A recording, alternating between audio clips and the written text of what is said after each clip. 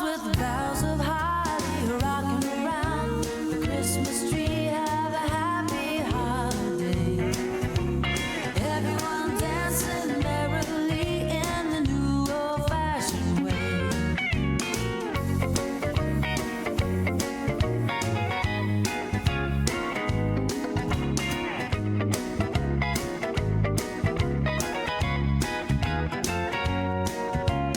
Rocking around the Christmas tree, let the Christmas spirit ring. Later we'll have some pumpkin pie and we'll do some caroling. You will get a sentimental feeling when you hear voices singing, let's be jolly. Bum, bum, bum, doo-doo-doo-doo, whoa. Bum, bum, bum. The halls with boughs of holly rocking around the Christmas tree. Have a happy holiday.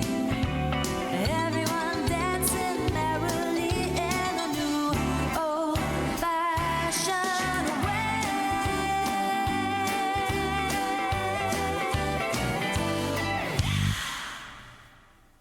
Oh, well, that was fun, wasn't it? Hi! What's up? What's up? Ooh, this feels good.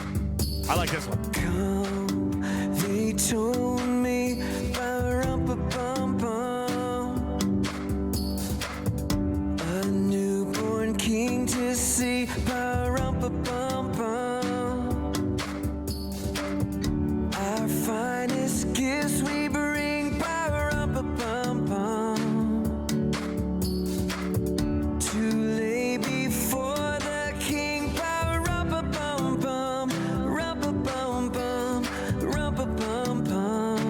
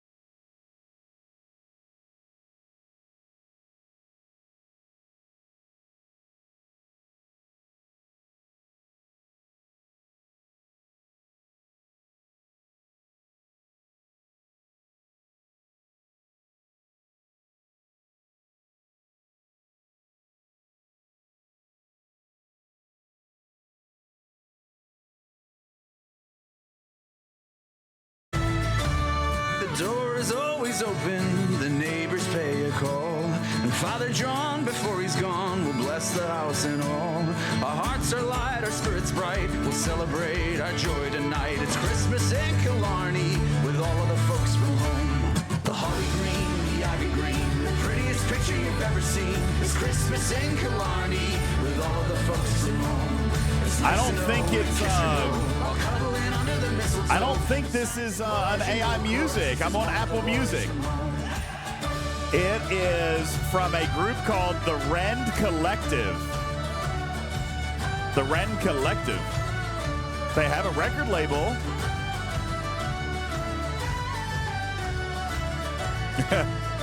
No, it's called it's a 2021 playlist called Upbeat Christmas. There's other stuff on here. There's let's see. Ooh, how about this one? How about, I mean, it just sounds Irish. I like it. Christmas in Killarney. Oh God, Karkin, what? Yeah, here's a question for you. Everything down. Where's Killarney? Is it the Killarney Stone? No, it's the Blarney Stone. Sorry. The Blarney Stone. I mean, it's very... See, look, Spectre says Christmas in Killarney is a song originally written by the Irish Rovers. There you go. Huh? Irish Rovers are great. Why does Karkin always sound bad? It's like it's not... But it's like it's splatty. Blah. But if I turn everything else down, he comes through okay. It's almost like his device can't handle like echo feedback or something because he got high. I'm on a headset, so I don't know. Because he got I was going to talk properly on the chat, but then I got, yeah. Jeez. All right. Christmas in Killarney. All right, here, how about this one? This is not AI. You know this one. You know this one. Yeah.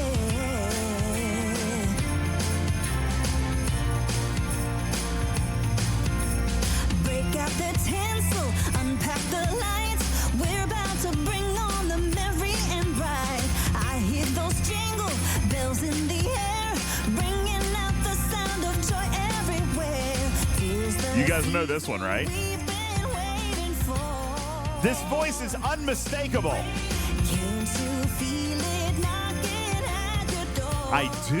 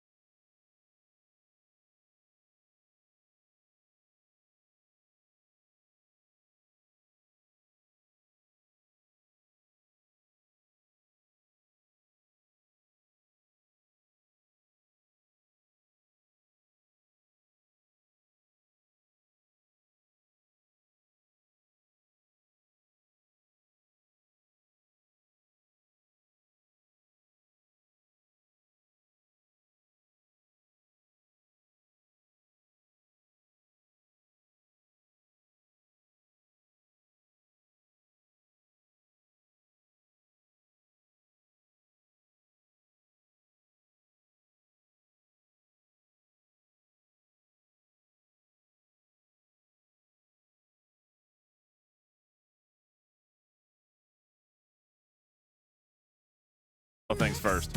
I'm really out of it tonight. I don't even know if we're in the I think right. I bought this. Well, that's working now. I don't know if we're in the right frame of mind to actually do a podcast, but we'll give it a shot.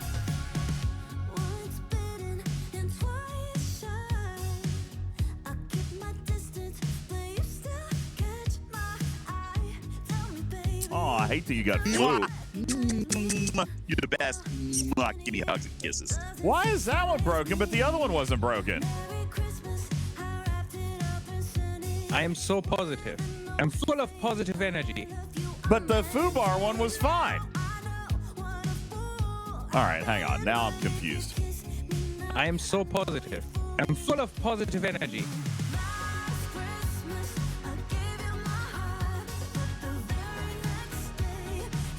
I think I bought this. All right, I'm very confused. Chris says my face is dirty. Bought this. No, my face isn't dirty. I even feel like my lighting is off in here. Do you guys feel like the lighting is off? I mean, I don't want to touch anything in case it's just my eyeballs. Quality. That's terrible. No, I'm growing a little something. It does feel a little dim, I think doesn't I it? bought this. Stop it! It feels bad. Yeah, the lighting doesn't seem right either. Everything just feels weird. Why does everything feel so weird? Big right there. That's impressively large. It sounds so bad. I'm just gonna turn it off, I think.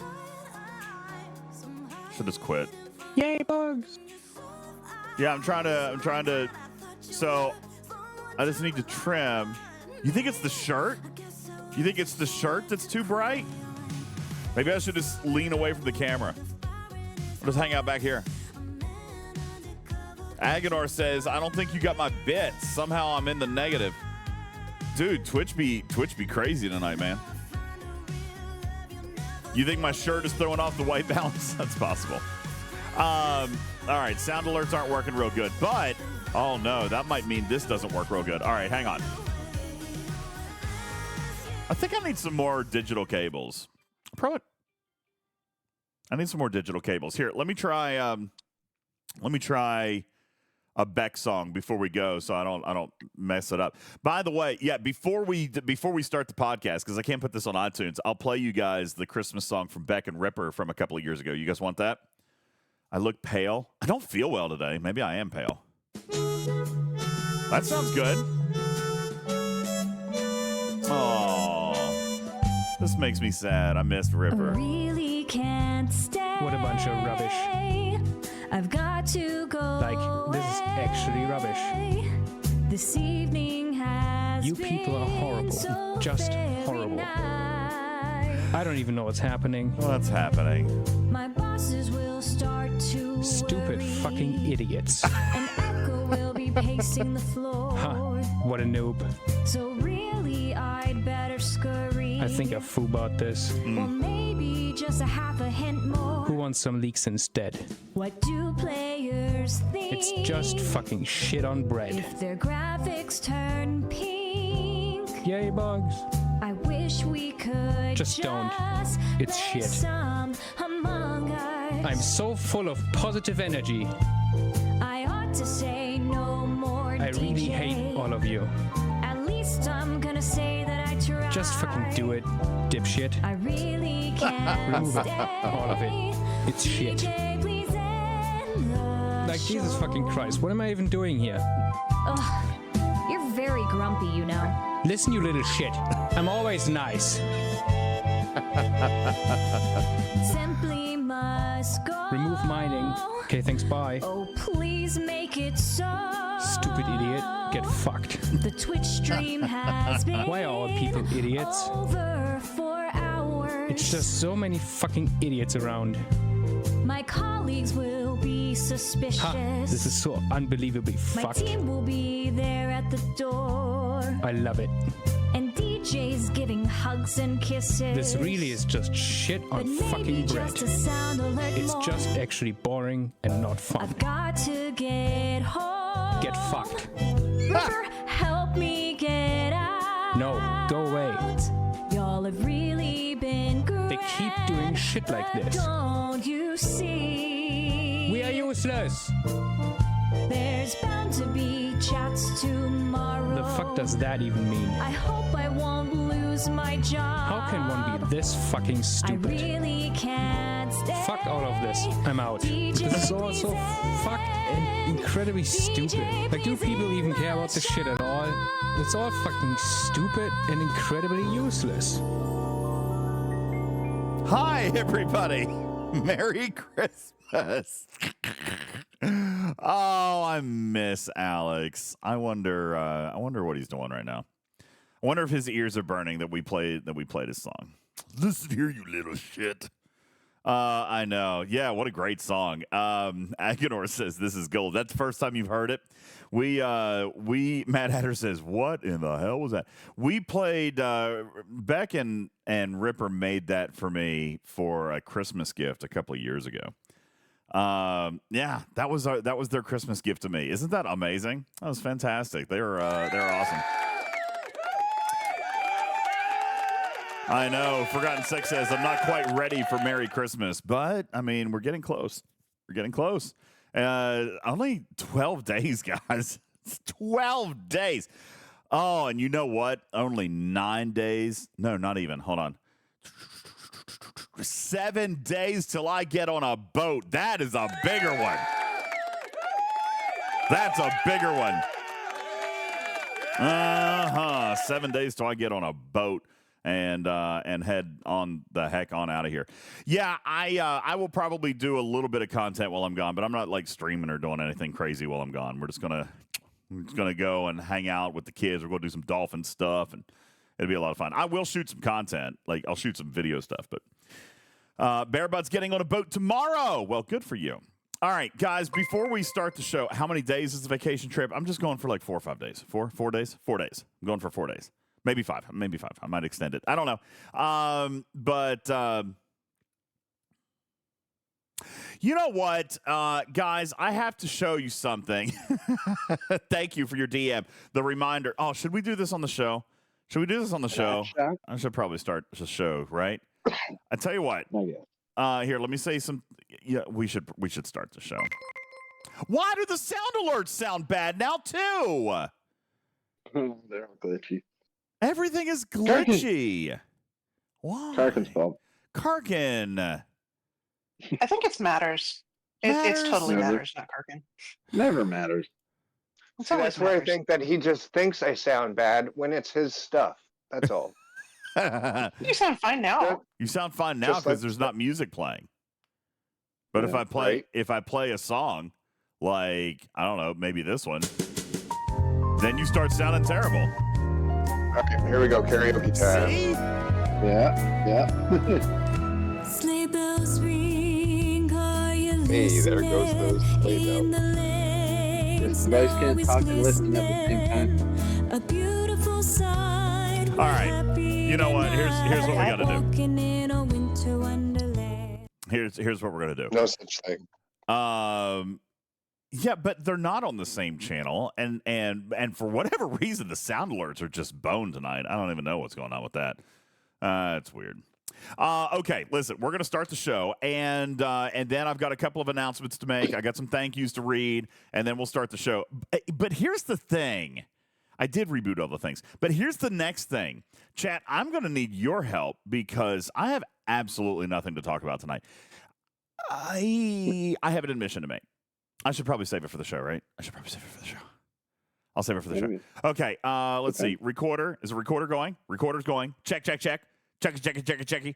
All right, I'm going to mute everything. We're going to play an opening song, and then we're going to come in and do the Talking Check service sound off, just like we would do. And I have things and stuff for you.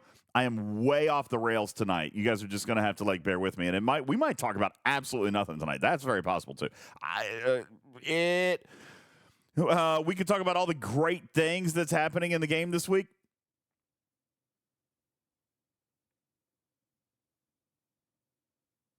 I can't think right now. And I muted myself. Okay, here we go. Let's start the show. Ready? 3, 2, 1.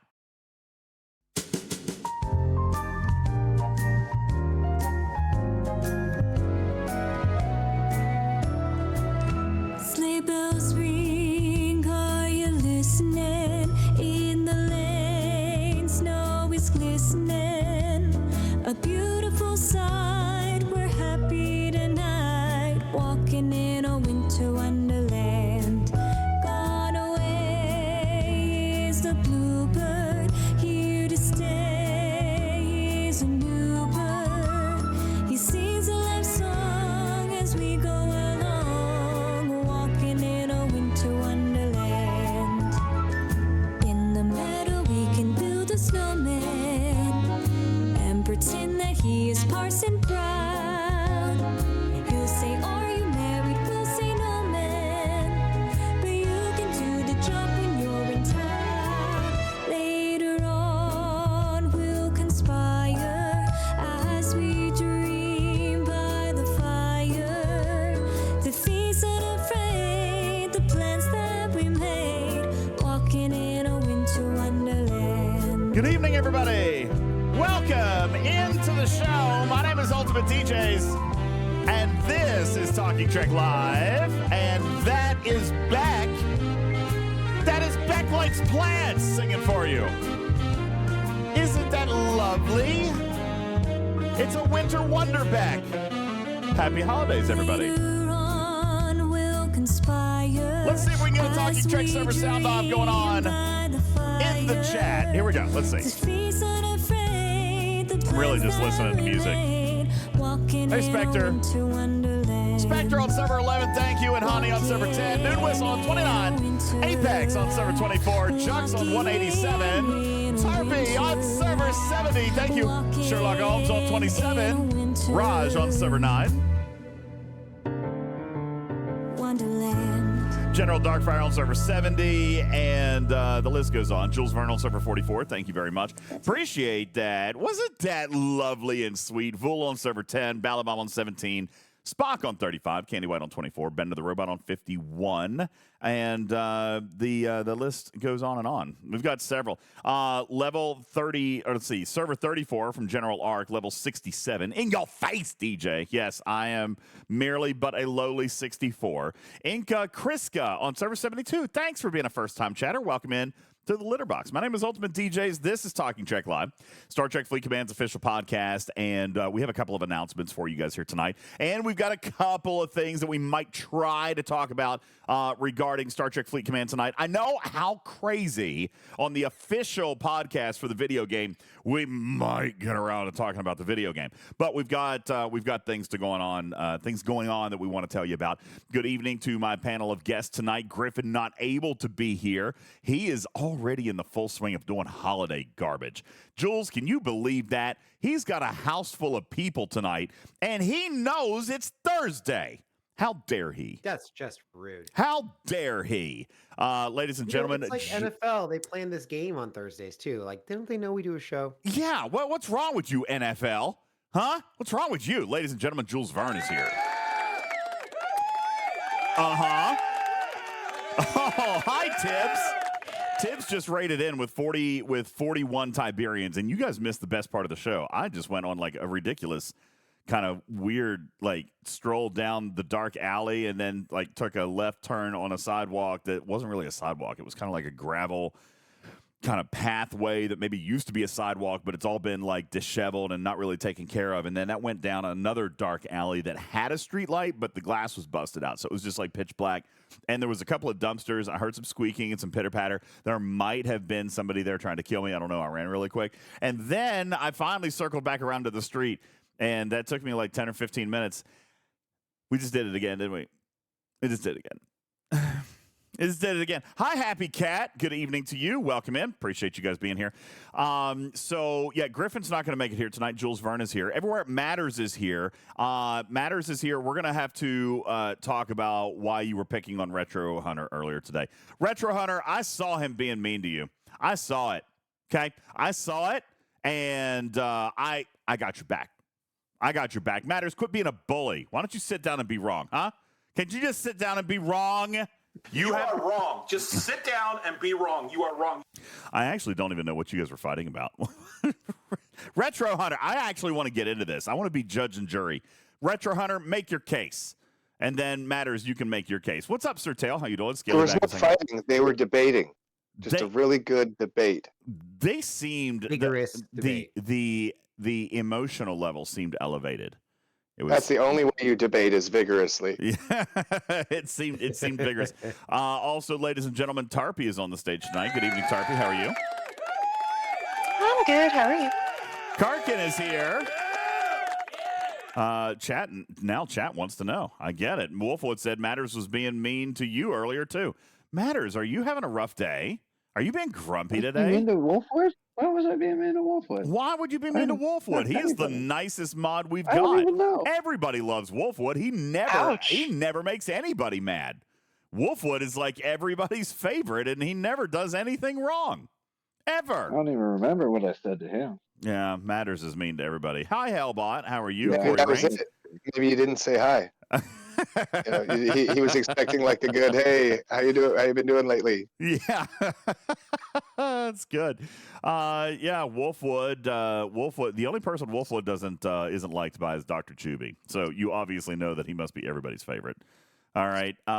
Yeah, that's right. Retro Hunter. He comes off like a big grumpy guy, but he actually reads to orphan children. I heard it. It must be real. I read it on the internet.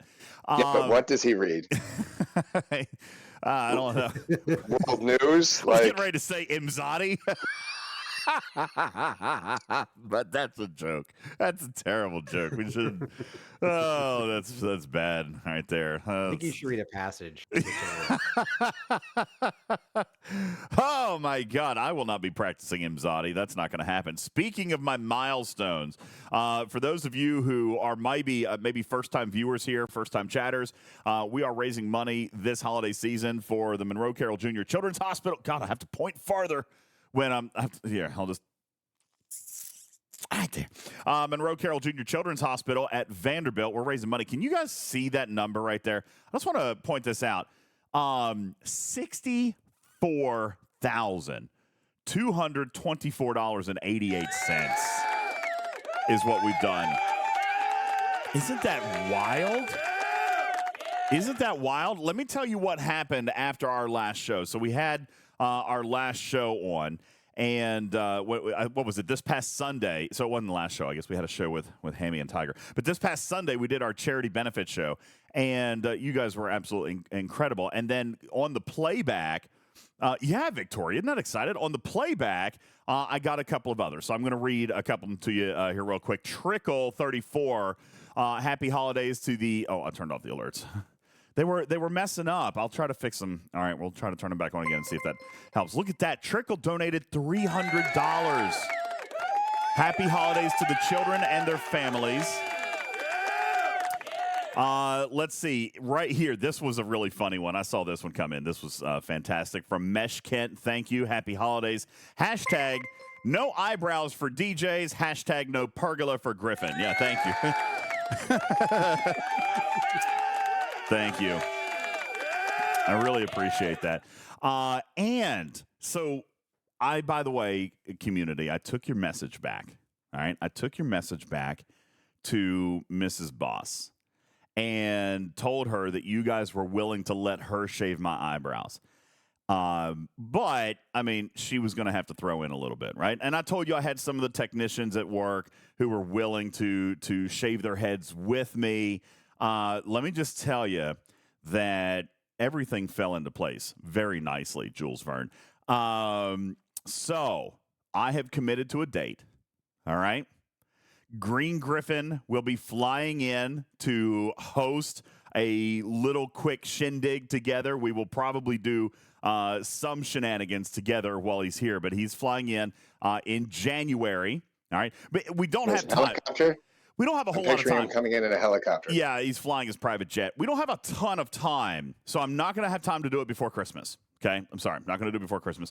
But, and then Mrs. Boss is going to be gone between Christmas and New Year's. So we have chosen a date in early January where I indeed will be having my head shaved and my eyebrows shaved by Mrs. Boss. Along with at least 5 or 6 of my techs who work in the garage with me, who are shaving their heads, not their eyebrows. I couldn't push them quite so far, but they're shaving their heads for a good cause because Mrs. Boss came in, Jules, and said, "All right, This is my contribution, so I get to be the one that shaves DJ's eyebrows. Mrs. Boss came in with $2,500. Yeah. Yes. I have a clarifying question for you guys. Yeah. Clarifying. Have you thought about clarifying plucking over cutting, over shaving? Have I? It'll grow in nicer. Have I what? I can never. Have you thought about plucking them out instead of shaving them because it'll grow in nicer? No, I'm not plucking. What is wrong with you? I'm not plucking them out. No, but we have got the flights handled. All right, that's what I worked on this week. We've done the flights. We've got the crew. I've even got the barber lined up, and he's like, "Listen, we're gonna need a microwave." I'm like, "What do you need a microwave for?" He's like, "For the towel, because we're not just gonna buzz it. We're gonna straight blade, like it's gonna be smooth." Oh, nice. Yeah, Nice. yeah. See, I like that you already have the equipment ready. Yes, I'm ready. Okay, This is good. Yeah, we're good. We're lining up. We're planning ahead because I'm learning about this production thing, Jules. So, yeah. So Mrs. Boss gave $2,500 to the Monroe Carroll Junior Children's Hospital at Vanderbilt in order to be the one who gets the honor of shaving my eyebrows live on camera. So we will be taking care of that. No, I don't have to clean the microwave. It's at work. It's already clean. Somebody else cleans it. I don't have to worry about it. So yeah, he's gonna buzz it, but then he's taking like the blade, the actual blade, and it's gonna be bowling ball smooth. That's right, Roll Lord. So I am planning to shave a head, Vul. That was very funny. Good job. That was nice. Woo! That was a good one. So, yeah, Mrs. Boss came in and did $2,500, which I thought was beautiful and amazing. She's been super cool throughout this. And I told you the story about the other day, how she had my back. I'm actually really excited to kind of introduce you guys to her. She's warming up to the idea of, like, this thing that I do with you guys. She didn't understand it in the beginning. She was like, "You play video games? I hate when my kids play video." She's one of those. All right, she's one of those. Yeah, video games. What? You spend time on YouTube? She was very judgmental. Very judgmental. Very judgy. She's like a very goody two shoes. All right, she doesn't understand anything about the interwebs. She does have an Instagram. She asked me why I don't post about the garage on Instagram. I'm like, yeah, that's not really my thing. I don't post on Instagram. So, anywho, but anyway, she thought it was really, really cool that, yeah, that's right. Candy, that's hilarious. Ma, I need more meatloaf. Quality. That's so good. But anyway, no, she's adorable, and it's going to be nice to introduce her to you guys because she's great to me. So it'll be a lot of fun to introduce you guys. But she wanted to come in and support the efforts as well. $2,500 to the Christmas Angel Fund, and that puts us, Jules, 70% through to floor 11. There's only 13 floors. All right, there's only 13 floors, and you guys are already 70% through floor 11. You guys are killing it. And I will remind you over here on your screen and in the graphics room, I will remind you about the goals that you guys are coming up on. So let's just point out here that you are less than $1,000 away from us narrating this fan-created Star Trek episode. I understand that Scribbler has some ideas. All right, I'm just throwing that out there. You want Scribbler to write us a script, and then Griffin and I have to enact that. I mean, I kind of feel like, oh, you know what? I just realized something. Look at that. I just realized that I forgot to update the thing over here to say floors 1 through 9. It still says floors 1 through 10. It still says 9, but we're working on 11. I'm going to have to fix that. Oopsies. Anyway, so you guys are very, very close to that. You're less than, what is it, $700 away. And by that token, you're like $3,200 away from getting to choose my in-game actions for 60 minutes. Now, Jules, I can imagine that this is going to be a disaster. Okay? Yes. Like, this is going to go so badly. All right. Beautiful. I am terrified of this one. I had I could not fathom the fact that we were going to get close to these goals. So this is Before absolutely the time frame, put something in the scrapper. I'm gonna That will last more than. I'm going to have to do something. Doing star-based assaults with a Mayflower. I hate you, Balabom. That's terrible. Can it be during incursions? I don't know if that would be okay. I don't know if I guess I need to ask my server's leadership. They're probably not going to go for that, guys. I mean, I know it's for the kids, but I don't know if that is probably appropriate or not.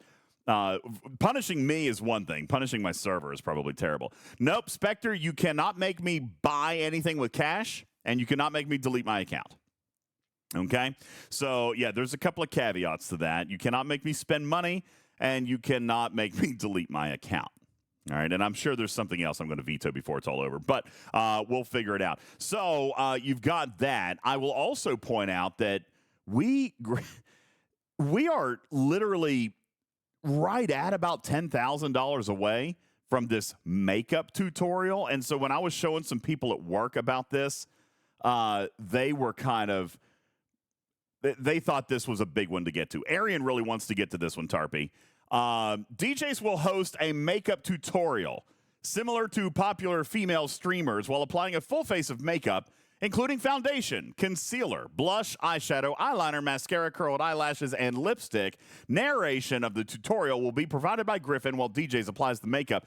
And further, I was talking about these to Mrs. Boss and company here today at work, and I have been told that they will indeed provide the makeup for me. Tarpy. Yeah, they're going to get the makeup for me. And there was Can that be the same day some kind that of you shave your head? No. There was some kind of mention. There was some kind of mention of like the brightest, most outlandish colors / the cheapest possible makeup that they could find. Like we're talking real gross, nasty, like cake it on kind of makeup. I have a feeling like this is going to be bad as well. Okay. So are you going for drag cat? I don't I am not going for anything, but maybe I guess from Drew Carey. I guess you guys are going to get to appeal to Griffin on what he has me do. I'm just being told that these particular makeups are going to be provided by my team, and they're probably going to be gross. So, yeah, Caledon, they're going to turn me into a $10 streetwalker. All right. I'll give you 15. Yeah, dollar store makeup, says Guru. That's apparently what is going to happen. So, I am slightly as long as the concerned tutorial is informative and helpful. It doesn't matter what the product is. Yeah. Well, these are the stretch goals. They go all the way up to $100,000. And again, I remind you, this is for charity. The Monroe Carroll Jr. Children's Hospital at Vanderbilt. If you scan this QR code on the right-hand side of your screen, your donation goes directly there. You don't have to worry about it going through PayPal or getting feed to death. I don't touch it. That is straight up 100%. Directly to the hospital. So if you are a business, you're a professional, you're looking for a tax write-off, this is how you do it right here. You scan that QR code on your screen, and that will take you directly to Vanderbilt Hospital. And you can donate there and get your 501c3 tax-deductible receipt for your taxes that are coming up in just a couple of months, and you'll be doing a good thing and working towards our goals of trying to get us closer, ever closer, Tarpy, to some of these fan favorite goals. There are other goals in here, but these seem to be the ones that the community is kind of favorited. Like they've looked at it and said, okay, I feel like we could probably get there. This one looks good. You're the best. Give me hugs and kisses. Sound alerts sound bad tonight. That makes me sad. I don't know why they sound so bad. So anyway, that is what we are working on. So thank you guys very much. And I want to point out too that what we don't have counted in the totals yet. Oh my gosh. My name is Beck and I like plants. And I'm better. a valley girl and listen to me do all the things on a Rev DJ show. It's still my show. The sound alerts are messed up tonight. I don't know why. I rebooted it and everything. I'm so sad. That makes me sad. Thank you guys so very, very much for your contributions. Quality. And what hasn't been included yet Okay? What hasn't been included is the results from our auction. Yay, bugs! Karkin, our auction is live. Look at this. Yeah, get your bids in there. Yes, the auction is live. Look here. So I've got a link. I'll throw this in the chat. Let me see if this actually works. Oh, Spectre already pinned something. I don't know how to pin a second thing. Well, it's in the graphics room over on the Discord as well. I'm pretty sure. Did I? I did. No, it's in the announcements room. I put it in the announcements room. Oh my gosh. My name is Ripper and I like trees and I'm available on DJ stream. Thank you, Ripper. I miss you, buddy. Thank you, Iron Fister, for the 200 bits. Thank you, Seth, for the 200 kitty bitties. Appreciate that very much. So, yeah, the auction is actually live right now. Look there. The auction is open between December 11th and December 23rd, which is now. It's a secure, safe, and private thing. And again... Do you understand the hot tour coming out of my mouth? Thank you for the bits, Lost In. I appreciate that. Hot tour. This is also the auction platform from Monroe Carroll, right? Like this is the hospitals. I didn't have to do nothing. We had to send over the images. We had to fill out a bunch of paperwork, and that's it. All right, that's it. That's all I had to do. So it's not going to work. It did work. Okay, it did work. It's working right now. And look, all 6 items are up right now. Now, I do want to point out that some of them have bids. Some of the bids have escalated. Look here. Bonnie Gordon's is actually leading a bid. And Anson Mounts are leading a bid. What I'm surprised... Wow, big and right there. That's impressively large. It is impressively large. What I am surprised at is that the T-shirt has no bids yet. I was very surprised by that, Jules. Now, I mean, maybe it's because it's a large amount of money. I don't know. But, I mean, it's a valuable collector's item. That one doesn't have any bids yet. What happens if nobody bids on it? Yes, Fisty. These were an extra all gift for a kid. No, I can't do that. I'll hold on to it. Somebody's got to buy it. Someone's going to bid on it. Everyone's just in like sniper mode thanks to Scopely. Is that what it is? Everyone's going to wait till the last 10 minutes? Yep. Well, I mean, be careful about those. Fisty, yes, these were all done at ST Nash. So, yeah, you were there. Dude, check these out. So you remember when some of these got taken. There's Anson's and Bonnie Gordon. I got hers. And then this is just a great one right here. How do I click it? I want to click it. Let me click. Oh, I guess I got to log in. Well, anyway, here, I can click that button. There we go. Check that out, man. Look at it, Fisty. I had it framed, and it's on Command Gold. All right? And sorry, I know if you're in podcast, you can't see when I say, look at that. But it's a beautiful dark frame. It's a white T-shirt on Command Gold matting. You can see both sleeves where Green Griffin and Ultimate DJ's cat are there. And you see the letter of authenticity that has been framed with the T-shirt. All right? And then you see something like 1.5, 2 some signatures from Star Trek cast.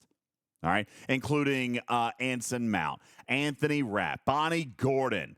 All right? Celia Rose Gooding, Michelle Hurd.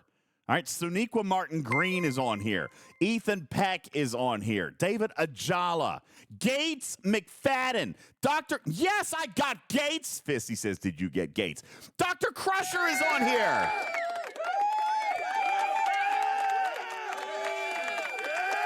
Fisty says, I felt privileged as to get to having seen it in person with all the signatures and witnessed you DJs getting it validated. It was cool, right? Like, I've never done anything like that. So Ransusi says, where is the link for that? It is posted at the top of the Discord chat. And it is over on the Discord, it is in the Talking Trek announcements room. All right. So if you were looking for when that was posted on December the 11th at around 12:30 p.m. Eastern time. All right. And that's the link.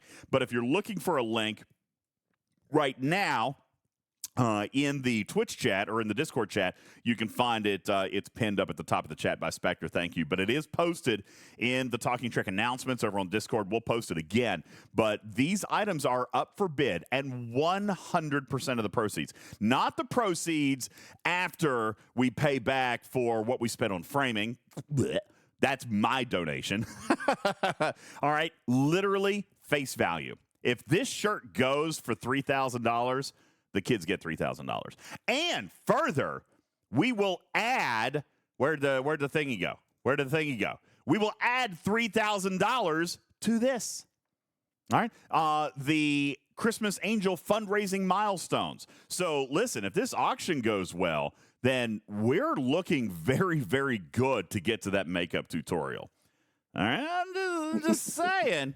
Fisty says, I talked to Ethan Peck for a long time when he was in between activities. I was really and truly surprised at how many things we had in common growing up in Southern California. I did not know that he had spent so much time in Orange County, where I'm from. He was very down to earth. He and Griffin talked about cars for probably 15 minutes. I wasn't able to enjoy that conversation, but because I didn't know about the kind of old cars that they were talking about. But they apparently owned the same car. They had actually owned, he'll have to come back and tell you the story. I don't remember what kind of car it was. It was an old car, but they owned like the same year and so same model of car or whatever. It was very, very cool. So that's what we are working on. And the auction is currently live. You can find that link in our Discord or in our Twitch chat. And I'm sure that people will help you find it if you're interested in finding it. Share it with everybody. Okay? Seriously, like it doesn't have to be a member of this community who wins. This is out and about. Like, I've had people actually message me that have no idea who we are or what we're doing and ask about this. So I don't know if the hospital has shared it as well, but it's getting out there. And I want you guys to have this stuff. So be sure to go and check it out. Place your bids. The bids end the day before Christmas Eve at noon Eastern. All right. And there are 6 total items, 100% of which the proceeds will go to the Monroe Carroll Jr. Children's Hospital for the benefit of our Jingle Toy Drive, our Christmas Angel Fund, what we are doing with Monroe Carroll through Talking Trek Christmas Angel Fund. Very, very excited about it. And you guys continue to amaze me. You guys are doing great. Seth says, Anson Mountain and I talked about hairstyling and products for 15 minutes. You lie. You're a liar. Actually, I totally believe that. All right. I think that's probably a realistic thing. So, yeah, it was very, very cool. And I'm excited to share that with you. So the auction is live. Okay. You guys can do it. I think that's lies, simply because it would last way more than 15 minutes. Spectre says, I don't know. It's legit. I actually watched him. Seth says, I have witnesses. All right. There you go. So, community, that is what we're working on there. Okay, I think those are the announcements. Let me say thank you very quickly to a couple of folks who have come in. Brian, thank you.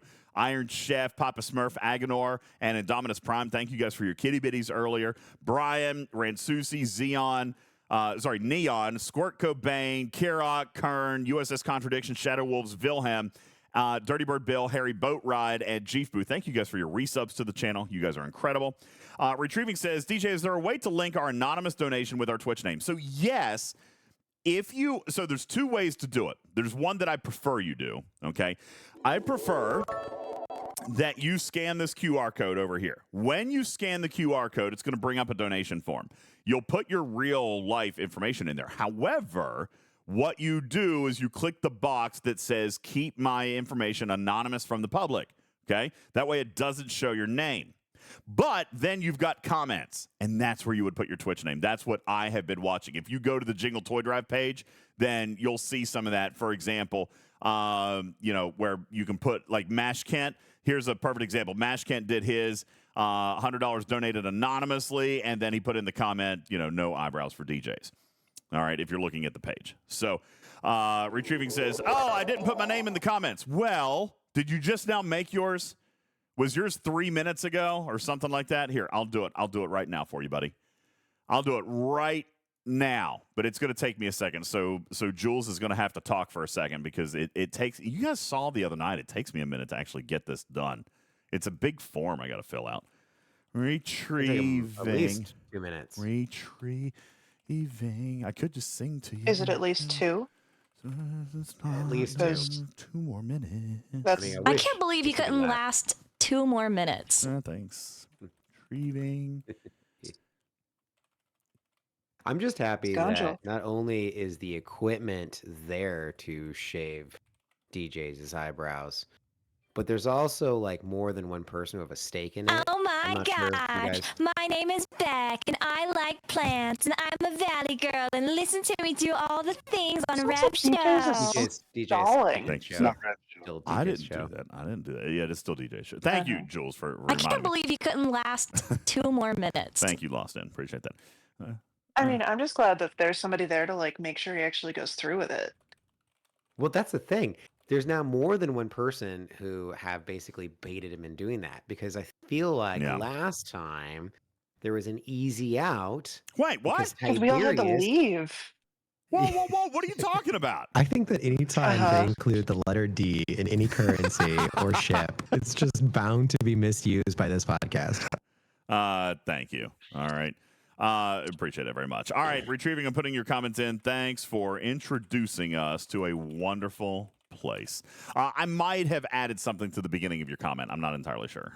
It's possible. Maybe I did. It does say retrieving. Clear localization, donation received, points on the milestone will be lagged. ... Thank you for introducing us to a wonderful place. See, we finally got there. All right, we finally got there. Taffman says, hey, if I want an item in the auction, what's the score with getting it sent to the UK? So here's the deal. With these auctions, and it's in the details, domestic U.S. shipping will be provided. I'll pull this up on the screen. The hospital's actually helping with that, which I told them not to. I think they're just going to let me use the account. I told them I would pay for it, but they could ship it cheaper. So that's what we are looking to try to do.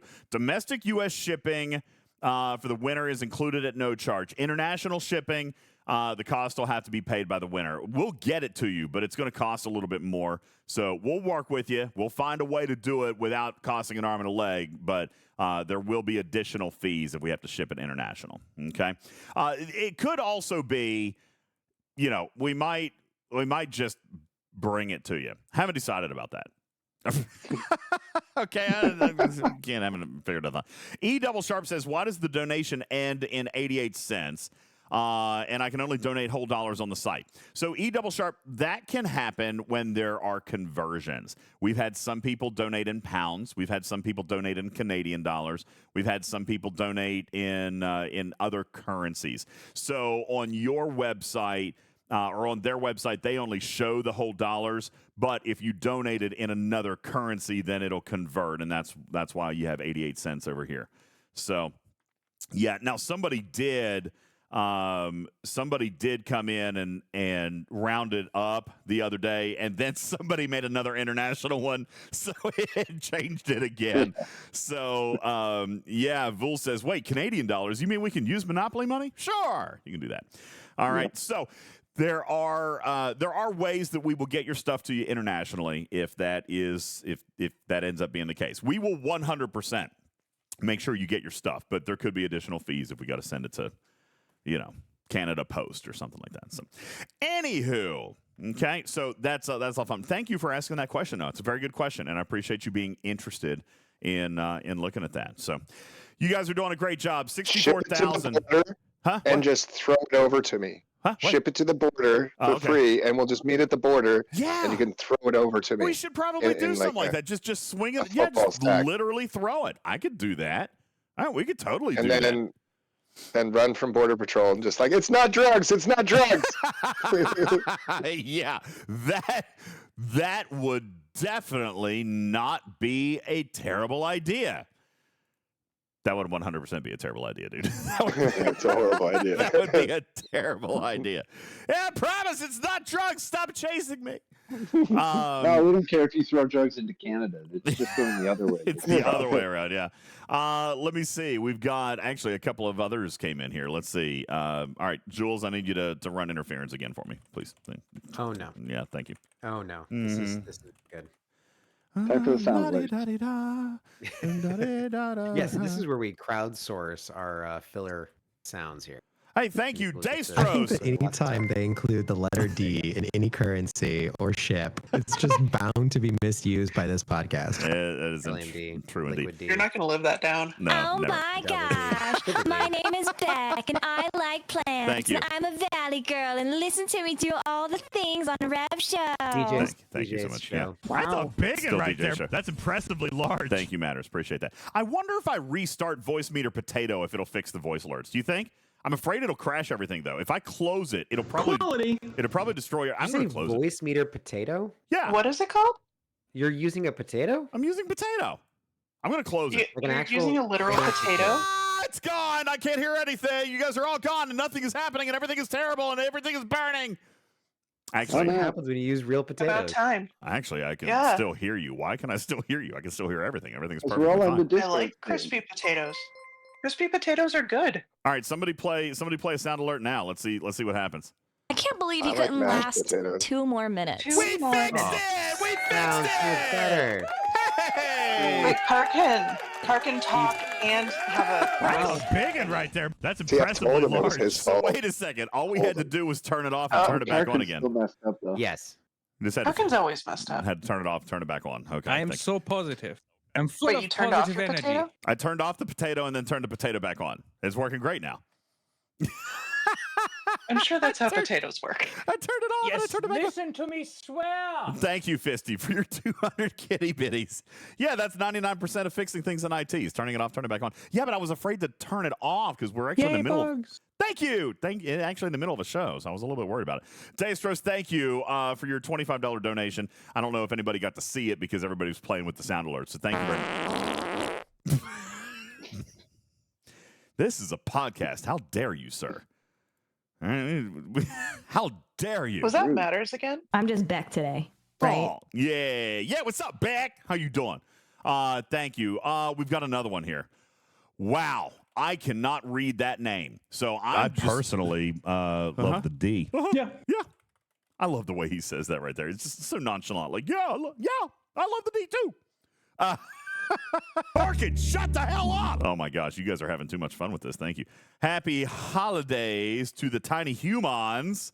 Thank you very much, Dawn. That's a big one right there. That's impressively large. Yes, it is. Dawn, thank you very much for your $100 donation to the Christmas Angel Fund. Thank you so very much. It's very, very cool. Thank you so very much. And, oh boy. Oh no. What did we just do? Oh, okay. You people are horrible. Like, actually horrible. I know they are, aren't they? Listen, you know what just happened? I'm gonna have to do other things. Jules, you're gonna have to talk even longer now.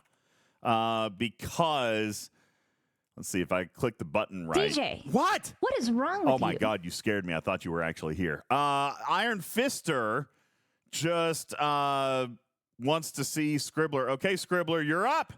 Scribbler is up because he just finished it off Von and put 99 Luftballons. Auf $951. ihren Weg zum Horizont denkst du vielleicht gerade an mich.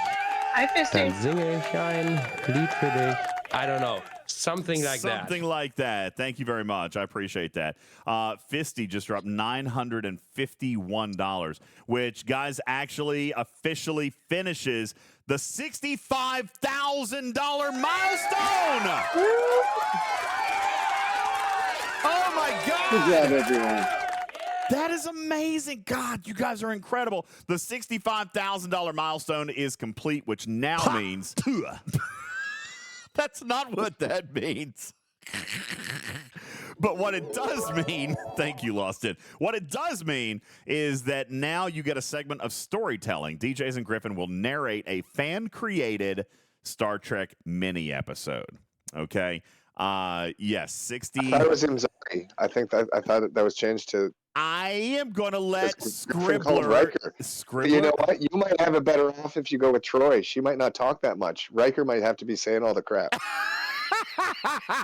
That's true. Might be way worse for him. Listen, you guys remember Griffin already called Riker. He called dibs. All right, so maybe that would be great. Maybe, right? maybe You just have to give him the best googly eyes as you can as he tries to sing these like toss my hair. really deep. And Yeah. by the way, I'm going to be bald when this happens. I'm going to be so yeah. I'm gonna just slick back my beautiful bald head when it happens. It's going to be. Hey, do you work want for to? Do you want to rub it? Why not you? Do you want to rub my head? You want to rub my head? Yeah. So that can happen today, guys. Thank you so much. This isn't that kind of show. And it's $65,000. Look at that. Scan the QR code. You guys can scan the QR code to contribute and do your part if you so choose. Thank you very much, Fisty. Thank you to everybody. It's just absolutely, wildly, phenomenally, insanely crazy. You guys are incredible. Thank you. Bald is beautiful, says the web. I agree. Okay, so we talked about the auction, the Christmas Angel Fund. I guess that's about it. I don't have anything else for the show. I'm just kidding. Google form? Google form? Really? We just going to keep on with the announcements? We got to get into STFC at some point. Okay, Google form. Do we? Yes. We're the official podcast, okay? You got to talk about it. Thank you, Happy Cat. Thanks for the follow. You make me happy. There is a Google form. Also, if you are planning to attend our Miami meetup, all right, that is happening in February. We are getting together. What, Tarpy, give us the details. I don't even remember what the date is at this point. My head is fried. Was it like February 20th or something? I'm stuffing Christmas cards. You're expecting me to remember numbers? Oh, God. Jeez. It's very... It's what is it? Hold on. What is in our chat? No. Wait. What's in our chat right now? STFC official is in our chat right now. They write very... We didn't do it. Whatever it was, we didn't do it. I didn't do it. I'm sorry. It says very official STFC channel, so we've heard. Oh. Who is that? Dun, dun, dun. Who actually is that? Watch out, it's the fuzz. We got to run. Put it away, Karkin. Hide it. Throw it out the window. Put it under the seat. Put it away, Karkin. Hide it. We got paperwork. We're good. Plug the leaks. We're just going to sling it over the border. Everything is fine. Lost In says, STFC content happened 10 minutes ago. We're just lagging. Haven't gotten to it yet. I'm an ambassador. All right, listen. 5050, be calm. So, Fleet Commander Lorca. The skill points. Lorca, it's like 8 primes in one. It's a good thing. It's valuable. It's paywalled. Wait, who's Lorca? It's paywalled, but it's eventually grindable, right? Because the Vindicator, the Vindicator, arenas, and arenas, which, golly, what a great feature that is. That just makes me so excited. I love me some arenas because that is it's good, solid quality. It's quality gameplay. Oh, that's right. We've got stupid news too. Forgot about that. Hey, Isaac, thanks for your 26-month resub. What's up? Yeah, that's right, Wilson. He's in Incursions. Yeah, he's in Incursions. Okay, that's right. It's all kinds of places you can get Lorca. All right, listen, I'm going to give you guys. I would have had him if we hadn't lost last Incursions. See, this is why the community can't make me throw Incursions. I'm afraid my server will be very upset with me. I think that would not go over well. I don't think that's a good idea, folks. I don't think that one can actually work. All right. I'm sorry, but I don't think it can. I don't think that one can work. Okay, listen, we've got a couple of things to do. I do have stupid news. I can do that after the first commercial break. Very quickly, Tarpy is right. We are getting together for a meetup in Miami. We need RSVP counts. If I'm not mistaken, though, guys, and this is crazy, There's already like 120 of you confirmed. Let me look at this real quick, see if it's changed. There is a Google form. So very quickly, if you have already RSVP'd that you're coming, you don't need to do anything. All right, this is the same form that we put out a couple of months ago. You don't have to do anything. If you RSVP'd that you're coming, but you've had to cancel, you're not going to be able to, then I do need you to go in and modify your submission to basically just change the answers to no so that we can update our head count, because we're in the process of planning some stuff. We're trying to, get a head count for a nice dinner. We're actually doing a nice dinner. We're trying to get together some materials. There may or may not be a little bit of swag. Like we're trying to get everything put together. Okay. So I need you to go in and help me out with an accurate head count. Currently, Tarpy, let's see what we got here. Currently, we have. Oh, yeah. Looks like the 22nd of February. Is the Saturday. I was very close. Very, very, very close. We currently have, just over 100 people in the form. So if isn't that crazy? That's going to be fun. That's going to kind of be fun. Right? There's going to be over 100 of you here. That's nuts. Including, and Hani is going to be there. Jonathan Ingram is coming. Dude, I'm so excited to see you. Spectre is going to be there. Tarpy's going to be there. Let's see. Benny Hills. Might be bringing Strider. Strider's coming. Everywhere It Matters is going to be there. Benny Hill's Ghost is going to be there. Tarpy, you're on here twice. Matters, you're going to be there? Tarpy, you're in here twice. Wait, what? No, I changed it. I changed it to no. What? We talked about what? I'm not going to be there. Yes, you are. Change that back. No, man. Wait, why not? Change it back. Why not? Wait, and why does it still say yes? I changed. See, he's being delusional. No, I see it. He did change it.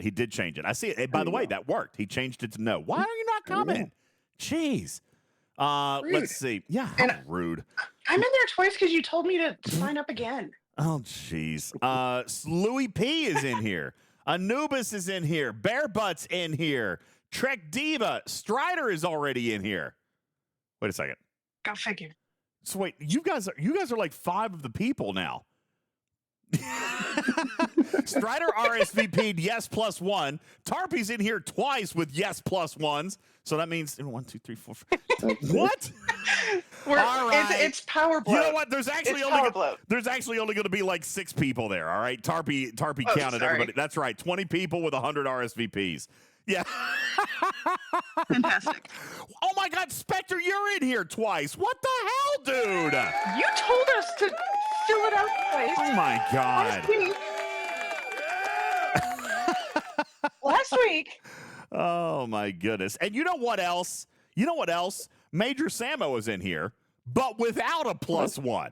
What? I don't understand. What is happening? Average is out. So, wait, what? She gets Mama Samo. Yeah, Mama Samo is coming, but she doesn't have Mama Samo in the... All right, we think there's going to be 100 people there. I have no idea.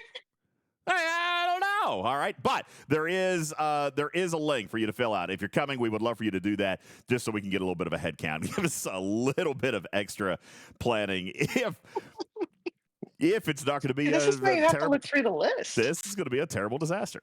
This is going to be beautiful. Great. It's a beautiful disaster. It's going to be great. I can't wait. So there is that. Oh, my gosh. I see my gambling buddy is coming. What's up, Slipwood? Oh, my gosh. I haven't seen you guys in forever. I'm so excited to see you. Me and Mrs. Slipwood. We had so much fun in the casino. I lost everything, and she won like $100 gazillion. All right, there was all that. So anyway, that is going to be fun.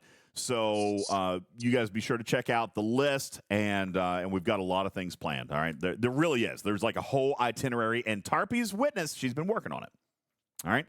Scalyback says table seating is going to be hilarious. Yeah, we're going to have table rounds that can seat 8 people. We're going to have 20 tables, but at each table, there's only going to end up being like 1.5 people. All right, and I mean that, like literally just 1.5. We're going to slice one. All right. That was a weird button. Musical chairs. Why would I press that button? Oh, that's weird. Yeah, that's right. Golden Corral for everybody. Daystro says casino, you say. Yeah, on the boat. On the boat. She cruised with me last year, and we went into the casino, and I had a little bit of fun. Right, Thumbelina. You remember. We had a little bit of fun in the casino. It's good stuff. So, that on purpose? So there is a Google Would you sheet. lose your money on craps? No, Roulette? the machines, like the, whatever, just the silly machines. That's right, just the silly machines. All right, so it's fun. Anyway, fill out the form. Let us know you're coming. Let us know if you're not coming, and just so we can get an accurate head count. Okay, that would be very, very appreciated. Tarpy has the Google sheet, and we will post it in the Google or in the Twitch chat right now. And again, I will also throw this over in the Talking Trek announcements on the Discord for those of you listening in podcast. We are now 1 hour in. Are we done with announcements? I mean, for the love of Pete, guys. And all great. The Twitch audience just got sent to a commercial break. Fantastic. All right. No, I don't have time for any more announcements. We're going to have to take a commercial break now because the Twitch people are gone. Okay, and all great, cool. So the commercials aren't even loading now. Everything is breaking over here. I know I rebooted this machine. I know I did. And now it's all breaking. You know what? How about I just play a Beck Christmas song? I play a Beck Christmas song, and then we'll come back. We've got to take a very quick break. Thank you, guys. I can't believe you couldn't last 2 more minutes. It's not my fault, okay? I'm going to hit the button. We're going to hit the button. We're going to take a commercial break, but you don't have a commercial break. It's going to be have yourself a Merry Beckmas, and we'll be right back. Thank you guys so very much for being here on our show. My name is Ultimate DJs. We'll be back right after this lovely piece of holiday entertainment from our very own Beck Likes Plants. Have yourself a merry little Christmas. Let your heart be light. From now on, your troubles will be out of sight.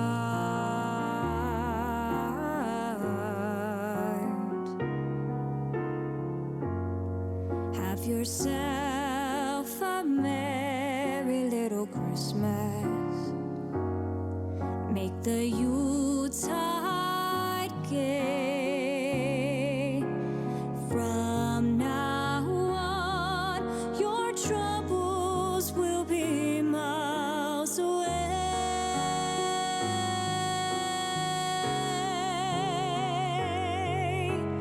Here we are as in olden days, happy golden days of yore. Faithful friends who are dear to us, gather near to us once more. Through the years we all will be together, if the fates allow. So hang a shining star upon the highest bough,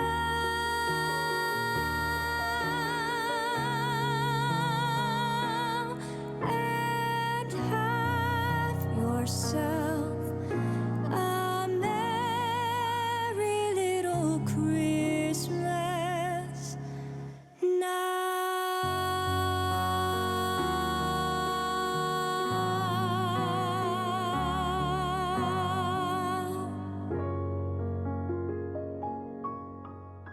Yes, that is Beck singing. Welcome back, everybody. Maxenheimer says, is that Beck? Yes, that was Beck. Isn't that amazing? Yeah, she sings when she streams. So when is Beck getting a character in Lower Decks? Quality. It was quality, wasn't it? Yeah, so that was, Beck has the voice, says Guru. Sets the season. My heart just grew 3 sizes. You guys are awesome. That girl has talent. Yeah, she does. Appreciate you guys all being here. Good evening. Welcome in. My name is Ultimate DJs. This is Talking Trek Live, Star Trek Fleet Command's official podcast, in which we will eventually now get to our content. Right? Yeah. I think if I press, hold on, is this the right button? If I press this button, then we might be able. You know, I feel like I tried to restart the computer, but I feel like it didn't actually maybe fully restart because nothing is working over here on the soundboard. I was going to play stupid news, but now I don't know that I can. I was going to try to do it for you, Karkin. I guess I can't do it. Oh, this is my chance. I could do the news.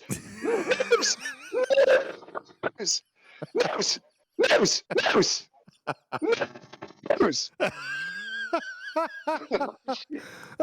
Oh, it's working now. That's great. All right. Yeah. He got it. He got it all figured out, everybody. It is indeed time for your stupid news. My favorite part of the news right there. Thank you, Karkin. An animal rescuer in Virginia had to team up with other folks to come to the rescue of a large owl found entangled in netting. That's right. Everyone wished there were actually two of the owls because then they could have said they were releasing a pair of Hooters. Really? Thank you. The owl was disentangled from the netting and found to be free from serious injuries. And it's a good thing, too, because what if he had to visit Doctor Who?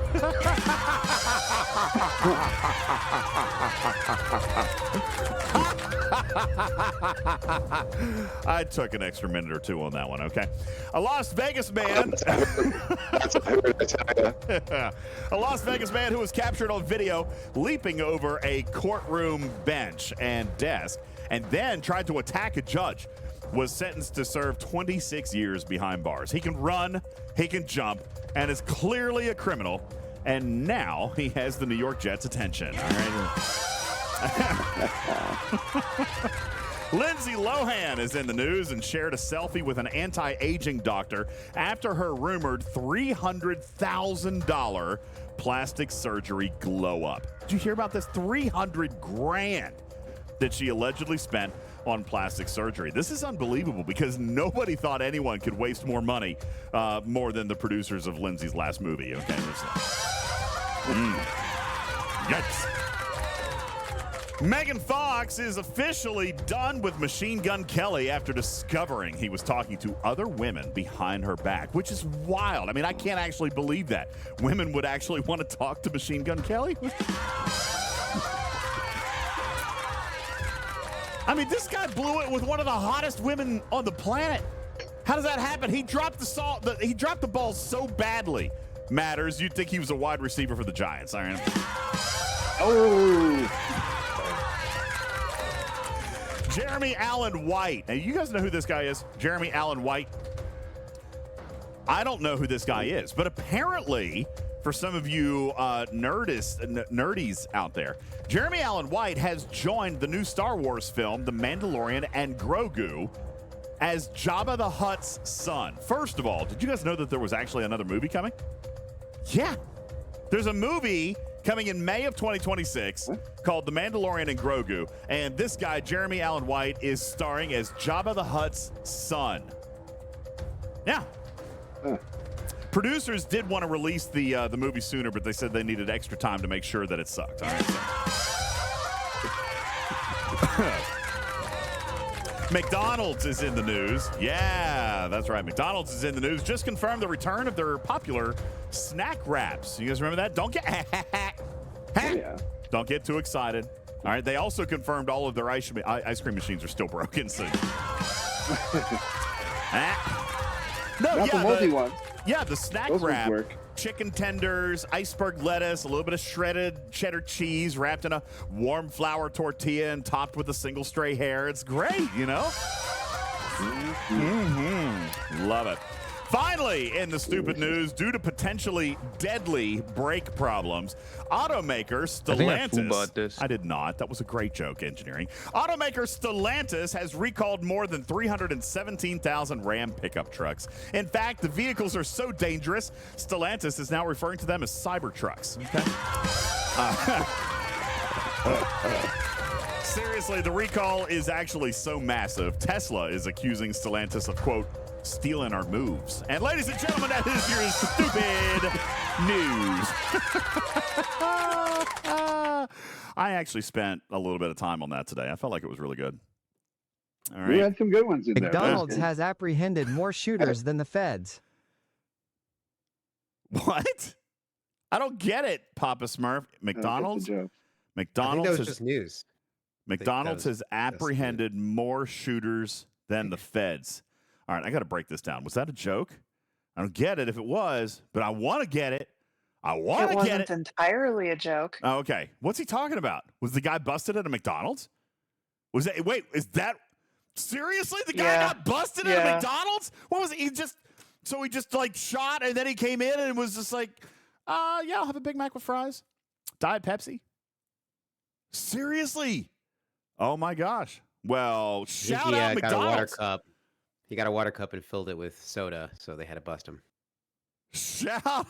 He didn't pay for the soda. Shout out McDonald's. All right, there you go. Nice job, guys. All right. You're not walking out of there with that Big Mac so easily now, are you? Now you get to go to prison and get a different kind of Big Mac. Yeah. All right. We were unable to confirm if the Pepsi was indeed diet. However, we will test further ballistics, and we'll be sure to let you know. Okay, there you go. All right. Wait, that person's not going to get the reward because they didn't call the tip line? That's bogus. That's not true. Is that true? That can't be true. I mean, everyone obviously knows that it was McDonald's who caught him. All right, jeez. Oh, Delmeyer, that's awful. The only reason he was at that McDonald's so long is he was waiting for a McFlurry. All right, yeah, I mean, I guess.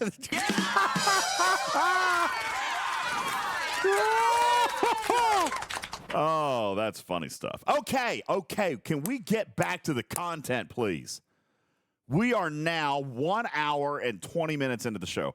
Everywhere it matters. Is there anything to talk about? I want to complain about Chick-fil-A.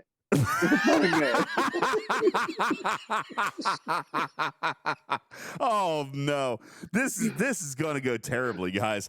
All right, you know what matters? You just hang on to that for a second. Jules Verne. All right, we'll get back to it. Jules Verne, do we have stuff to talk about tonight? Yes. Thank you. What do we got? Well, I have a list of all of the inventory items. If you replace the word data for just the letter D.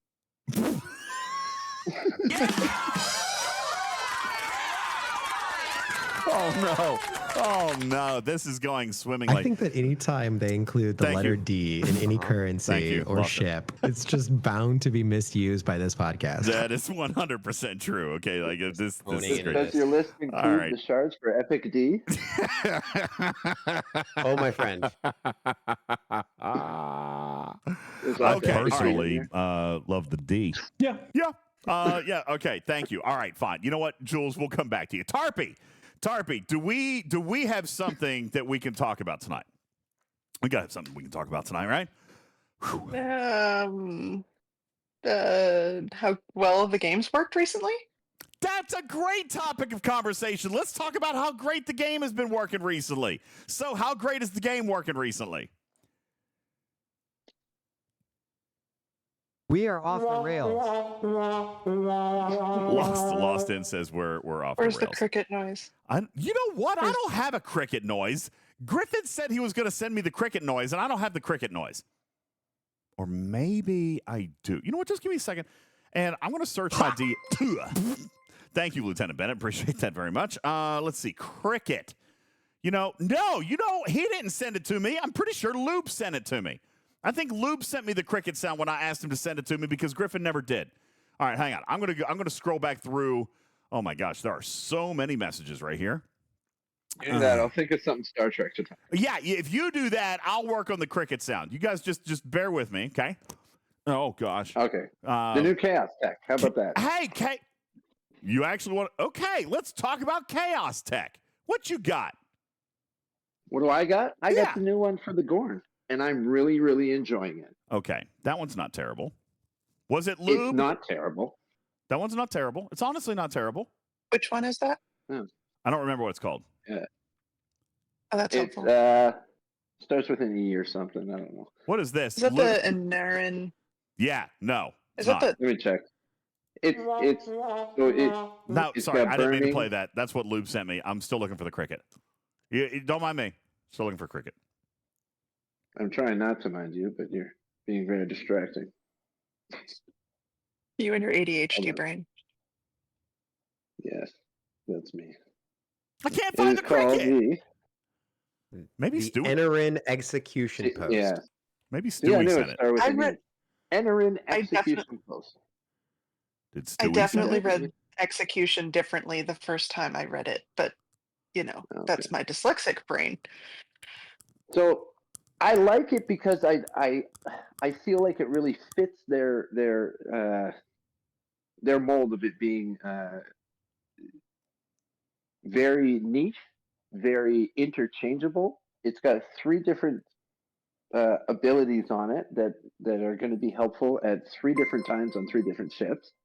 I find the first one is that it has a chance of proccing burning on a armada or hostile, which can be useful on just about any battleship, I guess, once you get it to a high enough percentage rate. The second ability is specific to the Gorn Eviscerator, and it increases its isolytic damage against the Gorn, which, if you're struggling to kill the highest level Gorn that your Eviscerator can reach, this will help you manage to kill them. And if you have the opposite problem, like I do, which is your Gorn Eviscerator can't reach anything worth anything, the last ability is that it increases the amount of Apex Isomatter you get from defeating Gorn hostiles. So what I've done is I've put it on my Rotaran, and now I'm up there hitting G6 hostiles that my Eviscerator can't reach, but it's actually getting a higher loot boost now than my Gorn Eviscerator does for that Apex Isomatter. So it's eliminated the need for me to do a run to get Volatile with a G6 ship and a run to get Apex with the Ripper. And Just DJs, combine we've them into one included for a me. chart of the Eviscerator ship abilities so you can kind of see how the ISO damage and the Apex loot changes by tier. That's available in the circle. It's also been posted in the chat room. Yeah, I see it. That was fast. I see it, So and I I posted it in the graphics room. There you go. Boom. Jules, tell us what we're looking at. This is the Eviscerator ship abilities, and for those of you in podcasts, it is available at 10:31 p.m. Eastern Time in the graphics room. Basically, what you've done here is taken a look at these are all the abilities of the Eviscerator, including the duration of the rip, the cooldown on using the rip, how many ships can come through it. But now what you're looking at with the battle abilities regarding the Apex loot bonus. And to compare it to the new execution post, we're talking a difference of what? Several tens of thousands percentage of loot bonus, right? Yep. Yeah, I mean, even post goes more up than to a max. 100,000. Yeah, so like this is a valuable chaos tech, even if you already have a maxed eviscerator. Like this is almost as good as having a second maxed eviscerator on your ship. Whether you put this on your current eviscerator to amplify its ability, or whether you're using the matters method, which is putting it on your best ship that may be better than your eviscerator, could hit a higher level of Gorn Hunter and be able to replace the eviscerator in its own grind. Which is, I think, 100% what I would do with it. You got to remember, there's two different versions of Isomatter. Okay, you've got Volatile, which is earned basically without the Eviscerator. Okay, and then you have Apex, which was earned very, very lightly without the Eviscerator, but the ship itself had that Apex loot bonus, which made the Eviscerator worth it. Now, my complaint when this thing first came out is exactly what Matters is saying. All right. My complaint when this thing first came out is exactly what you're saying, in which I had to make 2 runs, one for each type of isomatter. All right. I had to use my big ship to go up and hit the big ones, which I'm currently hitting, I think, 61s or 63s with my normal ship. And that feeds my volatile isomatter refinery. But then I still got to come back down with my Eviscerator, where I'm a noob and I'm only hitting like level 50s or 53s with my Eviscerator because I haven't worked on it either. Okay. It's very slow. It's a very slow ship if you don't pay into it. So, hey, thank you guys. You guys are doing a hype train. Thank you guys for that. That's very, very cool. Appreciate that. What are you guys doing over there? Oh, there it is. Lost In just gave some gifted subs. Thank you very much. Ape, Master Yodi, Mosher, Isaac. Thank you guys. Appreciate that. So what happens then is I've got to make a second trip with the Eviscerator just because of the loot bonus so I can get my Apex and feed that side of the refinery. When I saw this Chaos Tech first come out, Striker, thank you for 100 kitty bitties. You guys just started another hype train. Look at that. Look at them go. Thank you guys. Level 3. Striker, thank you for your 100 kitty bitties. Appreciate that. When I saw this Chaos Tech in development, it struck me as being just as niche as the Texas class one, Matters, but I was okay with this one. Mm-hmm. And it's not that I wasn't okay with the Texas class. I just didn't see value in it. I'm not sure that anybody does. Okay. I mean, I can't see a real need for the Texas class one. All right. Especially because it's a passive grind. No, I didn't get the Texas. All right. That's the loot, right? Didn't everyone get it? Yeah. Was that the Well, free you one? bought the battle pass. Okay, so I don't even know if I put that.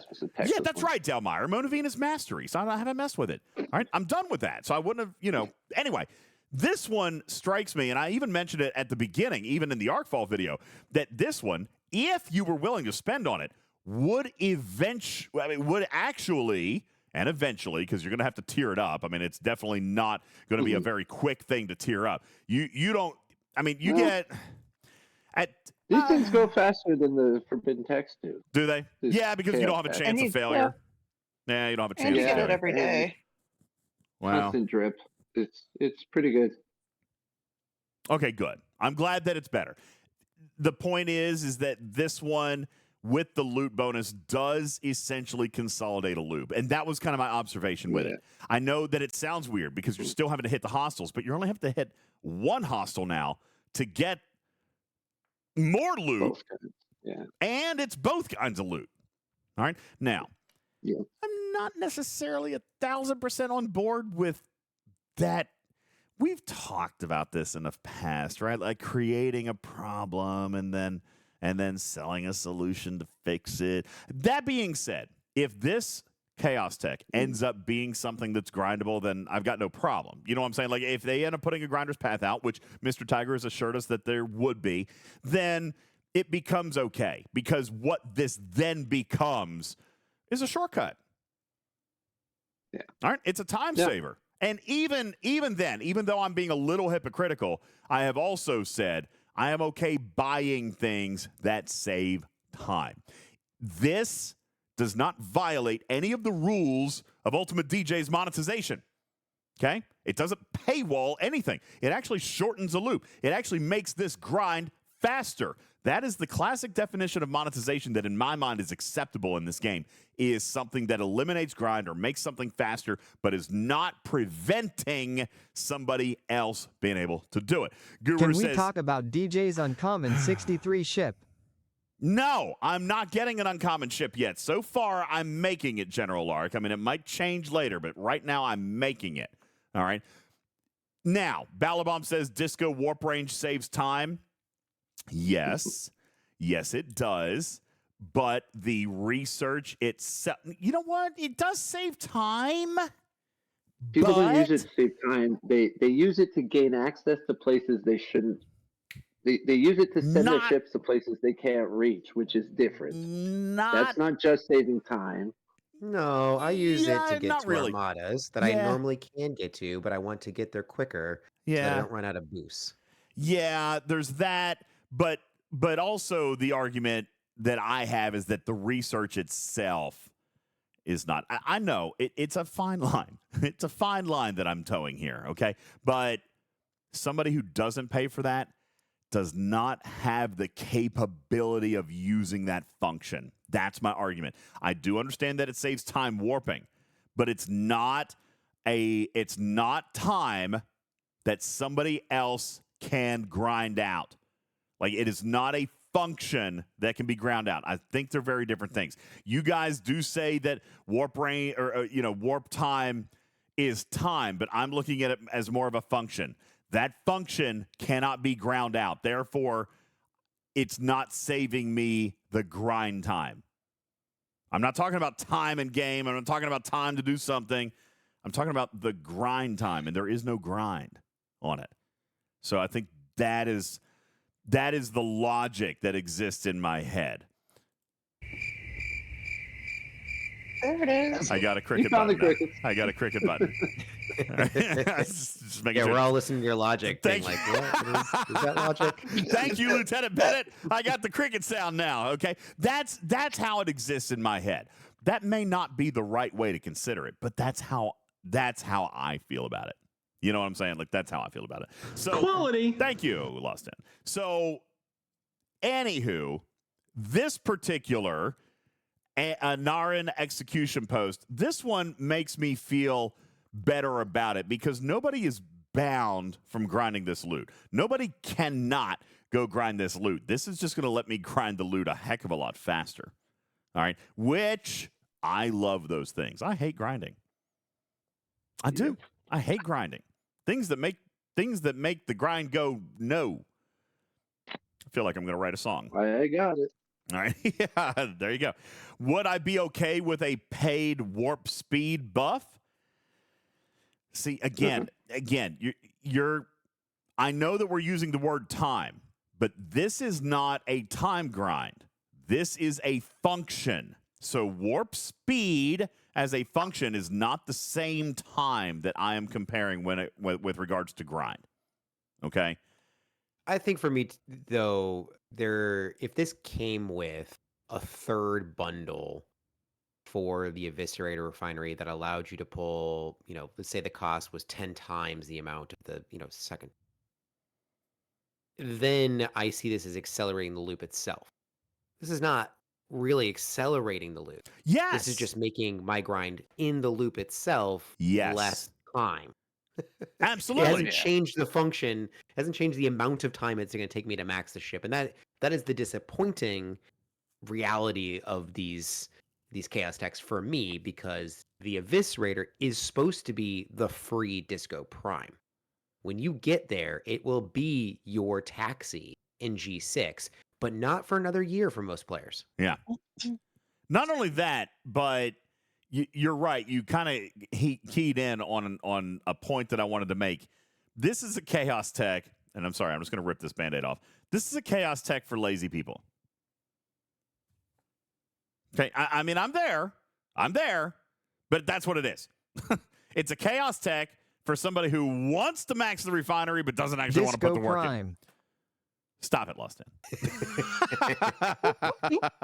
All right. Just stop it. All right. That's right. Sir Tail says it cuts the work in half or maybe more, and I agree. I agree with that. Yeah. Now, Delmeyer says the protector grind is painful too. Ransusi says how. Again, not that the actions are painful. It's painfully slow. All right. The protector grind is painfully slow. Where are you guys sitting on your protector? I am getting close to another tier, but I mean, I'm tier 7 on this thing. And how long has that content been out? I feel like I went to Los Angeles like in the summertime. So it was August. So it was 4 months, right? Tier August? 7. Was it? Is that it? 4 months, tier 7. Maybe that's not that bad. The Fisha was even worse. The Devore was the worst ever. Maybe this is not that bad, but I'm telling you, it feels painfully slow to me. It feels really slow, Delmeyer. I'm with you. I just feel like I am just crawling. It feels like a week or 2 weeks at a time between component upgrades. You know, Yeah. Ransusi says, All I'm these tier new shit. 6 free to play DJ, so you're slacking. I mean, I might be. No, well, no. You're tier 6 free to play. I'm tier No, that's 7. about right. I'm tier 7, and the only thing that I've got on you, Ransusi, is they gave me the ship early. I have spent nothing on the ship. All right. So all I have is the time of acquisition. Now, I don't feel like I have missed more than maybe 3 to 5 days worth of refines. Honestly, I don't miss refines that often. Okay. So if I'm tier 7, almost tier 8, and you're tier 6, and we're both playing this ship free to play, that's what we're talking about. 100 days is going to separate tier 6 from tier 8. I mean, yeah, you'll both be tier 9 at the same time, probably. Like, what? DJs will be near the end of. You'll be near the end of tier 9, and I see what you're saying. You'll get tier 9 before you're jump to tier 10. Yeah, dude, that's what I'm saying. Like 100 days from tier 6 to tier 8, and I'm not even technically tier 8 yet. All right, it just is slow. Forgotten Sex says that as you tier it up, it gets even slower per tier. It does. It just is slow. So I don't think it's a painful loop. Let me point out. I don't think that's what Delmeyer was saying. It's not a painful loop. It's just slow as all get out. It's slow as molasses in January. That's what my mama used to say. All right, that's what she used to say. You bet. I was trying to get ready for school, and I was moving slow, and I was dragging because I didn't want to go to school. You're moving as slow as molasses in January. That was what she always used to say. That was a country thing, I guess. All right. Man, it's a slow ship. So, I would love for this ship to go faster, which is why, Scopely, I would love protector parts in the event store. I am really desperately looking on something I can spend my 3,000 event store loot on. All right. I mean, I am. Yeah, that's the hard part is that the Ceres invasion is supposed to give you that extra drip if you are willing to spend your credit. That's right. And by the way, I didn't catch this until after when we talked to Hammy last week, and I'm glad that somebody called me out on it in DM. They sent it to me. I had forgotten about this, Jules, but do you remember when they said Invasion was supposed to be bi-weekly? They said every 2 weeks. I've been told I was wrong.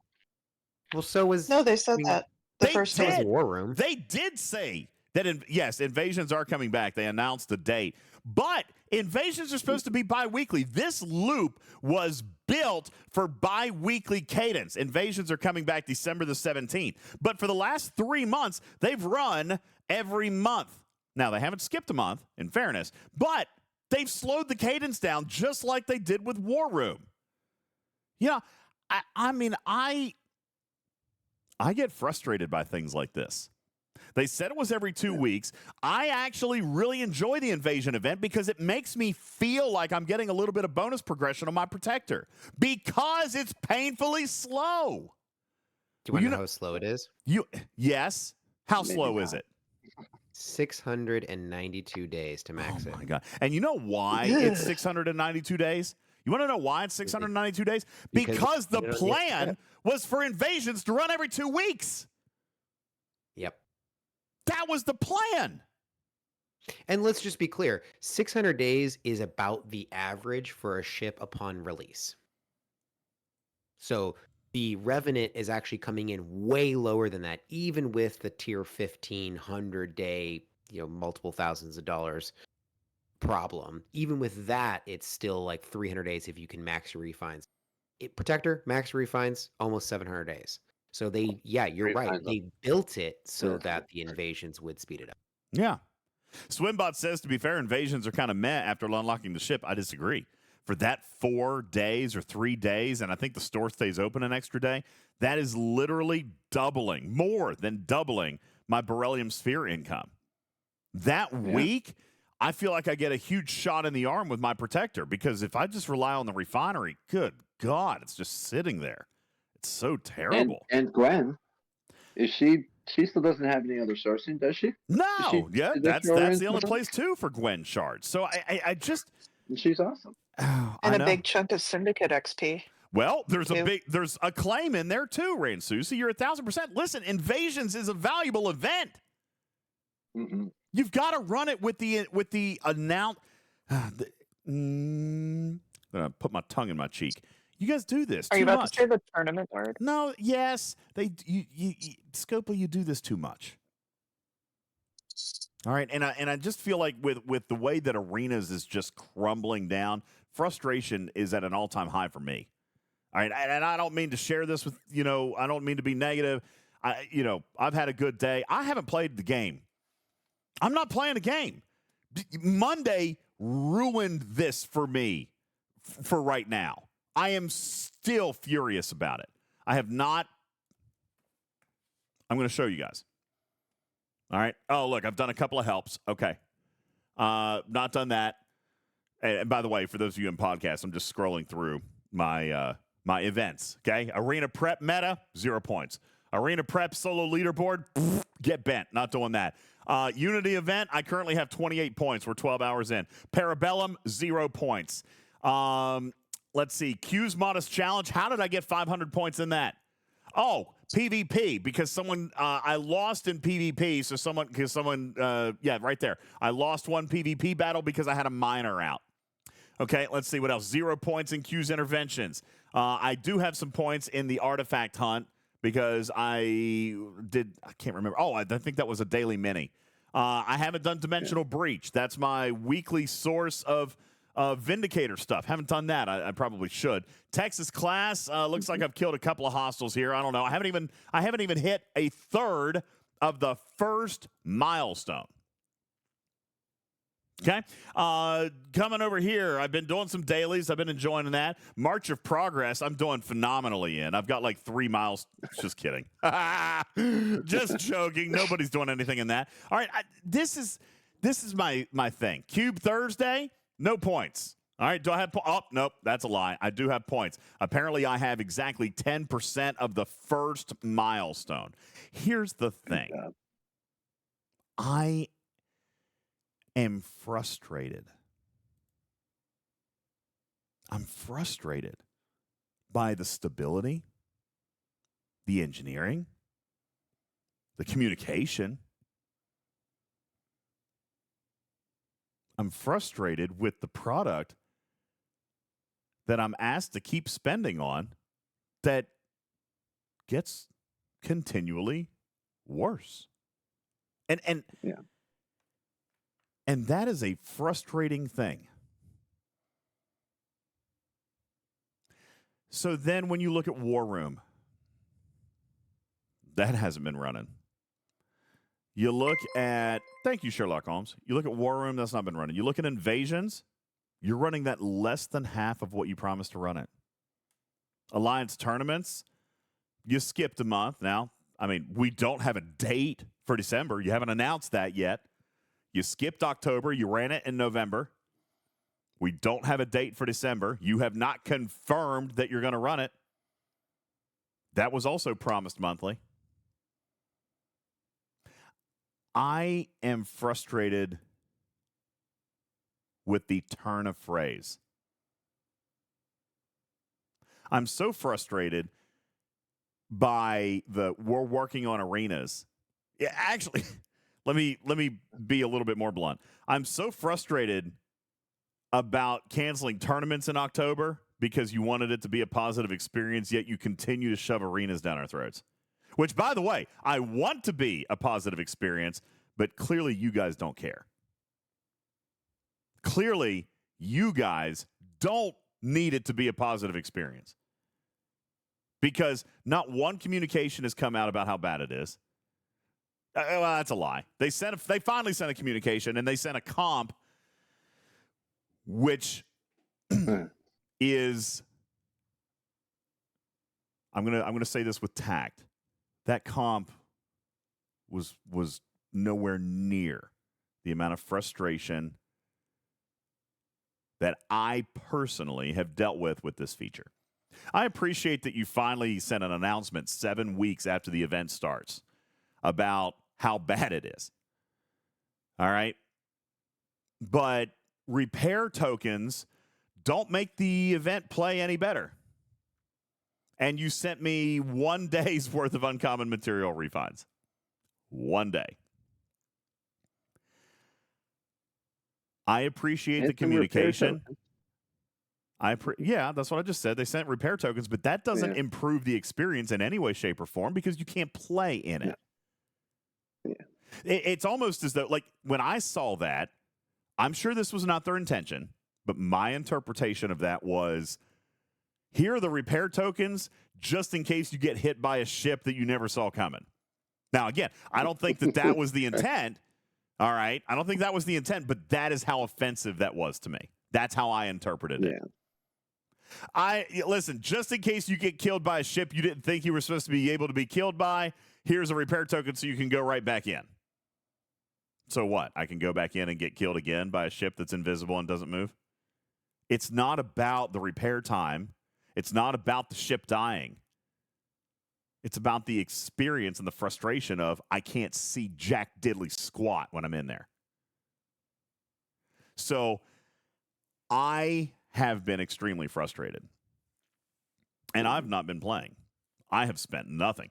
I was going to show you guys. I did this last month. You guys remember when I showed this last month? I think I did end up buying a pack. Not even $100 pack last month. I think I bought the Wave Defense Battle Pass, I think is what I bought.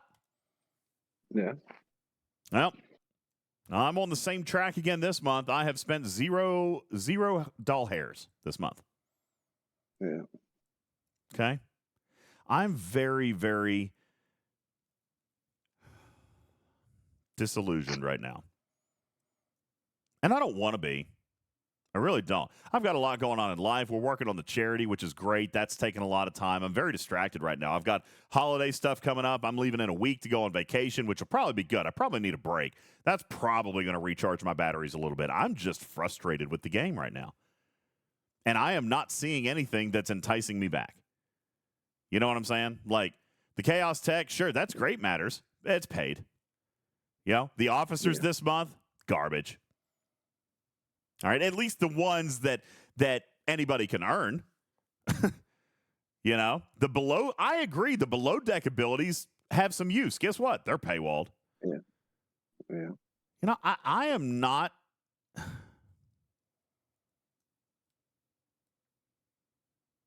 I am as angry about arenas as I was about assaults. Maybe more so. Just because this is a feature that I wanted to work. And it should have worked. And it's a part of the game that I love. It's a part of the game that people who love to PvP looked forward to for so long. And it's been nothing but disappointment. It's been absolutely nothing but disappointment. Especially in the last couple of weeks. So I say all that just to kind of make my point very, very clear. This is why I'm struggling to find anything to talk about, guys. All right, it's not a joke. I mean, I made it kind of funny, I guess. Thanks, Matters. Thanks, Jules. Thanks, Tarpy, for throwing in with it. But that's the thing. There's nothing. Yeah. There's nothing. There's nothing but disappointment. And then you might say, okay, well, let's take a look at the event store. Okay, great. I don't know where you guys are sitting. Where are we at? Here we go. I am currently holding, I can't even see my loot. I'm holding 70,000 loot, and we're halfway into the arc. More than halfway. We are more than halfway into the arc. I've got 70,000 loot. Are you kidding me right now? I'm just going to remind Scopely that the average, and by the way, it could be a little low, it could be a little high, but the average amount of loot is 400,000.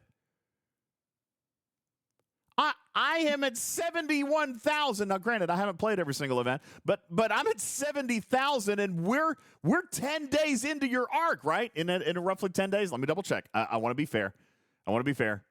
Pretty sure we're 9 days. We're 9 days in. 9 days in.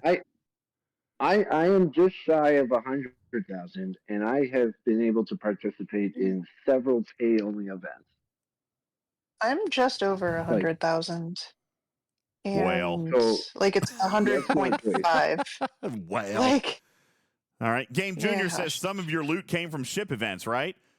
Probably some of mine. Now, granted, I'm not the right person to ask because my loot is low because I'm not playing. Okay. But, Jules, let's take a quick peek at Event Store payout history. And for those of you in podcast form, I'm going to try to narrate this as best I can. Jules, if you could throw up your pacing, your expectations, your what is happening with Event Store loot this month? Am I off my rocker? Should I sit down and be wrong? No, mainly because what they've verbalized is that there is going to be an influx near the holidays, and they have not announced those events, so I cannot predict what the final loot count is going to be. So instead, I've just been tracking what I see. For instance, if you actually go over to the Q Continuing Part 2 tab, that actually tabulates each event that is paying Event Store currency, whether it is free-to-play loot, which means that it was either an SMS or an AMS or a free track of the Battle Pass, or they have comped you enough currency to get you to a particular milestone, specifically talking about the new Armada types. I've included that all as free-to-play loot. Paid loot requires a pack or the purchase of something. That could be the purchase of the ship that it will then allow you to maximize the rest of those paid events. And then there's also split up into SLBs, ALBs, and then our new regional leaderboards. So for instance, we have Arena Prep Expansion Regional SLB, which has some loot in it, 60,000 loot for the top place finisher. And that was not announced at the beginning. So it's hard to tell when they decide what is part of the overall loot count and where that should be at. It's been tough over the years to see, they've said, hey, we're going to get up there, we're going to get there. And in the end, what they do is they launch a bunch of solo leaderboards in which not many people get to that point that they believe that they're pumping out. So it'll be tough to see, but I think if we're halfway through and you can just double what we've said here, you're looking at 200,000 loot, which is way lower than expected. They have said that they're going to pump in more at the holidays, so maybe we're looking at 250. I don't know, 300. It's way early to make those predictions, but it's not looking great for free-to-play loot, and it looks like there is a lot that's going to be locked behind regional leaderboards. I imagine the Arena Prep, the other 3 events that will be coming up in the next few days, will have quite a bit locked away in a leaderboard fashion. And whatever holiday events, we don't know what those are going to look like. But we're pretty light on solo leaderboards. We're pretty light on alliance leaderboards, which in the past have been a massive influx for certain players or certain alliances. I'm looking at this, and I'm not seeing a whole lot that's making me jolly. Okay, I'm just not. I see the chat saying that most of you who are heavily engaged are probably around 100,000 loot, maybe 120. And obviously, that means you guys are pretty fully engaged. Right now, there's only 103,000 loot that has been available completely free to play. Okay, there's been another 100,000 loot that's been available in paid or heroic style of events. So clearly you guys are tapping into a little bit more of that. And that's it. So so there's 200,000 loot if you have done every paid event. All right? And 100,000 loot if you've done the free to play events. So those of you who are over 100,000, you've done something that was a little heroic. All right? And good for you, by the way. Maybe I'm being judgmental, Jules. If there has been 100,000 loot and we are on day 8, all right, we're on day 8, right? Or are we on day 9? We're actually on day 9. So if they do an influx at Christmas, we could end up seeing 300 to 350,000 free-to-play loot. And then that would be still slightly less than average, but at least borderline, okay? Maybe I'm being unfair. I'm just telling you, it doesn't feel good to me. Looking at where we are, we're in week 2. We're at the end of week 2. It's Thursday. All right, we're at the end of week 2, and I got 70,000. Now, again, I can't expect all the loot if I'm not playing, so I'm not holding that against anybody. But I haven't been motivated I can say that. I only have 70,000 loot because I haven't been motivated. Why haven't I been motivated? Maybe it's not the events at all.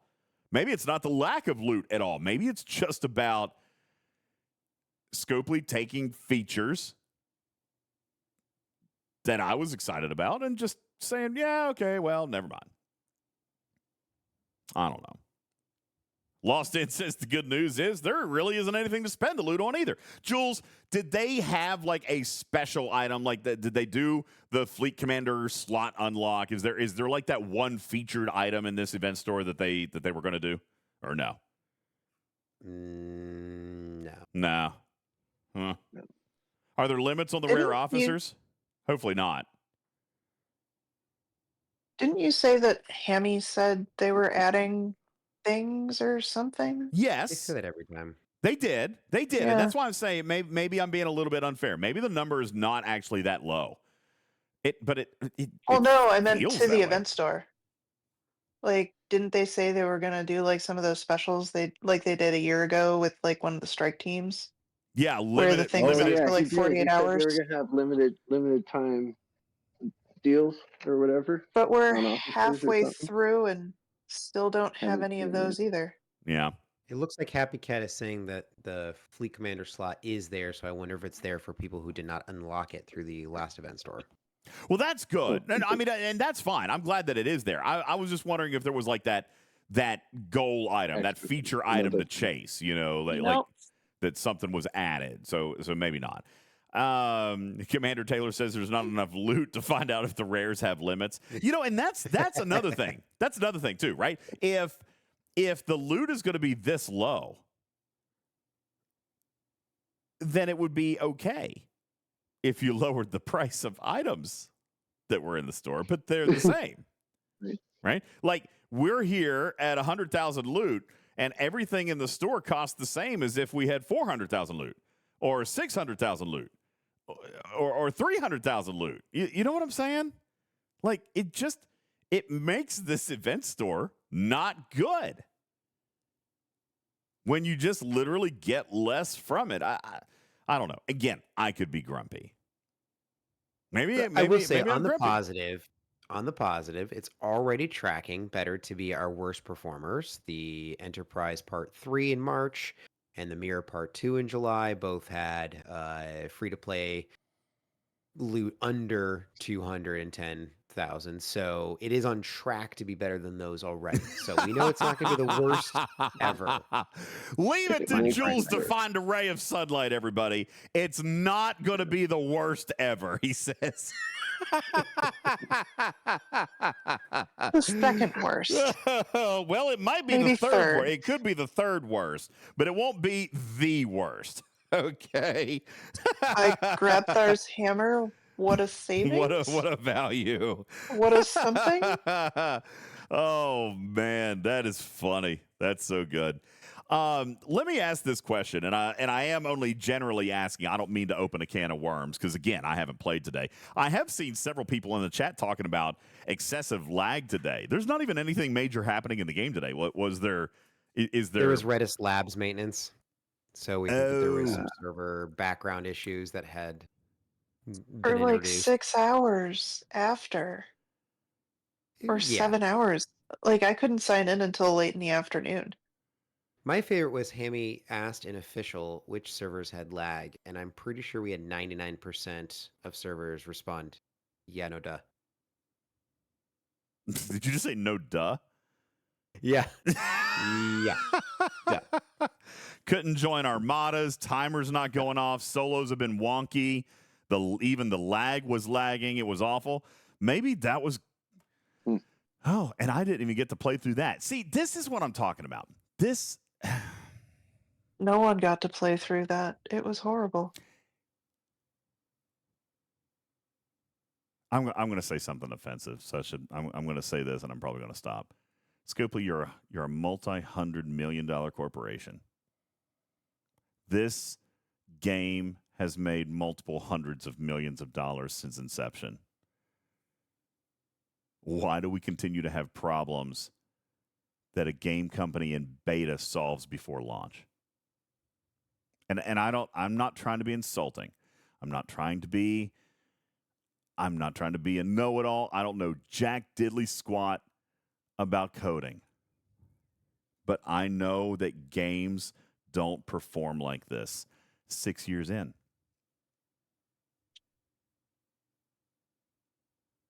And I don't know why you're okay with it. Why are you okay with it? Why are we players, why are we okay with it? I mean, a lot of people aren't. A lot of people have left. A lot of people have quit because of these types of problems. Maybe we're just the patient ones. Maybe we're the patient ones but I guess everybody has a breaking point. Can I give you perspective from a fellow content? This is from our lovely Rev Deuce, who now has a ship named after him. Yeah, what the hell, Scopes? More importantly. Yeah, he always likes to look at new content that is not made for him and say, great, not made for me. I'm going to ignore it. And that type of attitude, especially when it comes to paid content or looking at something that is pay only and saying, I don't need to engage with that because I'm never going to invest in that. I'm never going to spend money on that, is a great starting point for a better and healthier engagement. And how I look at arenas right now is that I'm not a big PvPer. I have no loss of gameplay or game experience by not engaging in arenas, but I will have a negative player experience if I go in and there's. So I'm not going to. And I'm not going to be mad about it because that's not something I've invested. I've not bought packs for it. I don't feel a loss there because it wasn't something that I had particularly looked forward to like you did. But now that I Jules, know that. do you have a Vindicator? Yes, I do have a Vindicator. That's it. But I never said the Vindicator was a good thing. and when that shit came out, I was like, I regret saying to the Scopely devs that they need to put in a non-ship utility into these ships, because then they said, okay, great, we're going to lock behind Fleet Commander acquisition. Well, there is Fleet Commander acquisition other places, so it is not a necessary ship. No one's going to be worse off if they don't get the ship. There's no Lorca skill point acquisition anywhere else, though.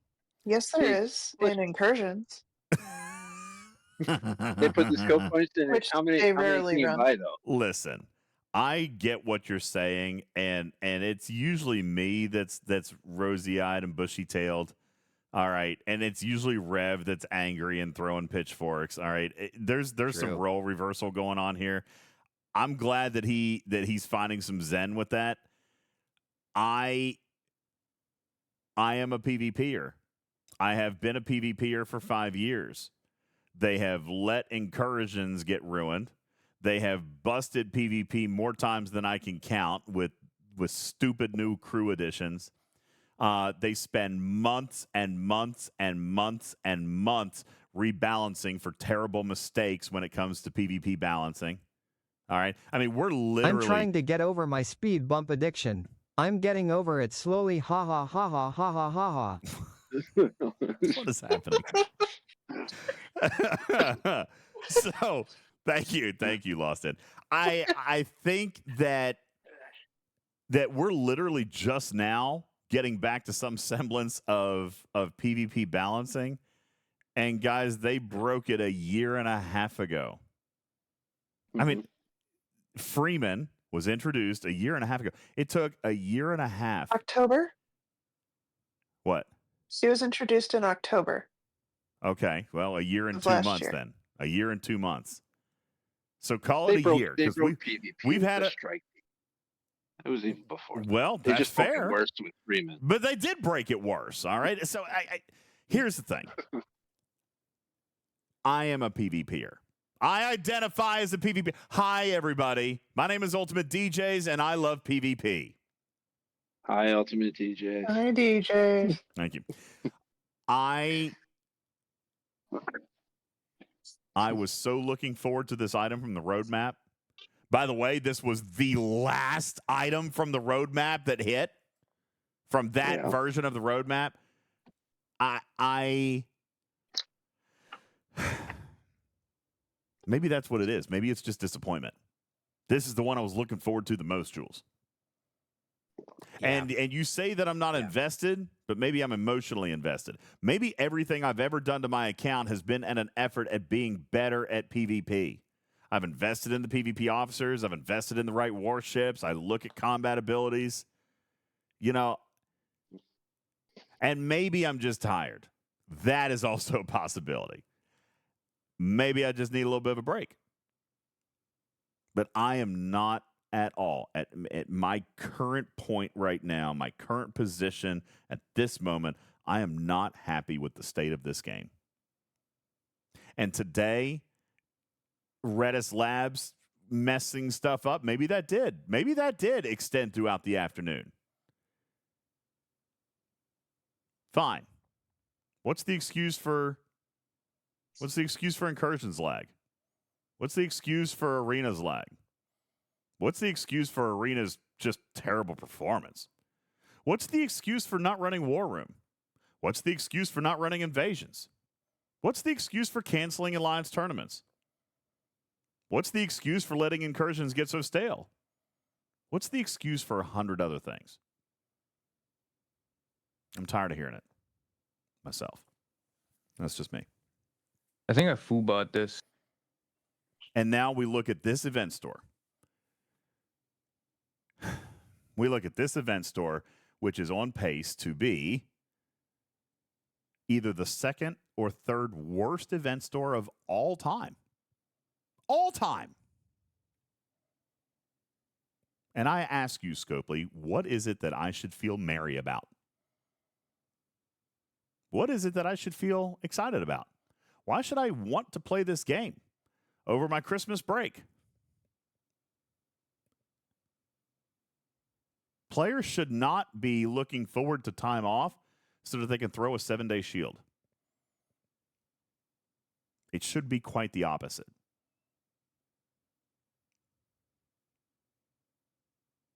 Unfortunately, this is where we find ourselves.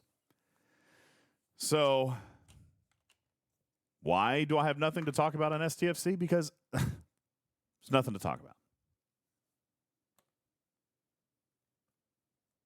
And I don't know what it is. Maybe holiday break has already started. Maybe there's nobody there. Maybe it's running on autopilot, and that's why it's all terrible. Maybe that's why they're quiet. I don't know. Sorry, Jules. Didn't mean to interrupt. Go ahead. That's okay. I feel like we know we have to go to a commercial break here in a second. The odd time to segue into a warning about a potential pitfall with new content. Shocking! Which we'll do on the other side of this break. Oh, you want to take a break? Okay, all right. Listen, guys, there's more problems with current content, and Jules is going to tell us about it on the other side of the break. All right, so let's just go ahead and do that. We will be right back, and I will play another song for you. This time, for a holiday Christmas song from the community. Oh God, this actually was what I planned for this segment, for this commercial return, and this is now the worst thing that could be happening here. But anyway, thank you for the community submission. Or the perfect. Yeah, or it's perfect. Thank you for the community submission. This is the community's Christmas card to Scopely. You guys, we'll be right back. My name is Ultimate DJs. This is Talking Trek, Star Trek Fleet Command's official podcast, and we'll return right after this wonderful, amazing, awesome community jingle. You're the one I want for Christmas. There's just one thing I need.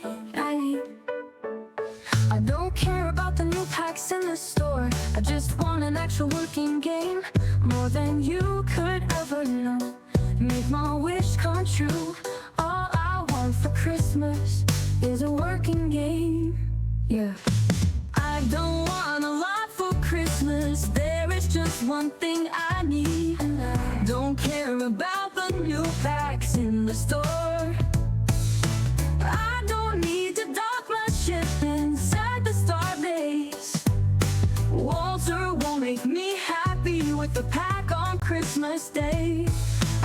want to explore the galaxy more than you could ever know. Make my wish come true.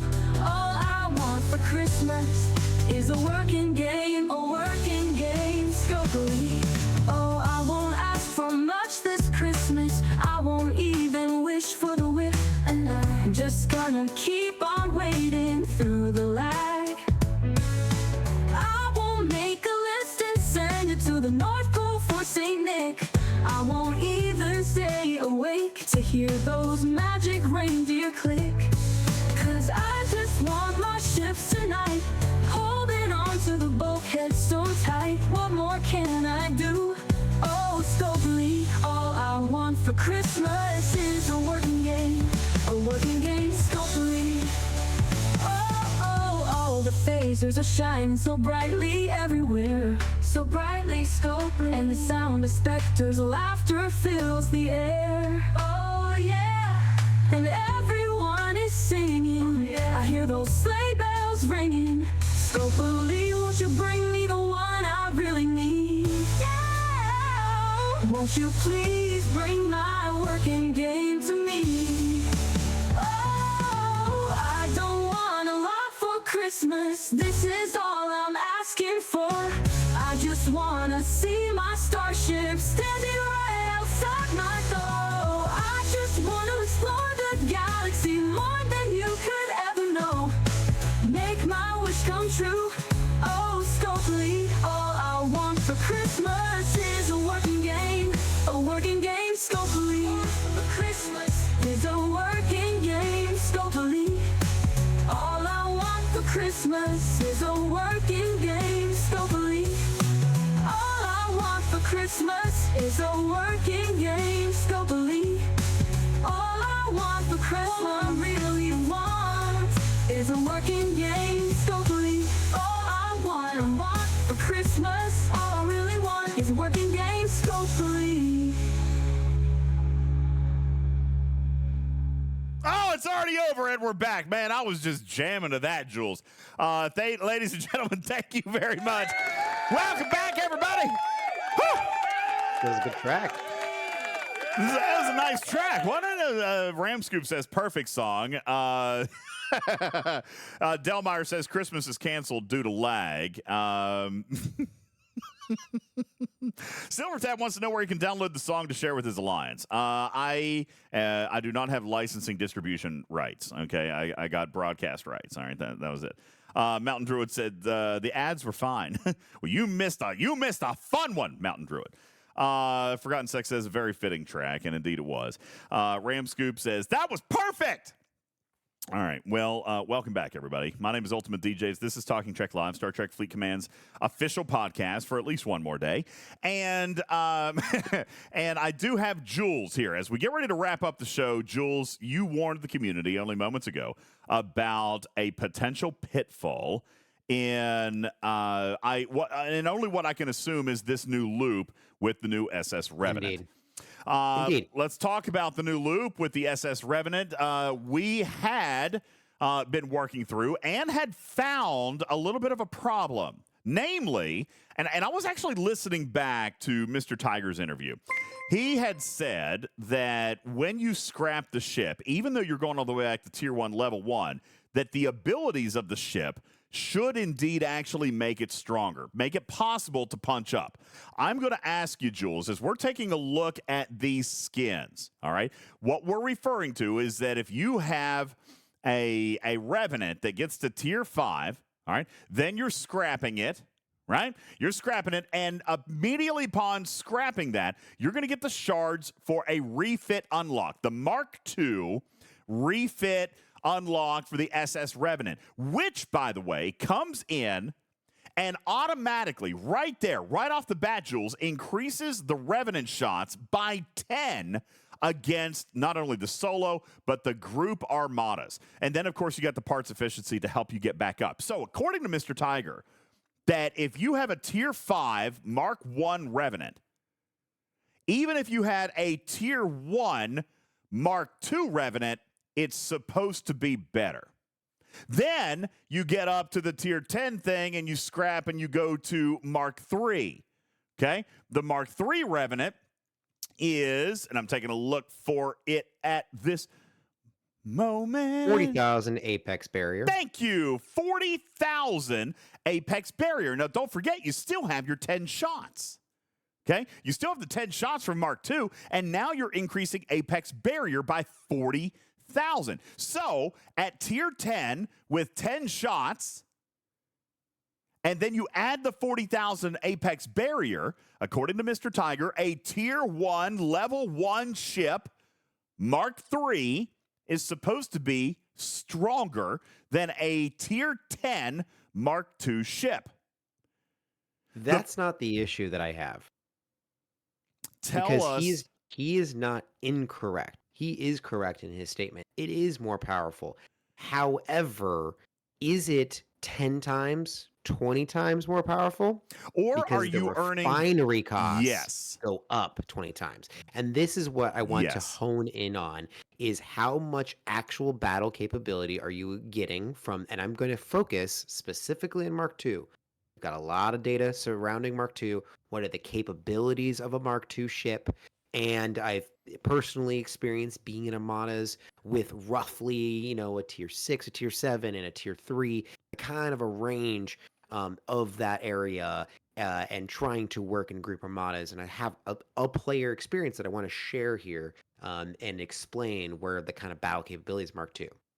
Well, the reason that I let in, I know where you were going. The reason that I let in with those capabilities is battle-wise, we are seeing that he's not far off the mark. They're relatively close. But this was the pitfall that the pitfall that we found early. And actually, you were fearful of even before testing the Mark II and Mark III abilities was simply that the refinery cost got so out of hand. So first, before we jump in, let's take a look at the actual refinery cost based on tier. Okay, Jules, tell us if I am just a basic Mark I, tier 3, what am I looking at for cost in the refinery? You want to go to the refinery tab, not the Armadas tab. I'm there. Sorry. Yep, great. Yep. So down in Borg Type 3 loot chest, you can see the refinery cost, 1 or 2 chest refineries. Up until tier 5, before you get to your Mark II, you're looking, in thousands, between 1 and 10,000 essentially for a single chest. Okay. Between 12 and 56,000 for a double chest. And we can kind of compare that to, and I've got a whole separate chart we can use to kind of like figure out what size Armada you need to hit. So actually, we can go there now. If you scroll a little bit to the right in the black background area, and this I will. Is my okay. 1 second. For those in the podcast, what we're looking at is Mark I is going to range anywhere between 1,500 and 8,000 for a single chest pull. That's anywhere between tier 1 and tier 5. For a double chest pull. I've also included those just those screenshots if you want to put the graphics room there in the circle. Okay. For a double pull, we're looking at anywhere between 12,000 and 56,000. Okay. So those are obtainable. Those are hitting the smaller targets. I've been using my Revenant against, I think, level 42s and 46s. And I did try a level 50 and I got beat up pretty good. So, but I'm okay with my solo Armada refinery right now. Thank you, Twab. Thanks for the follow. All right. Now, I haven't gotten to the next tier yet. But here becomes my question, and this is where we're going to look at these charts here in just a second. To evolve to Mark II means that I'm scrapping, coming back at it tier 1, level 1. Now, even though I'm adding 10 shots, can I hit a target large enough now to go from 50,000 for a double pull to 900,000 for a double pull? All right. To go from 50,000 for a double pull at Mark I to 30,000 for a single pull at Mark II. Literally getting half of the fabricator chips, even though I'm actually getting half of everything because I'm dropping from 2 pulls to 1. Okay? But if I want to go and retain double pulls, I am now looking at a 900. I'm going from 50,000 to 900,000. So what Jules is asking is, Are those extra 10 shots from the Mark II Revenant going to allow me to punch up enough to maintain my cadence of pulls? Right? That's the pitfall. That's the question. Right, Jules? Yes. Yeah, that is the big question mark. And I think it's even more than that. And what I wanted to kind of separate out was the abilities to punch up in solos, which I think is going to be highly variable on each player experience, whether they have the correct crews, the correct boosts, the correct research to increase their capability to be able to hit that next level of solo armada so they can actually achieve these. And even if you can achieve these, then we need to talk about the group armadas and whether or not you being able to evolve your ship increases your group's ability to hit group targets. This goes back to, if we're looking at, the grand scheme of what group armadas always are you riding whale tail? I think that we taught in this podcast many years ago that is the goal of G5 armadas. You ride the whale tail, you get that starter chest. We don't have enough chest data to know if that is the actual strategy, but based on the rest of the design, it looks like that is the proper strategy, is to have somebody who can just anchor the biggest group armada with their max revenant, and then you can go in there and just get that starter chest. Is that possible for all players? Is that possible for all alliances? Is that possible for even 1% of alliances or 1% of players that even own this ship, which I'm sure is less than 1% of players that are out there? And I think that's a hard question to answer broadly. Well, I can tell you, and I don't know what your experience is and what you're getting ready to teach on, but I can tell you this. The other night, I ran one or two groups on the day that we had the groups event. And I went up and started one. Of course, I'm a Mark I, and everybody who came with me, and by the way, I was surprised at how many people. I got, I think, 5 players to show up. So I had 6 players in my armada. Every single one of them were Mark I Revenants. Okay?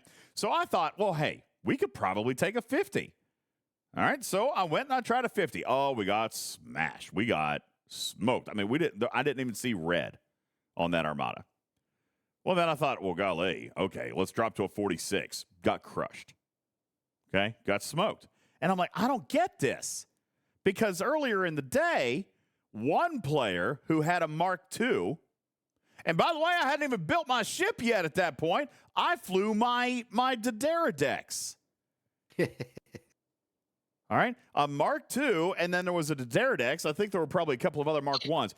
But that Mark II must have done more than I expected, because I thought we hit a 50 and we killed it. Fine. I survived in a Dederadex. So yeah, that's not the point. I think if you got to ignore non-revenant ships, because these armadas are not doing enough damage to you for any G5 and above ship. But we killed it before 20 rounds, I think. And that's where you're right. There's not a lot of damage. You've got to, yes, there you go. I did nothing. I did nothing. You did nothing. I did absolutely nothing. The Mark II, the 10 shots, and those damage boosts, that was the key. All you did was soak up base loot from the rest of your team. You didn't any damage. They didn't need you to absorb the shots. You just took up a spot in their queue and stole loot. Soaked up their loot. Oops.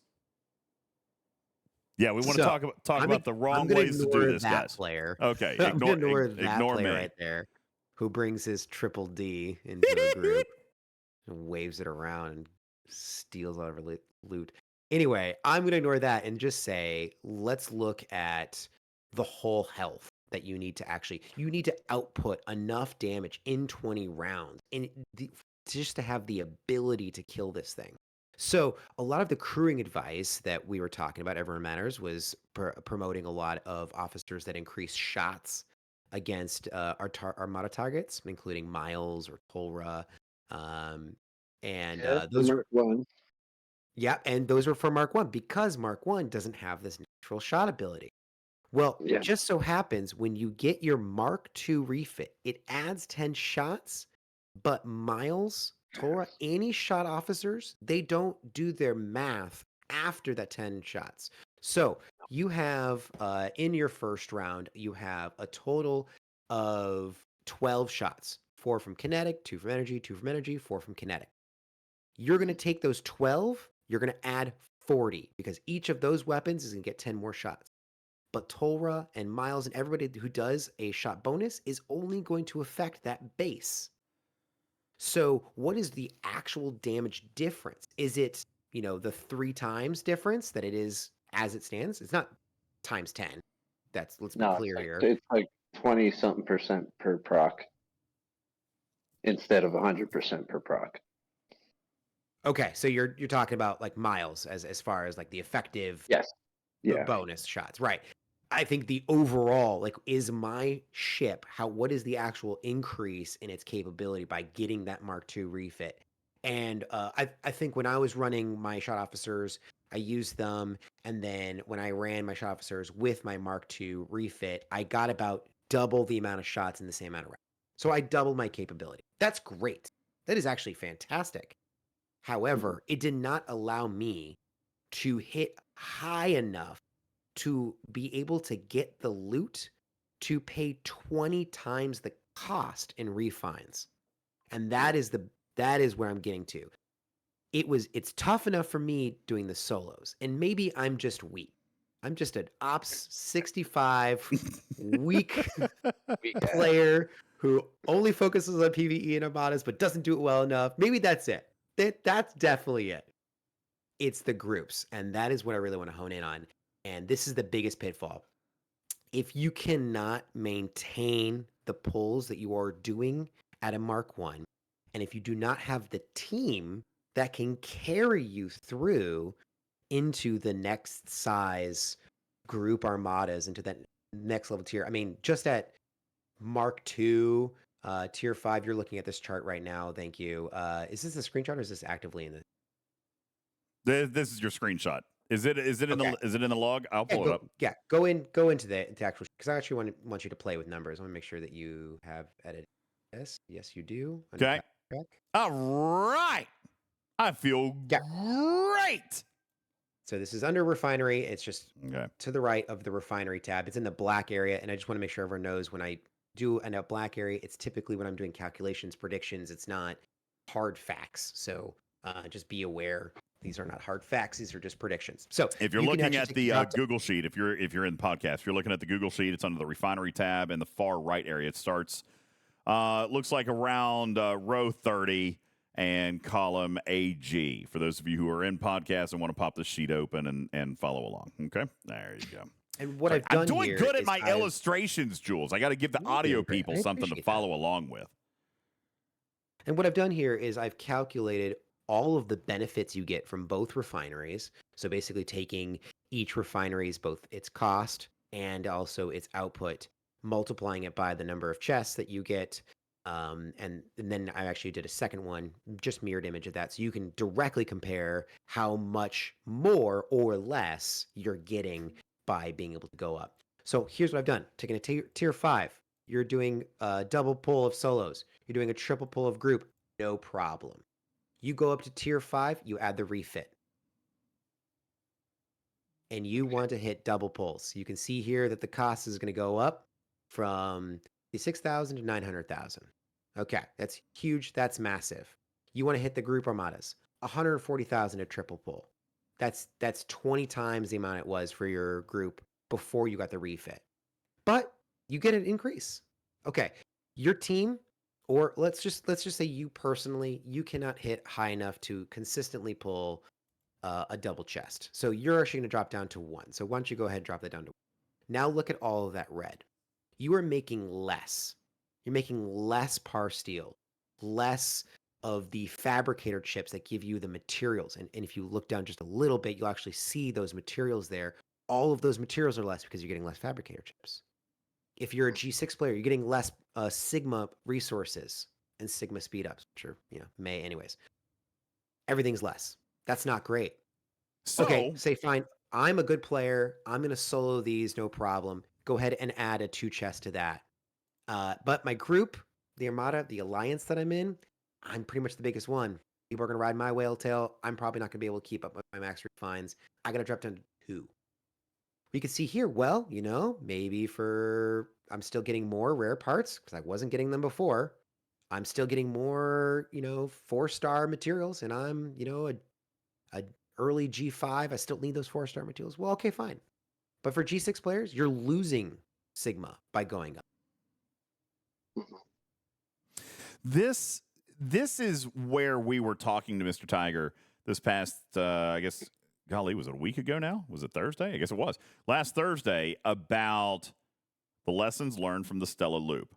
And what we had learned from Outlaw was that the loop did punish players for progressing. Now, when you look at the chart for the ship, okay, and you look at the cost of upgrading it, they got that part better than Stella. They did, period, hands down. Yeah. Okay? Agreed. When you talk about the ability of the ship, the ability to punch up. This is what we were talking about just a little bit ago. If I have a Tier 5 Mark 1 and then I scrap it and I'm Tier 1, Level 1, but Mark 2, it can still hit a larger target than what I could at Mark 1. So they fixed that. But Agreed. we missed it on the refinery math. All right? And honestly, it probably comes in the cost of the chest. Okay? Probably comes in the cost of the chest. When we're looking at this refinery and we're looking at a double pull that goes from 56,000 to 900,000, that's a big deal. Then let's take a look at going from Mark 2 to Mark 3, guys. This is another bad one. Tier 10, Mark 2, 1.7 million for a double pull. Tier 10 Mark 3, 33 million for a double pull. 16 times higher. All right. Anyway, you're saying Been crazy. on purpose. Well, listen.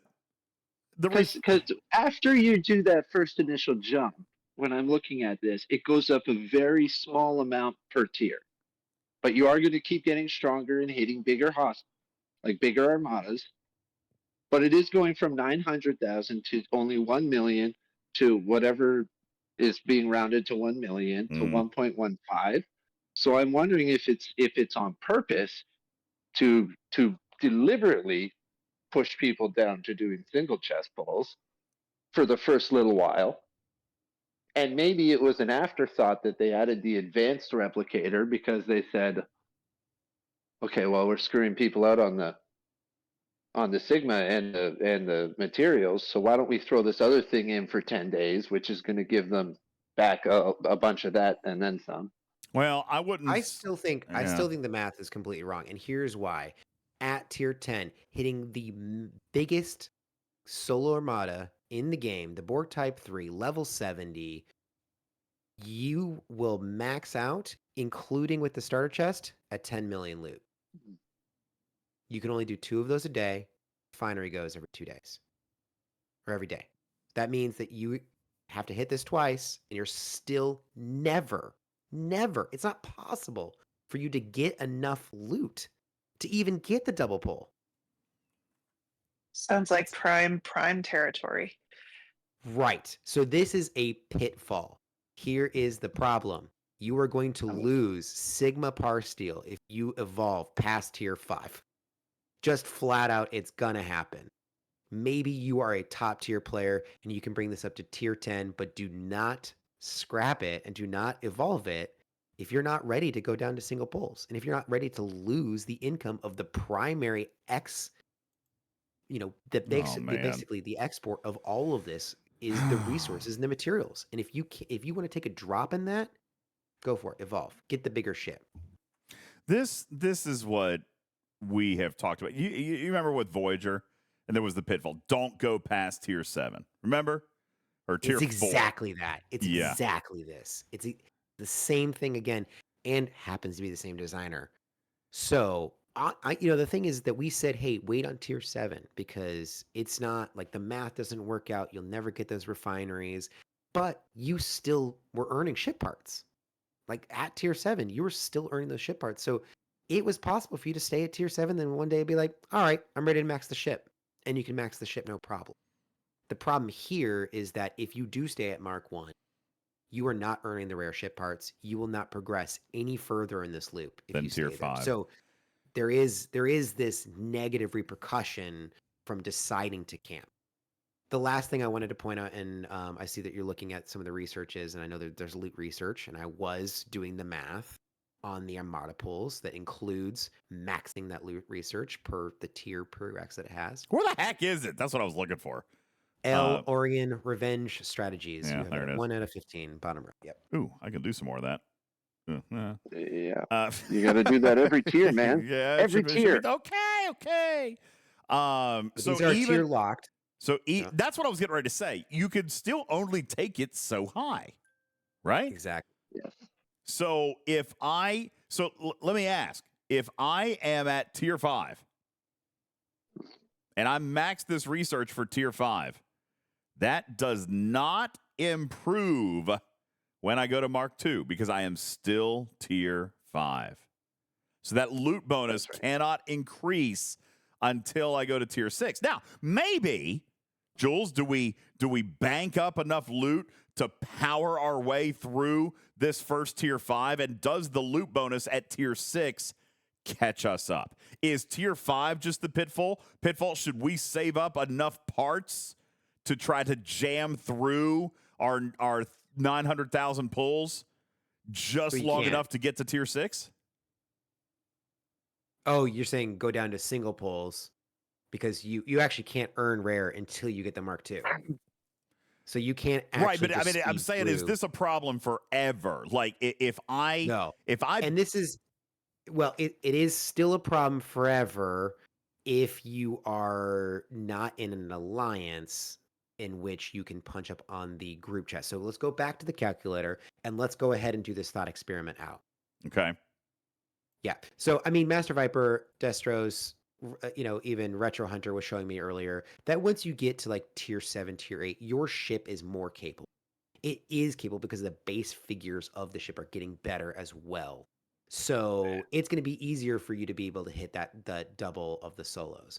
But it's the group that's the problem. See, this is what I'm looking at right here. So if I just change, and so what I've done in this prediction area audience is if I change this, I agree. This is what I'm observing, Jules. If I'm comparing tier 5 Mark 1 to tier 5 Mark 2, and I have to drop even one pull, everything is red.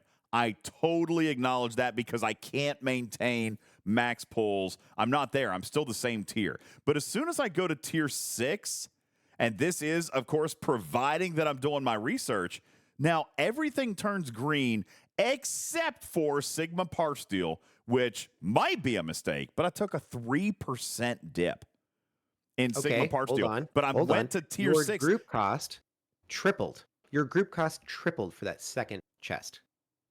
Did your alliance's capability to punch up tier triple? 6 though? No, it does. Yeah. It does. Yeah, look, a double pull at tier 5 is 80,000. A double pull at tier 6 is 300,000. So yeah, I said so you might drop to a single pull and then everything turns red. Yep, I see it. So we're right saying great. Actually, the solos aren't really a problem. Just keep tiering it. Just all right. and keep tiering it. Just keep going. It'll get better, everybody. Just keep going. All right, let's take a look. It's the groups. It's the groups that's the problem because I'm in an alliance in which I may be one of 3 people that will be the highest player, and I'll never be able to get the double chest pull unless I'm joining everybody else's armada. Because you got to remember too, you get 1 start each week. Yeah. Which means all of the loot that you need to get for pulling this needs to come from 1 armada start. And then if you're a good team player, however many other joins. 5 so joins. Dividing up one the base start, 5 loot. joins, yeah. And we know the base loot is small. So it really is all about the starter chest. How much Next month we'll probably see Prime Loot Boost. No, scope play. I think with the group It's chat, there is an prime. opportunity for that. We already have, obviously, this drowned out loop bonus for the solos. And as we've determined, there is a way of maneuvering your ships and maneuvering your capability to be able to hit high enough where that loot boost also helps to get you to the point where you're going to be able to sustain those solos. It's the group loots, for me particular, that it's going to be a problem. Unless you can ride whale tails, start the level 70s. I'm going to throw out one other idea, though. Range. I'm going to Yes, throw go one for more idea out there, though, which is something that you have advised in the past is don't forget your other tools. All right. Even with slightly less power revenants, we saw a demonstration the other night about what max fortification did for the Revenant. When Griffin sped through, and he didn't do any research, all right? He went straight to the top. And max fortification made a huge, huge difference. If we look at, if you're going to have to play this as a group, now, by the way, for the record, I am not defending this math. I do think that the math is egregious. Okay, I'm not. But what I am suggesting, at least until the refinery is revisited, I wouldn't necessarily give up. I'm not going to necessarily go and join 30 groups.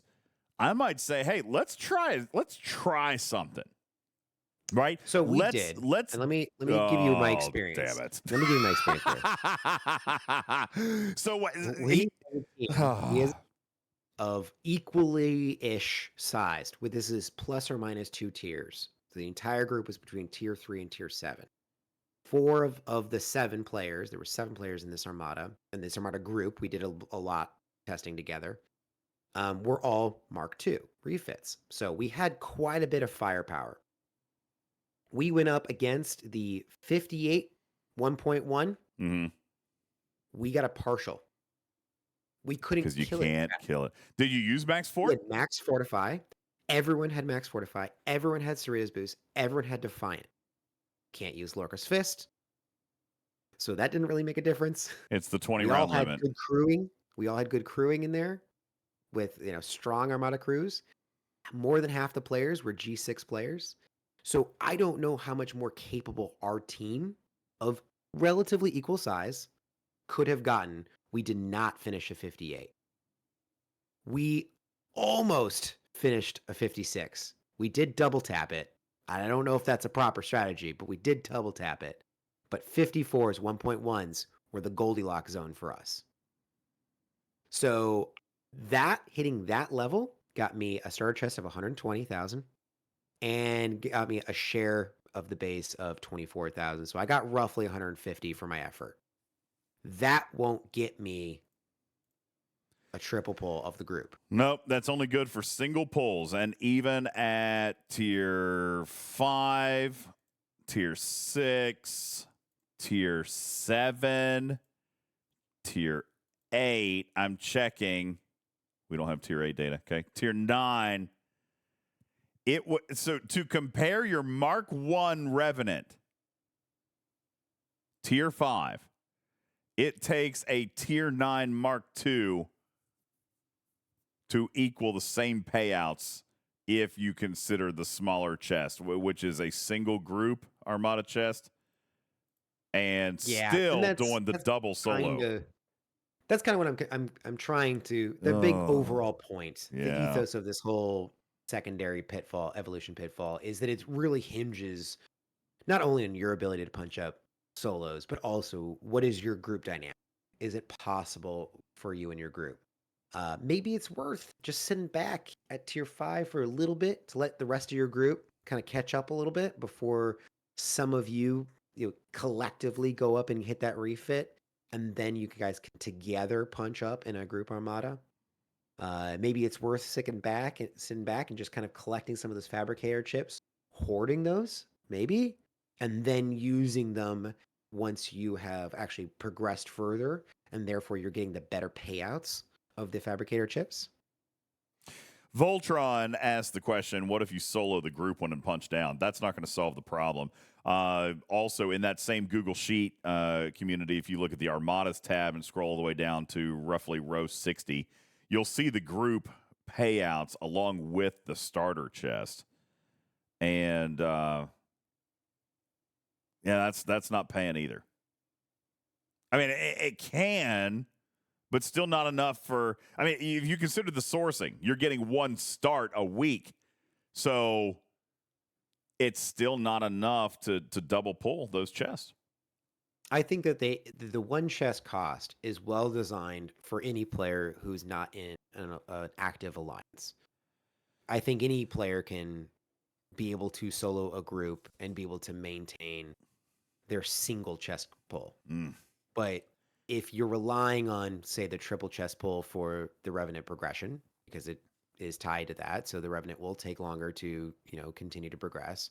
But if you're not concerned about progression and you're only concerned about the actual output of this loop, which is resources and materials, then maybe you just got to double check your math and say, am I actually going to maximize my payout, or am I happy with my investment in the ship, or am I happy with my unlock? Because in about roughly 90 days or something like that, we'll actually have a lot of people who have unlocked the ship free to play. Once they get to the tier 5 and they're trying to make that decision, should I go up in that refit? Are they happy with the payouts they're getting and don't need to continue to increase ship? I don't know. It's a good question. Retro Hunter is just showing off in the chat that he is currently holding 1 million group Armada credits, which, by the way, is very impressive. But as impressive as that is, dude, that would still not feed a Mark II refinery for more than a week or two. And it would not get you a single chest on a Mark III refinery. And that wouldn't even, that's not even enough for a single chest at Mark Tier III. 10, Mark III. Can't even afford that. 1.7 million. So I wonder, I'm going to throw out an idea. Is it not the scale of the refinery bundles, but maybe more so the scale of the research? Is that possible? Is that possible, Jules, that the research needs to be buffed? There is no research for the group loot. Correct. So There is no group loot research. maybe that's the problem. They did actually do an adjustment based on some of our early reporting to the devs being like, hey, I think there's a big pitfall here. And it was announced in the post, and everyone was really excited about the Mark II cost going down. And the single chest for both of the loot chests for Tier 5 Mark II went down. That's it. That is what is in red. In the Borg Type 3, which is the solo, the single chest went from 100,000 cost down to 30,000 cost. Yeah. For the Polygon loop, this is the group, it went down from 25,000 down to 7,000, making the one chest pull a little bit more bearable when you first do that upgrade. Here's what's going to happen. All right, and this is just a prediction because we've seen it too many times before. We are, and I am going to be unpopular when I say this, but we did it with Vidar. We've done it. We do it with everything, Jules. We talk about pulling double pulls right up front, here early, low tiers, early marks. I guarantee if we ask Mr. Tiger about this, he's going to say, well, the double pulls are stretch. They're going to get there. And by the way, we look at Voyager. That was a place where we talked about this. Tally was a place we talked about this. And is anybody having trouble with any of those now? Is anybody not doing double pulls on Voyager? Or max pulls, rather. Is anybody not doing max pulls with Tally? I mean, we're all doing it now. I think we're looking at this week one and saying double pulls are not obtainable. I don't disagree, and I guarantee they're going to come back and say, well, they weren't intended for that. The bigger problem is that we are looking at the double chest pull up front in Mark 1, and this is the same thing we saw with Voyager. Stop at Tier 4, right? Same thing that we saw with Voyager. But Voyager eventually got better. It got better through officers. It got better through research. It got what was introduced? It wasn't research. Research was not added. Officers were added. Forbidden Tech, I believe, was added, but that wasn't free to play. So I guess it was just pretty much officers, right? I guarantee it, Jules. I guarantee they're going to do something that will improve this. Now, if it ends up being the thing that they, if they end up, well, they will end up selling it. I don't. My point is, Voyager got better over time, and so did Tally. And we had these same complaints about double pulls right up front. I have no expectation this is going to be different. And I'm telling you, there's going to be something. It's going to be a loot. It'll be a loot officer, a below-deck ability loot officer that has an extra 10,000% loot bonus. And by the way, I don't know. I'm completely hypothesizing. But they're going to pull a Tuvok on this because Tuvok fixed Voyager loot, mostly. Neelix fixed Voyager loop. Neelix helped with the A472s, and Tuvok helped with the anomaly. With the mining. That's and right. then Tucker. Yeah. And then Tucker. That's right. So, yeah, so it's probably going to be, thank you. There was more than one. It was all officer based, but there were 3 different officers that improved that loop. We're going to see something like that. I guarantee it. Chaos Tech or a skin? Huh? Chaos Tech or a skin? I bet it's going to be Chaos Tech. Eventually. I bet, yeah. And I'd be willing to bet something's going to come for it next month. Something will come for it the month after that. I don't. A skin. It could be a skin. It could be anything. But they're going to do something. This is month 1 of this ship. They're going to do something. And now I don't necessarily. Again, that's the model I was talking about earlier. Create a problem, sell a solution. I'm not a huge fan of that. But at the same time, history repeats itself. We're looking at double pulls as a community. We always fuss about not being able to do the double pulls. The pitfall that Jules is warning us of here is that literally we're getting an early jump start. All right, and that's how I think that I'm going to refer to this, at least temporarily, Jules, is that, yes, double pulls in Mark 1 is going to get you the jump start, but it's not consistent. You're certainly not going to be able to maintain those double pulls, and your daily profit will reduce once you go to Mark II until we see what those extra tools are going to be that starting at Mark II are going to probably increase the payouts. Heck, it could even be a skin or a prime that increases the refinery payouts by 140%, which we've also seen before, right? We've seen those things, Jules. And by the way, I'll be fussy about it because it'll be paywalled. All right.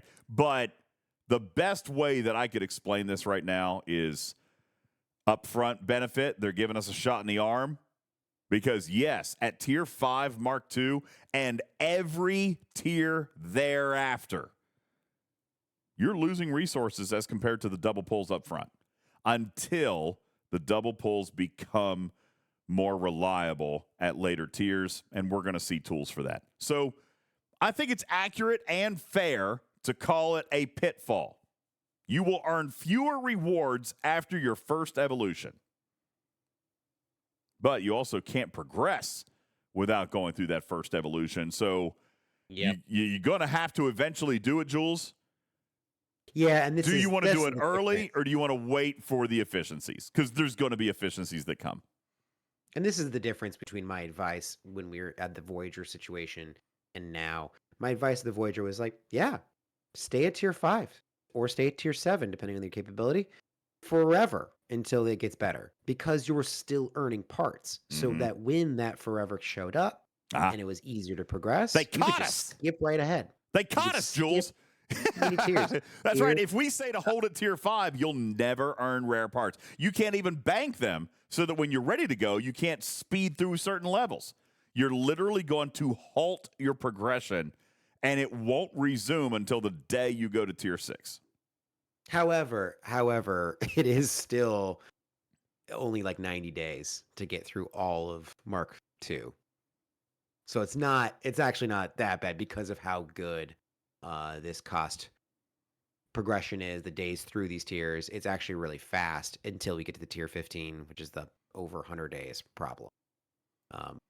So it's not terrible to have to hold back for now. You're not going to be, behind by 200 days. You're only going to be behind by maybe 90 days. Well, 90 days is the thing. And Jay says, I stopped at tier 6. Well, you stopped one tier too late, buddy. If you were going to Go to stop, tier 10. yeah, Just you go to might tier you might 10, as well man. go to It tier doesn't make 10 a now difference. because that's the break. Yeah. If you were going to stop, then you should have stopped at tier 5. All right, so yeah, but yeah, you're going to take less Well, loot than you would at Mark unless you're in 1. my leaderboard, then don't go anywhere. Just stay where you are. There you go. If you're in my leaderboard, don't go anywhere. Phew. Man, this chart. This is telling. Hey, quick trick for anybody who I think you have to have purchased a parts pack at this point. But I don't know if you knew this. If you do unlock the Mark II refinery and you haven't actually added any rare parts, you can scrap your Revenant and rebuild it and spend all of those uncommon parts for this solo leaderboard. Have them count. Because once you start putting rare parts on, you can't spend that uncommon parts. Don't say that. Oh, I shouldn't reveal strategies for our listeners to win things. Last 30 seconds. Unless you're on server redacted. 44, it does not work on server 44. So don't there try. you go. Sorry, server 44, you're out. There you go. Or 56. Sorry, you guys are out. Or 70. All right, everybody, scrap it and I'm spend your watching my uncommons leaderboard. a second time. It'll double up your points. All right, there you go. You know, it is a big pitfall, isn't it? But I got to be honest with you, Jules, I am still not overly convinced that it's a super bad thing. Like I mean, don't get me wrong. I'm being paid less. You're right. I'm being paid less. There's no argument there. But it allows my further progression. So 90 days is what he says to get all the way to tier 10, Mark II tier 10. And at that point, pretty good. I am green in every category except for 4-star common material. And I am down 0.7% in 4-star epic material, which is weird. I'm down 332 to 329. I'm literally down 3 4-star epic. And these are averages. So really, I'm not taking any loss of anything. No. I don't know. Yeah, you know, you're not. Oh, God, Jules. Yes, I agree that there's a pitfall. I agree that going from tier 5 Mark 1 to tier 5 Mark 2 is going to make it so that you can't pull doubles and you're going to get less. I get that. But as you progress through, let's say tier 6, okay, a little bit less, mostly in all categories. Tier 7, less in all categories. Tier 8, we don't have the data for yet. Tier 9 now becomes positive in almost every category with Sigma resources down 2%. 2%. Now, that's not a ton. It is still, it still exists, but it's 2%. But by the time I get to tier 10, which would take me 90 days natively, I am net positive in every category. I don't know if that's a reason to make me stop. You know what I'm saying? I call that a growing pain. That's a growing pain. And I am convinced that there's going to be tools, efficiencies, researches, primes, skins, officers, whatever. I'm convinced that there's going to be those things that make this pay better or make the loot tables more efficiently. But even without any of those things, I am still net positive gain from my evolution lock to my next evolution lock. From tier 5 to tier 10, which is 90 days, I'm still net positive on everything. I don't know that that's going to hold me up. Well, DJs, now that you've ended this segment on a positive note, which is a complete 180 from our second segment of this podcast, Jules, I think it's a great place to end. You tricked It's me. a great You place to made end me this say. podcast. You made me say this wasn't that bad. God bless it, Jules. He got me. Listen. The last 90 minutes is all completely made up. It was all fake lies, data, fake news. He just did it so that I could be positive about something, Jules. This is why you're my friend, buddy. He made up an hour and a half of content just to make me say something positive. Pretty Oh, easy. you're a nice guy. I appreciate you. But you're right. Um, this math doesn't disgust me. I hear what you're saying, and I know what you're feeling. There is a punishment for going to Mark II until you get to the top end of Mark II, which is only 90 days. And once you do, then it's net positives all the way around by a very strong margin, by the way. I mean, by the time you get to tier 10, you're looking at 100% increase, 90% margin increase in resources. You're looking at, which is ironic, only about a 3% increase in Sigma, but it's like they're giving you all your Sigma up front. You don't even have to progress to get the Sigma. And then we're looking at materials up 15% in 6-star, 70% in 5-star. And by the way, you got to remember, Mark II is 5-star territory.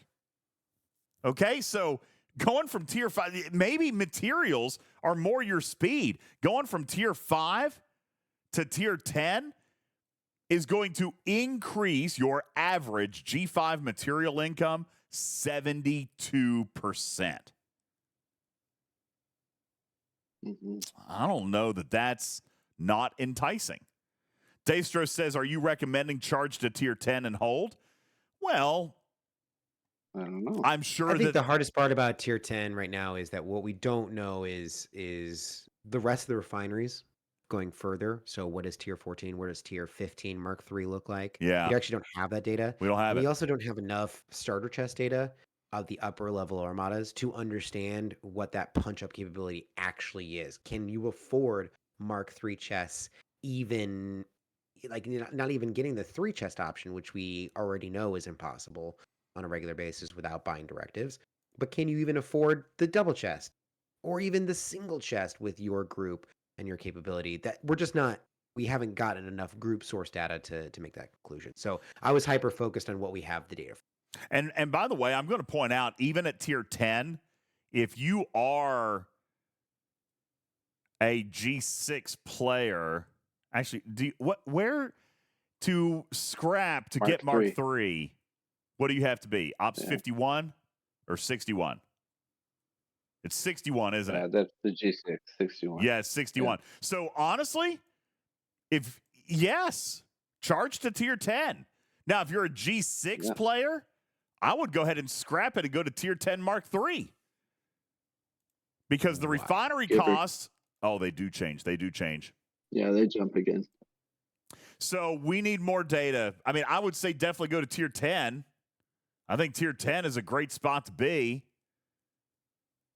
But there's going to be a growing pain getting there. Between tier 5 and tier 10, there's a growing pain. But look here. I like this. Thank you, Jules. I see you clicking around in here. Even tier 10 to Mark III tier 10 are net gains across the board, assuming you can maintain solos. The solos go up big time. But that's the problem. 33 million we know is not possible at this current time. So dropping to 1 and you've got decreases. Yeah, I think you're right. I think Mark II tier 10 is a good place that I would charge to. I don't know about Mark III yet, just because of the capabilities in the game, but that's how we know, Jules, that this is not a mistake. We just know that there's tools coming. So I'm curious for whatever they bring out to make this better in whatever capacity. If people aren't going to be mad that they're past a particular mark where they lose out on resources or lose out on something. So whatever efficiency or loot gain or whatever they come out with, they're going to have to be really careful to not make people feel like they shouldn't have progressed too quickly. What do you mean? So like if you get to since this can only be scrapped once per mark, right? Or is best done once.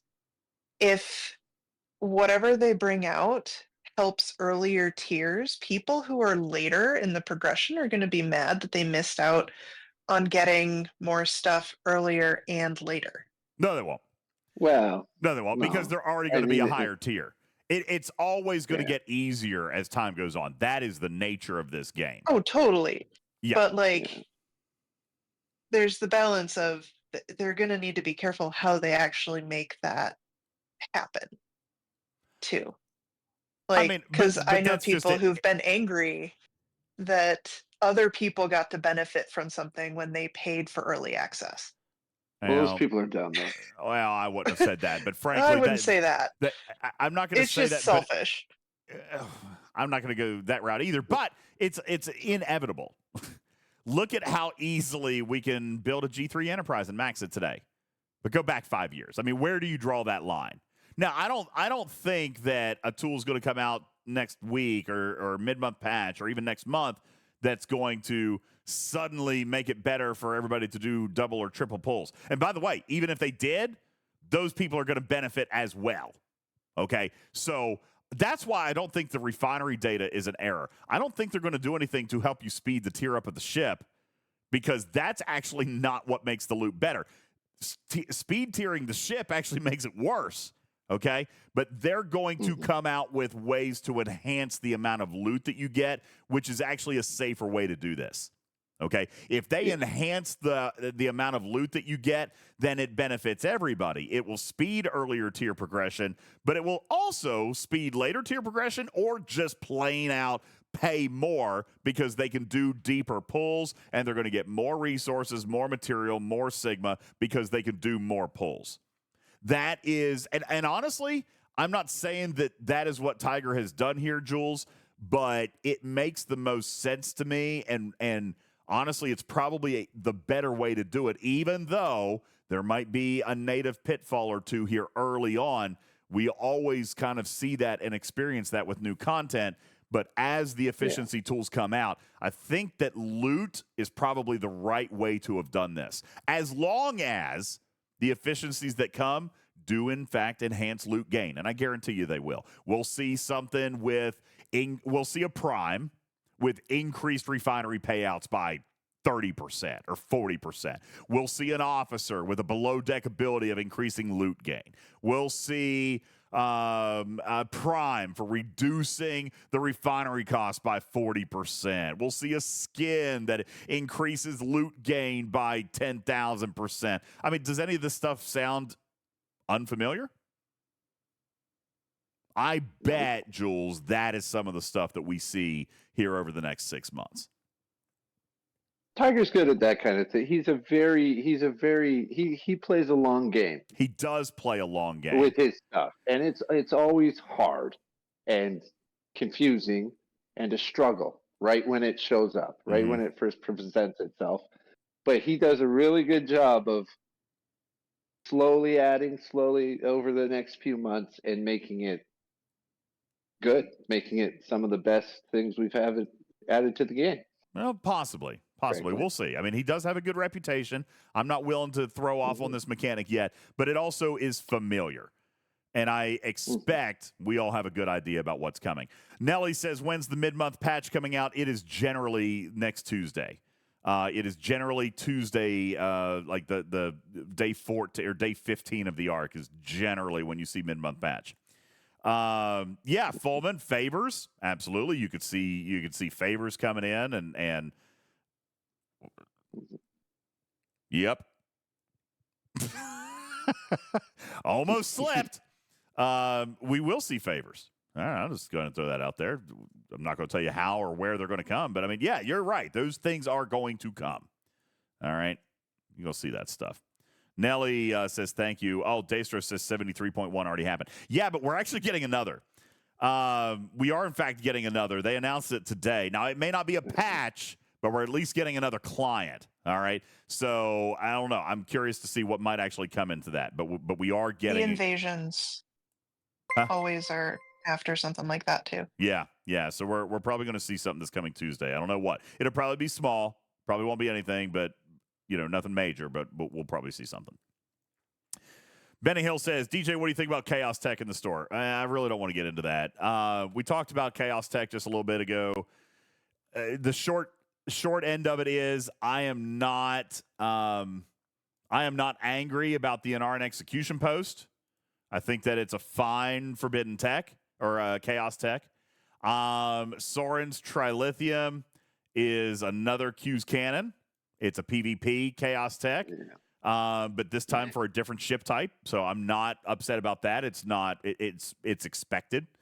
The multiphasic chamber is warp speed and warp distance. I find that to be widely beneficial as far as utility, but I'm not going to buy it. Unimatrix shielding is a rare. And increasing isolytic cascade, or reducing your opponent's isolytic cascade, increasing your own defense, increasing base weapon damage. This is straight up PvP, all right? And it is a lesser expensive PvP. So this is our first real PvP Chaos Tech that is not $100. It's not Q's Cannon. It's not Soren's Trilithium. Unimatrix shielding is somewhat good, not great as compared to the other two, but an entry-level Chaos Tech for PvP. So, in short, I am much more interested in Chaos Tech this month than I was last month. Okay? I like the $20 option. I like the $50 option. And actually, what I really like is that the $50 option actually has some utility to it.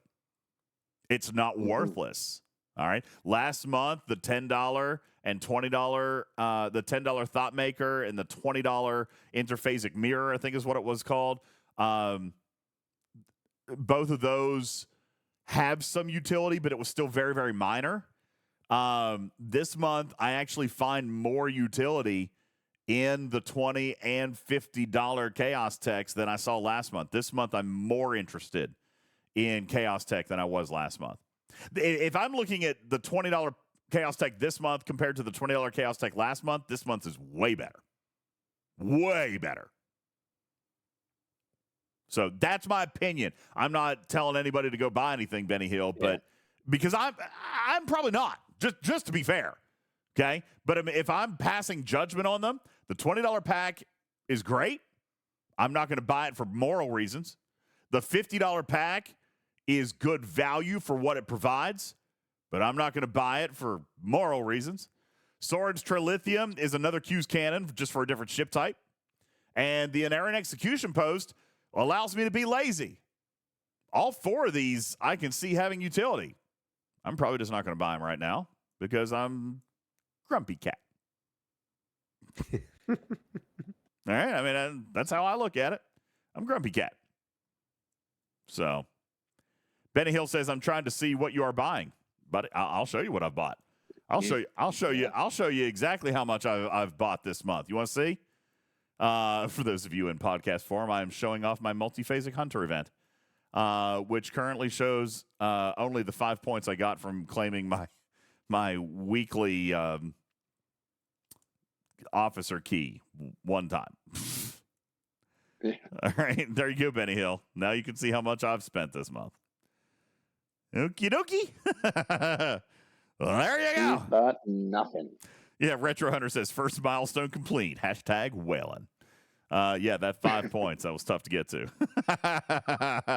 So, yeah, and I just... Gifu says, my interest in Chaos Tech went way up when I got a lucky pull of Q's Cannon. You dirty bird. That won't help. That's helpful. Nice. Congratulations to you. And listen, I'm going to draw my the Chaos Tech from the Revenant Refinery, which is great. I'm glad it's there. I'll draw those. I'll eventually be able to work on them, but no, I don't have Q's Cannon. I don't have Soren's Trident. I don't have the Inerrant Post. I haven't.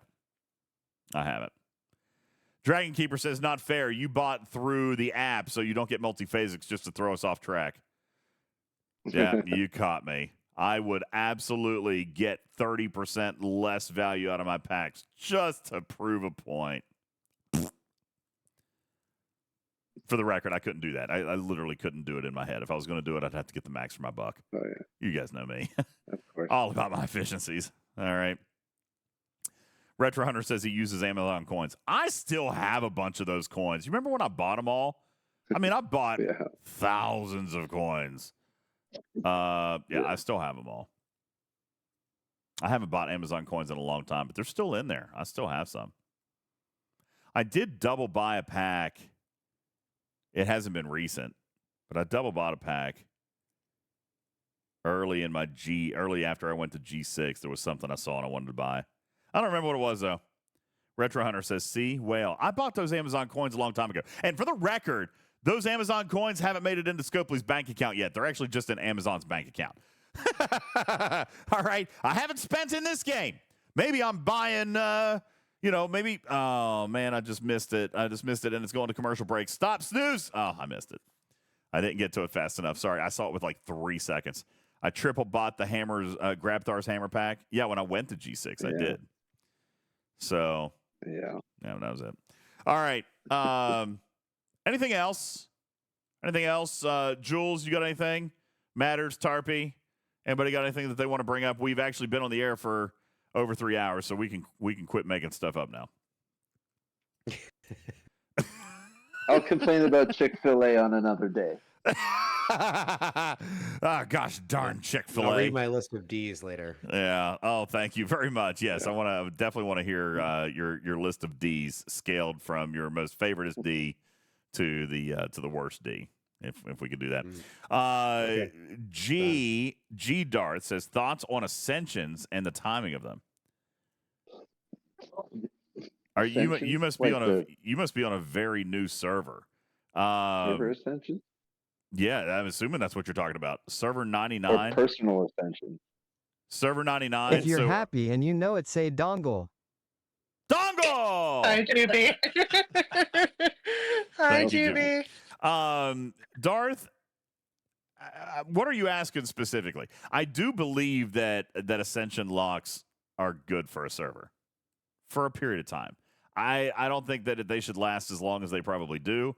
But I do think that they need to be there a little bit because otherwise you're going to have such huge paywalled separation, and that's not good for the younger population on a server. So I know that the original one was 39, the next one was 50, then there was 60. I think those Ascension locks do deserve to be in place, but they don't necessarily have to last forever. But I will tell you, as long as you think it is for your server, it is not as long as it was for the legacy guys. No. It's 2 years between Ascensions for legacy players. The newer servers get it much, much faster. But G3 was locked for 2 years. No, 1 year. Then G4 was locked for 2 years, and G5 was locked for 2 years. And we're now 1 year into G6, and there are already players at Op 70, and they're going to be waiting a while. So, Darth says, how much time should be between each Ascension, and how much should whales influence? I mean, sadly, that's the whole reason that there are Ascension locks is because of the whales, dude. All right? If you let, on a brand new server, if the average player population is Ops 25, and you let someone go to Ops 60, they can't play. You've killed the server. You've killed the server. Yeah. So they'd have nobody to hit. Yeah, they can't play in events. You've got to keep players, and I say this is ironic because we've got 3 generations of player in the game now, but you've got to keep them somewhat together. All right. I mean, at least within. So, I mean, Ascension locks are vital. They have to be there. How long should they be there? Do I think they should be 2 years? Nah, I don't think they should be 2 years. But before you fuss that it's 6 months, just remember that for legacy players and current generational players, it's 2 years between each Ascension lock. So it's a long time. All right. I don't think it should be 2 years, but, for catch-up servers. But, I mean, it shouldn't be 3 months either.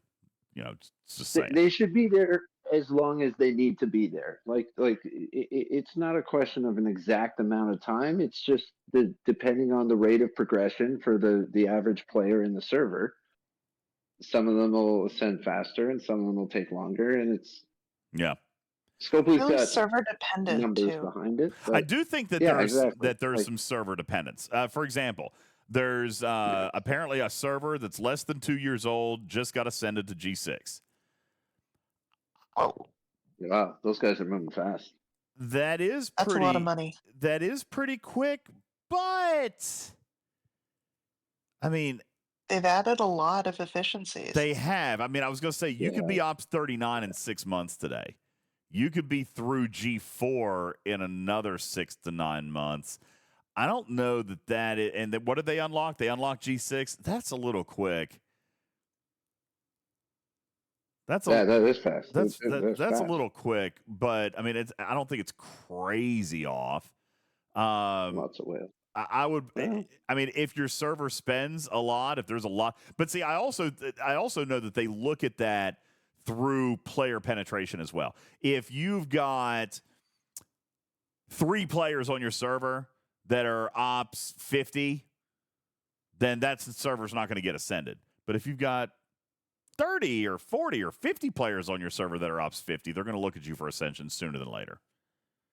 You know, so yeah, and they're not going to forget to have that many is so crazy. if your server had a high enough population that was capped out, if they had a high enough population, then they'll go ahead and ascend you. You know, they will, because I mean, but that's what it's based on. It's based on player penetration. You know, like those data rates. If you had 1 or 2 players, they're not going to ascend you. But once you cross over a certain population threshold, then they will. So, and we don't know what that is. I don't know. Probably different for every server. Yeah. Yeah. See, So it's like Darth if the next question was going to be exactly. Yeah, Darth says we've already got between 15 and 20 level 60s right now. Well, it's time to ascend. You're getting close. Yeah, 20. I think my server had 20, 25 when we ascended to G4. Yeah. Which is a little behind the older legacy servers. But yeah, we were around there, so probably relatively soon. Then you're looking at popping G4. Daystros is asking he's cattle prodding somebody. Is it bad that I think it's funny that new servers are asking for new Ops 39 and below content? No, that's not bad. That's not bad, because listen, Ops 39 and below is less than a year into the game. They have a ton of content. I mean, everything to them is new. You know, there's a ton of content for them. Everything in the game is new if you're 39 and down. So I do understand why they would narratively want some stuff. And for the record, I think Scopely should do better at that. Okay, I do. But oh, really? I'm the opposite.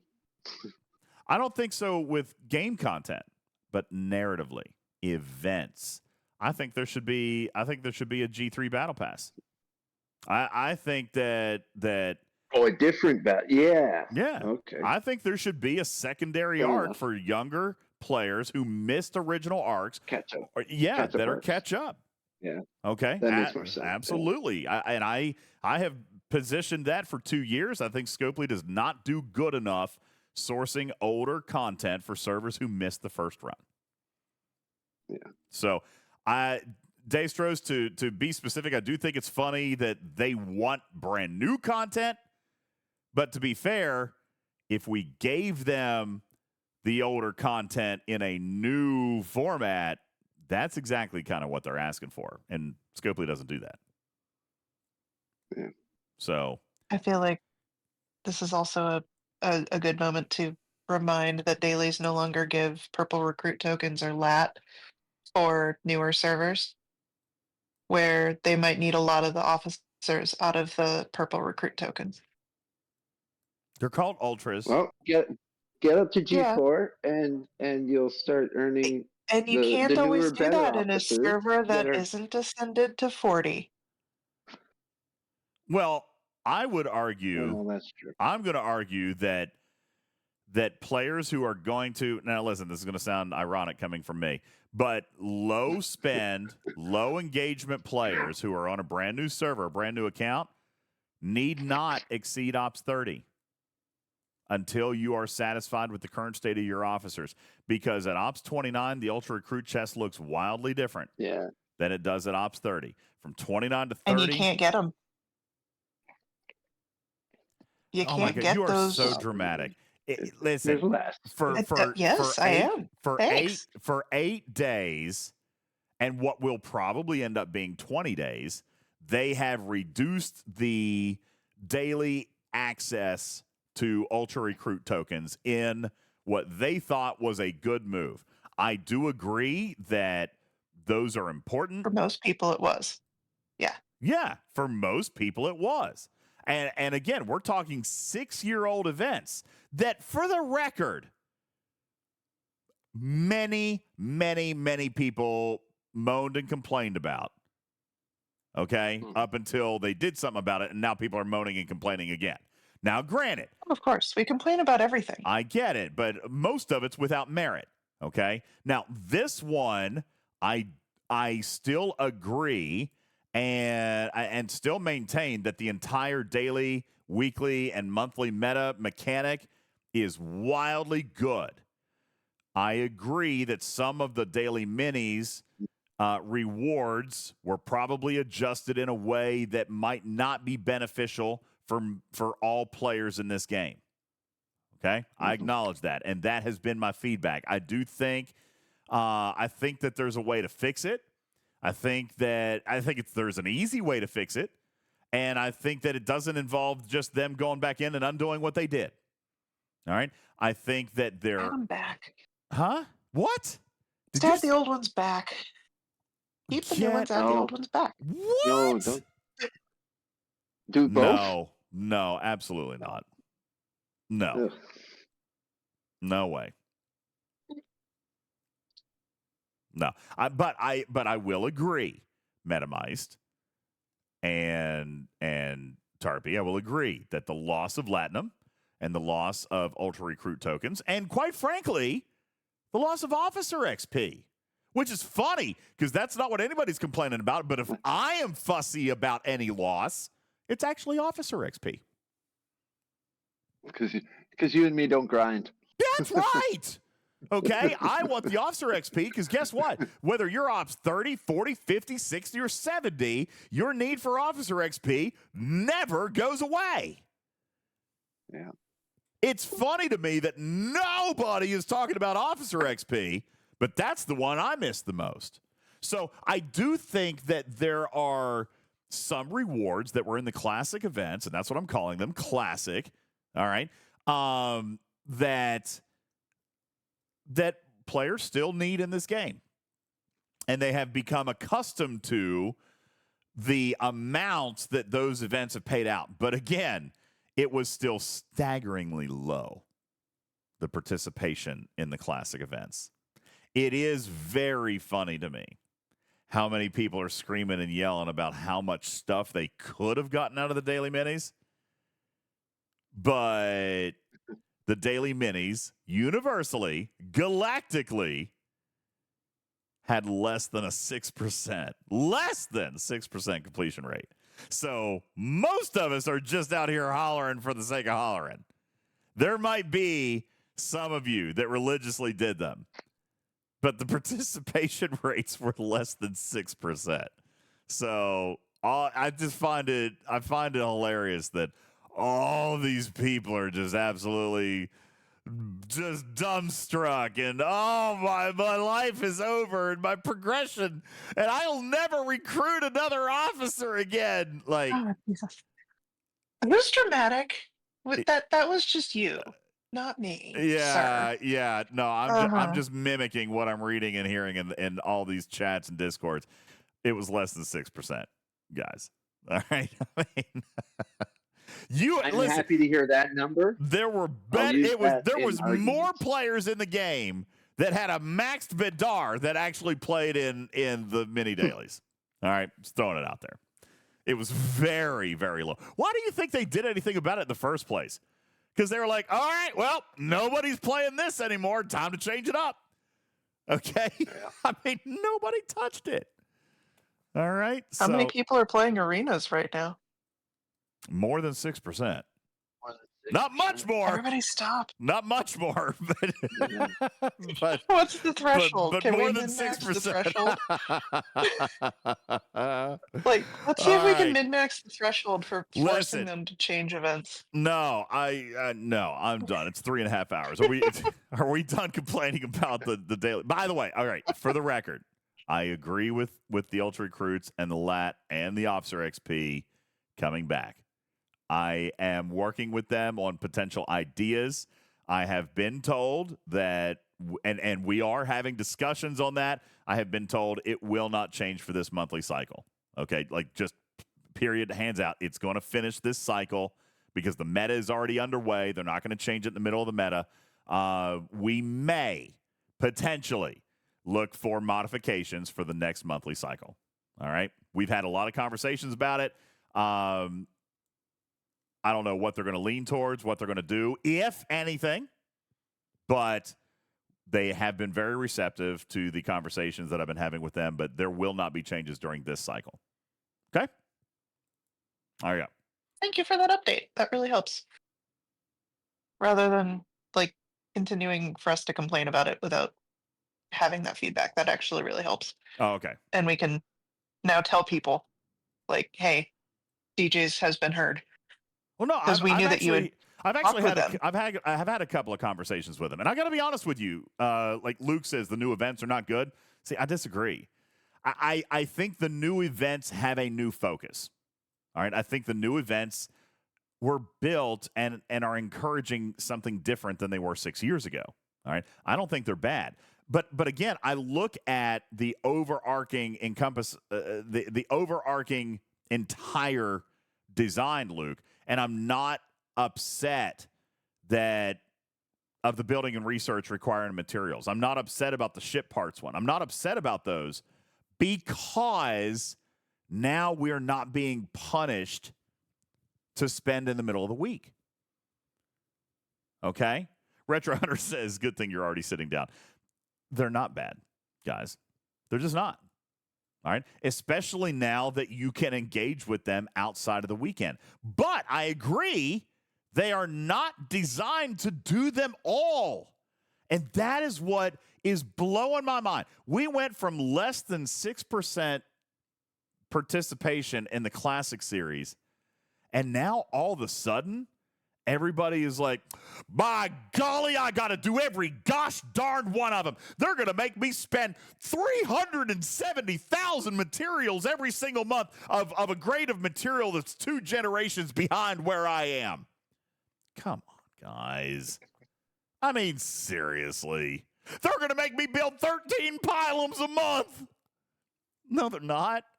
And you didn't play in all those before anyway. Why are you acting all...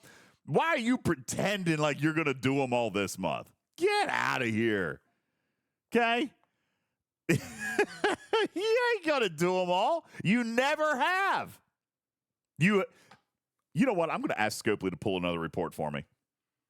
You know what it's going to be? How many players... Meta mice, you see the meta, must complete meta? You can.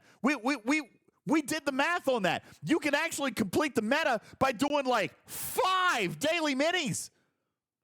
Like, that's it. 1 or 2 a week is all you got to do to complete the meta. 1 or 2 a week. So don't act like we got to do them all now. Come on. I'm going to ask Scopely to pull another report for me.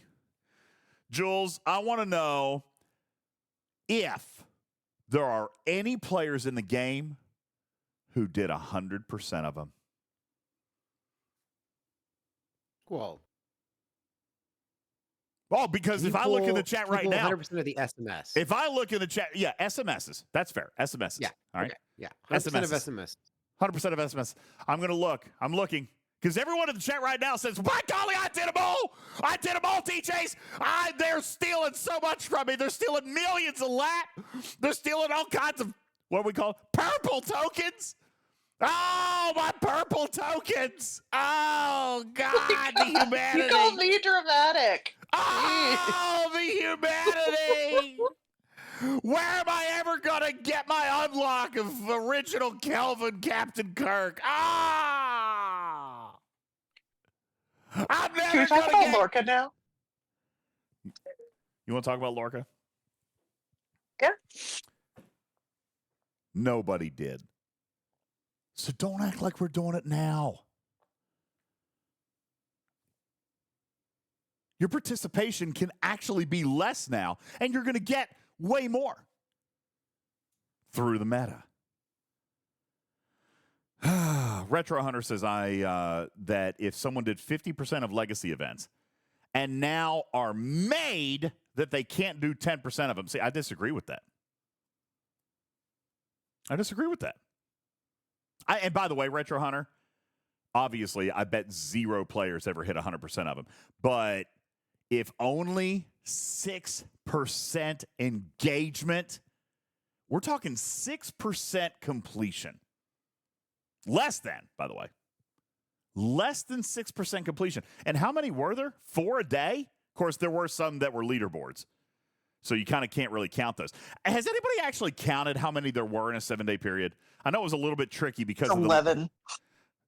Yeah. 11 It was an solo 11-day milestones. loop. Well, it was 11-day loop, but how many SMSs did we get in a 7-day period? Because you had 6-hour ones, and you had 12-hour ones. So I'm just kind of curious how many there actually were. Because we did this for the G6 when we were talking about our presentation too. 4, 5, 6, 7, 8. This is going to take me a bit. I'm just curious. 6% completion on average. So yes, I agree that our community probably did more. But that means the average player in a week did how many? 30, 31. 2. 30. I'm just waiting. And by the way, even if the number was 50% Retro Hunter, which I don't think it is for the average player. 49-ish. All right. Over the course of the 11 days. At 50%. Oh, that's 11 days, though? No, I want 7 days. Pick your 7 days, though. Like. Well, I mean, plus or minus 1 or 2. It should be close. So, well, let's see. You had 50 in 11 days. So you had what? 30 in 7 days. Is that a ballpark community? Are we cool with that? 30 in 7 days. All right. What's 6% of that? 30 times 0.6. 1.87. 2 events per week. That's what the average player was doing. Again, I do know that you guys seems really low. I do know that you guys are better than average. You're a part of our community. We know you guys are the elite. You still weren't doing 50% Retro Hunter. There was a lot of people that did none. You really That's how low that number is. That might be. All right. But you weren't Lots doing of people 50%. You know what? When I am exaggerating, obviously no one did 100%. But Retro Hunter, I bet the number of people who did 50% of them is still drastically low. All right. I would like to know which ones people did. Because recruit ones, if they did 6% of the overall, if they did 6% of the overall ones, for the and record, just didn't do the shitty ones, we're on iTunes, Tarpy. Shh.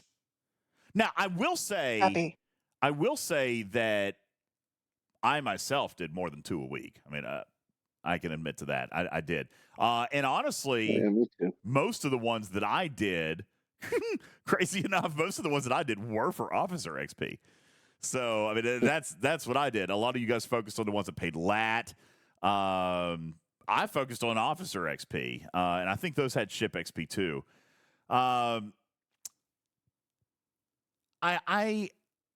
for the record, all right, and I love that you guys are so antagonized by this. I'm not disagreeing that the lack of the classic rewards is being felt. I am advocating for them to be returned. But I still think it's dramatic of the community when the average player, again, and I know you guys are the elite. You're better than average. But the average player was doing 2 a week. Okay? 2. if you guys did 10, maybe you did 12, maybe you did 15. All right. But I mean, we weren't doing 50. And this new meta is surrounding that math slightly elevated to encourage participation. Now they're looking at 5. And by the way, you're right. For somebody who says that I am looking at that event from a G6 perspective, that's fine. I don't know if that is super fair, okay? Because I still don't know what it is that a G4 can't do. A G4 can totally do FKR Armadas. A G4 can totally do Q's Trials. A G4 can definitely do Hostels. A G4 can do Herogen. I think that some of them to get the top milestone, it will be a challenge to sustain. If someone wants to do all the milestones for all these dailies all the time, they are not going to be hoarding a lot of the things that they used to hoard. But here's the thing. Here's what people are missing. Here's what people are missing. Guys, the point, what you're trying to dump into shouldn't be the daily minis.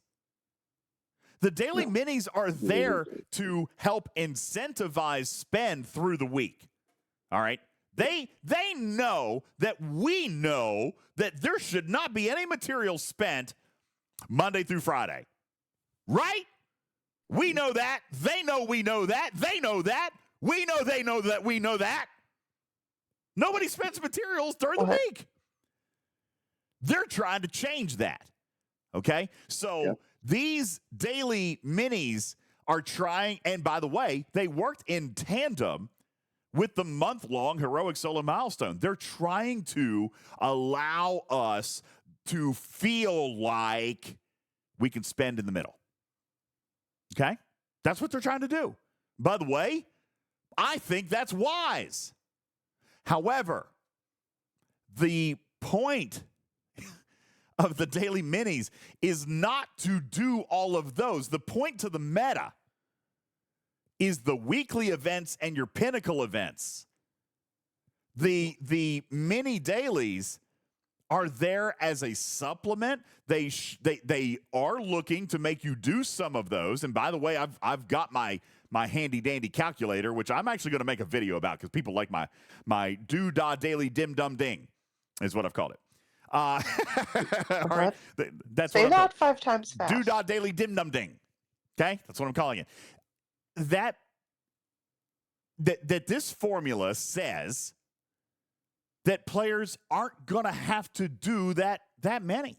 All right? Let's for example, let's play, let's tinker. All right? Because by the way, I built this and I've worked on the math and worked on the formula and blah blah blah blah blah. I think I've got this pretty daggone right. Fullman, I love this. Zindi is hard to do at low G4 because the reptilians wreck my tiny ships. Fullman, there's no level requirement on that. You can hit the tiniest one. There's no level requirements on that. Yeah. It was easy. Do the 35s count? You can hit the tiniest ones. 35 might not. It might actually have to be reptilians or. They have to be reptilian. Yeah. They have to be reptilian. That was yesterday's event. I believe the card is still up, right? Let me see if I can find it. Zindi. Here we go. Final Weapon Wednesday. Zindeep. Okay? Reptilians or aquatic. Any reptilian. Any it says Zindi Aquatic Scout. Yeah, aquatics count too. I do it with aquatics. I did mine with aquatics. No, the ones in the 34, 35 system. I don't know about that system. I think you... the 35s don't count. You do have to go to 40. Okay? Yeah. Yeah, I know their name is Zindi Aquatics, but they're not coded as them. Like the NX doesn't get a boost against them. Yeah. They're just. Then you do the reptilian, and the reptilian are simple. Yeah. Now, Metamice says the 40s are hard for a level 40. Maybe I get that. Totally do. All right. Maybe that's not your event. Okay. Maybe that's not your event. Maybe that's one you cross off the list. All right. cool. We're going to cross that one off the list. So now we're going to drop from 7 weekly events down to 6. Okay? Hostels, shouldn't have a problem with that. Lat Rush, by God, you guys love freaking mining, so no problem there. Hostel grind again on Thursday. Herogen grind on Friday. All right, let's talk about the Herogen grind. Does anybody struggle with that? Herogen. What does the Herogen event look like? I don't have access to that one right now. I'm sure because Voyager doesn't start until what? Ops 32 or 35? Okay. Destro's Tech Tuesday is difficult. Tech Tuesday is hostels, dude. Tech Tuesday's just hostels, man. How is that difficult? I haven't even taken my Borg cube out, and I'm almost done with it. without using my cube. Yeah, just regular good old-fashioned hostels, homie. I mean, it's the same thing as the Borg one today. Now, I mean, I haven't done anything. I haven't played myself, but it's just hostels.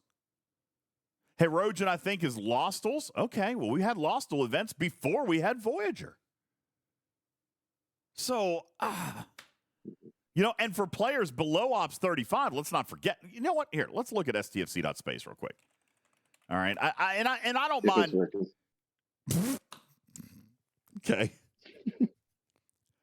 Well, I would have pulled up stfc.space. Mimi says, yeah, go grind 500 hostels, no biggie. No, that's why I wanted to look at the event. I wanted to look at the points because their milestones are going to be less too, Mimi. They'll be a smart aleck.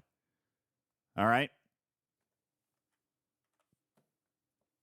So, we take a look at Tuesday. We take a look at Thursday. Fine. Let me just ask this. All right? Without being dramatic, how many weekly events can an Ops 40 reasonably complete? Just asking for a friend. You can mine. We all know you can mine. Okay, there you go. Mimi says, top milestones 1,000, 25 points per bell, 100 points for beating a trial. Okay, but you don't have to do it with Q's trials, dude. Dear Chica, lady, you don't have to do it with that. You can do it with hostels. You can mix and match. Okay? Nardov says 6 weekly events.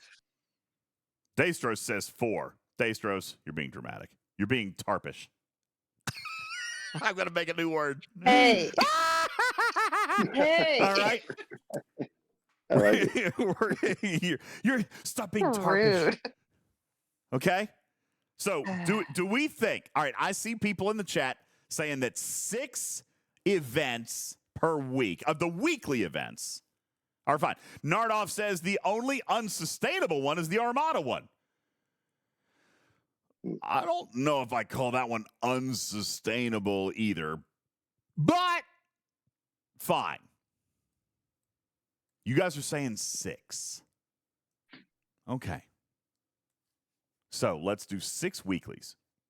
Now, the pinnacle events, those should be gimmies. Right? Yeah. Nobody's going to tell me they can't do a pinnacle event. If you can't do a pinnacle event, get more gooder. I think someone who just turned 61, who has not yet built their Selkie and maybe can't yet, those people can't do the mining one. All right. Because it has to be G6 materials. It's generational. But other than that, everyone else should be able to complete it. Because I think that's the only time someone would be stuck in that position. Okay. G3 ships can mine 4-star. G4 ships can mine 5-star. Only G6 people. All right, so we're going to say that we can do. We're going to say that we can do 7 pinnacle events per week. Yep, 7. I mean, we should be able to do that every day, right? Cool. Yeah. Cool. Guess what? Now that, based on my expert calculator, says that I have to do 7 weekly events. 7. Well, the artifacts one is generally easy, I would think. Okay. Now, I do have, in fairness, I've got, Tarka's Isolytic Weapon, which you can get in Alliance tournaments, which means Scopely needs to keep running them. But Tarka's isolytic weapon makes that very, very easy. That's a master, though. That's Master League. What is Master League? Oh, the Alliance tournaments. Okay, fair. You got to be a Master League for that. So it's not exactly like 80% of the population can acquire it. Daystro says they can't do Fleet Commander because no Titan. Who? Who doesn't have a Titan? Who isn't Titan? Whoever hasn't grounded out yet. Titans. Then they should do a bunch of rare armadas. Titan is Ops 32, 36. What do you think? I don't remember.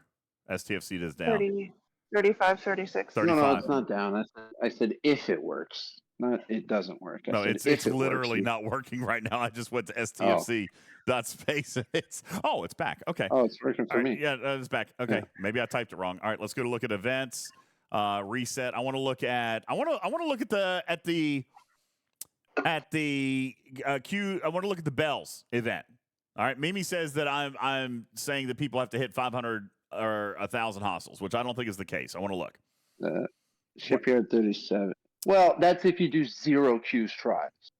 Like, I understand maybe not being able to complete it all with Q's trials, but everyone does at least 3 a day. What's it called? What was it called? Bare minimum. Wrong spreadsheet.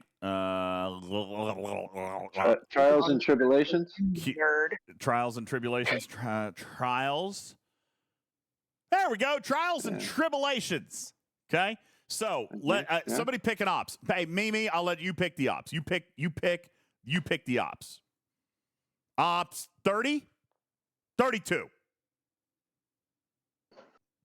Let's go ops 32. Ops 32 needs 1,000 points. Their metric is... Wait, where's the secondary metric? It's not even showing up.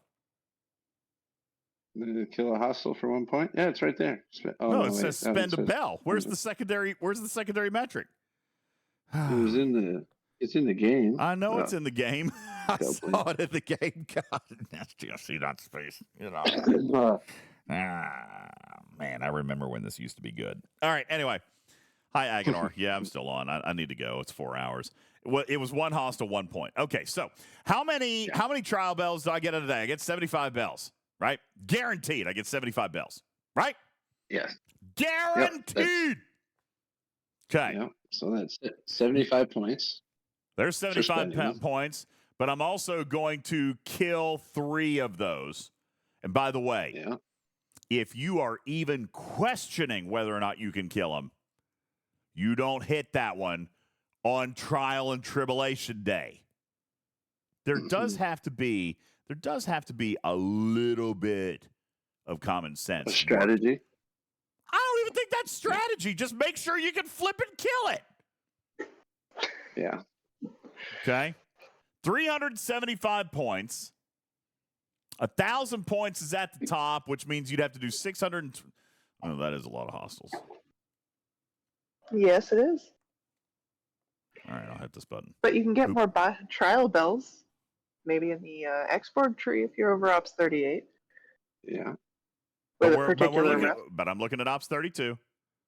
Yeah. Looking at Ops 32. 600 hostiles is a lot. Well, they can do their Q's trials after reset on Tuesday. Let's not kill the clock.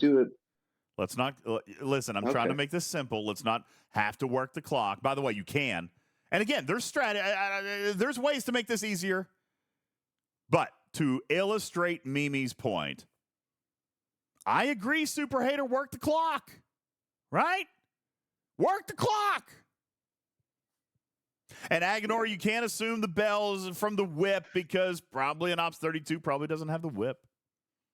The whip is not grindable. They can't have it until 40. The whip is not grindable either.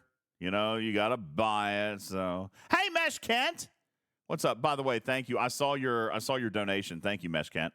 We talked about it earlier today. Hashtag no eyebrows for DJs. It's happening. Thank you for that, by the way. All right. So Berlin says if they have the proto matter, they can tear up or if they have a catalyst, they can tear up Let's talk about it. Forbidden Tech and get a gift. Fair. You could do that. There's a lot of ways to get bells. You even on those 600 hostels, aren't you guys the ones that always brag about the fact that you can do your faction hunt in 20 minutes? Right, Mimi? Aren't you the one that says, I can grind 782 billion rep in 7 minutes? Right? All right, I'm being tarpish. But hey. All right, I'm being tarpish. Hey. But come on. One way or the other. All right? There's ways to grind hostels. And by the way, who's to say there's no level requirement on that, right? Is there level requirement on it? So go down to like a level 10 system and just put 8 ships in dock and just go ham. You could probably be done in less than an hour if you really wanted to. You guys grind 700 hostels on treasury days. Well, Just 600. send 3 ships into augment space. Yeah, and there go to you work. go. There you And go. then What you about get off auto work, grinders? and you're What done. about Mona V? What about Texas class? Huh? And by the way, Mentor. Oh, you're arguing for me. You say about the hostile limit. Hostile limit doesn't, it's only for loot. Hostile limit doesn't hurt event acquisition. It doesn't hurt scoring. It's just loot. So they could do it. I'm just saying. There's ways to do it. Okay? There's ways to do it. And Nardoff, I don't.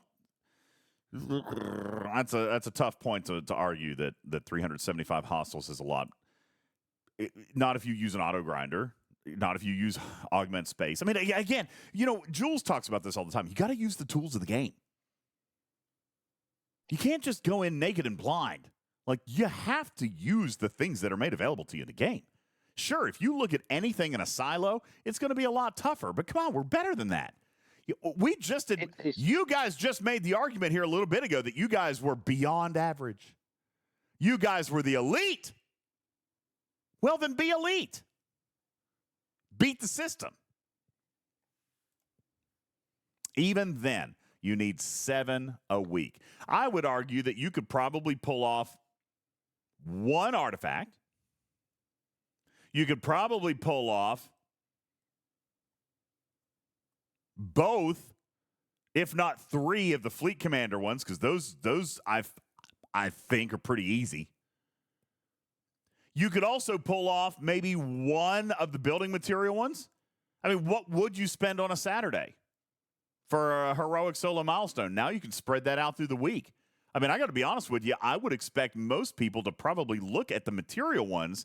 If you don't have to spend on Saturdays now, you could do most of those throughout the week and still not equal what the heroic spend was going to be on Saturday.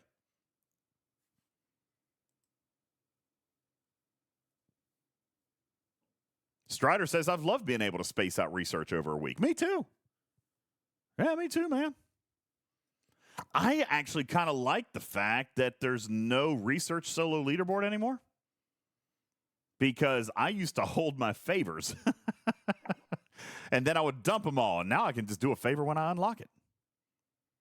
So, I mean, as a low G6, I like not even vaguely needing to think about the SLBs because I'd never have a chance anyway. Yeah. So now I can be much more consistent about progressing. Scaly, do you have a Titan? I don't know if you do or not. I'm genuinely asking. Because if you have a Titan, Scaly says, I'm running out of Fleet Commander credits real quick. But he also says he has a Titan. Scaly, you're doing it wrong. You're doing that event. Are you using your Titan? You're doing that event wrong. Are you doing your Titan daily? If you're doing your Titan daily, then you're doing that event wrong. That event is super easy. Go in and refine uncommon skill points to a fleet commander of your choice. You don't even have to spend the skill points, and you certainly don't have to spend fleet commander credits or XP or skill points or any of that stuff. Refine the uncommon skill points. You're doing that one wrong. That one is an easy one. Okay. Oh, hi, Cree. Oh, it's Cree is right again. That tells me that we've been on too long. Cree Creed lasts longer than I do. So that tells me we've been on too long. It's way too late. What time?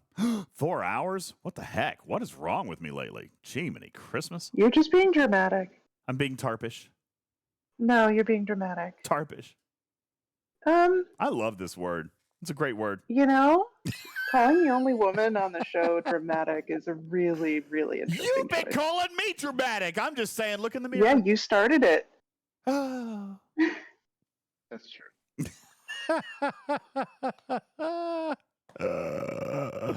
All right. So we're So the down Fleet to Commander one can be a challenge for players low enough because you do have to be 37 to get a Titan. okay. So Ops 32, So that one couldn't work. Okay. So we'll take that one out. Then that's going to leave you.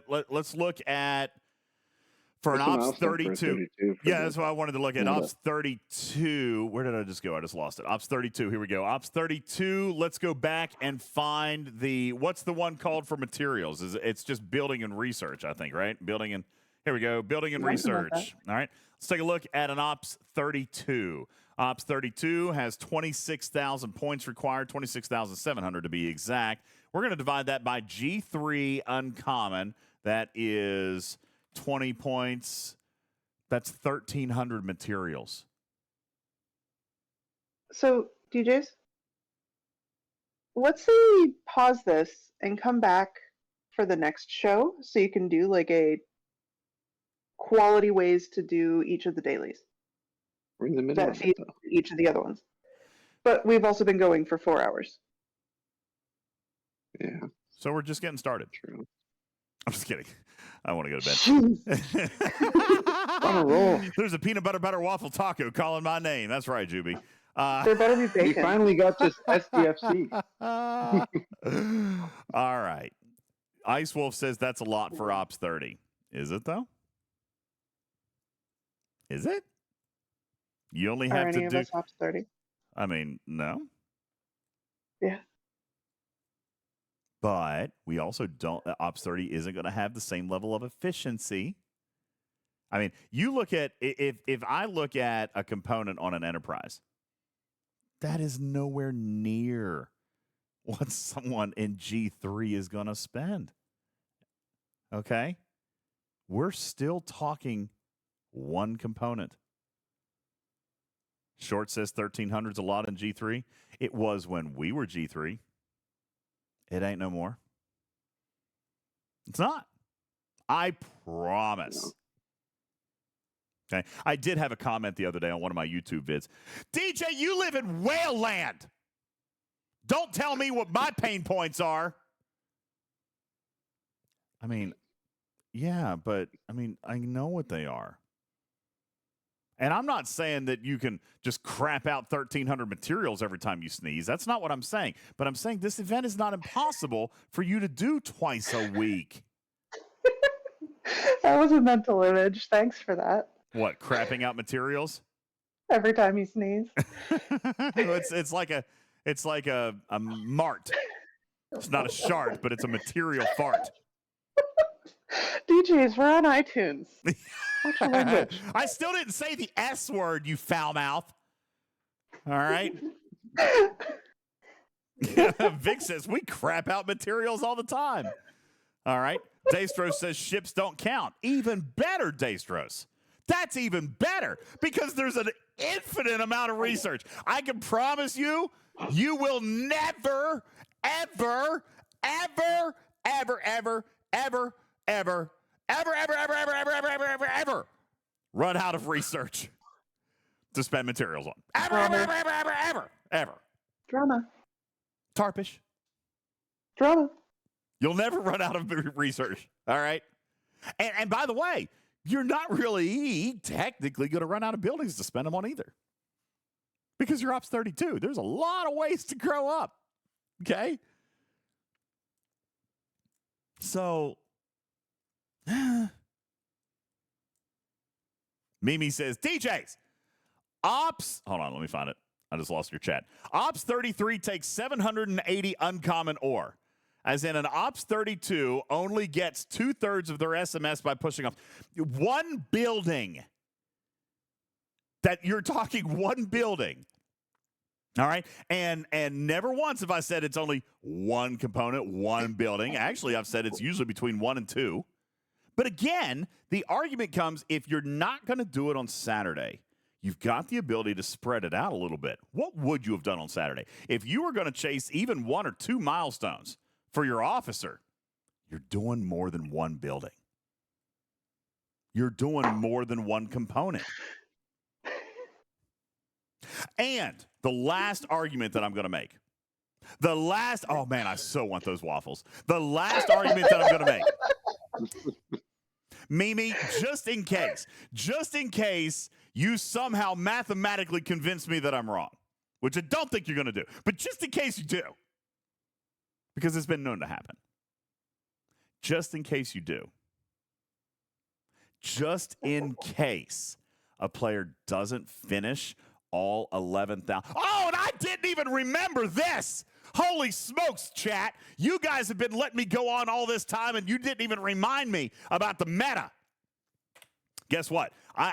We did all this for Ops 32. We did the whole thing for Ops 32. You guys tricked me. Because guess what? The level 30.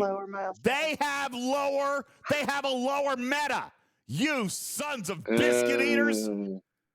Well, they only have 900 points less, and they don't get the Sunday event. 900 points less, and they do get a Sunday event. They don't get a but Saturday it event. doesn't get points.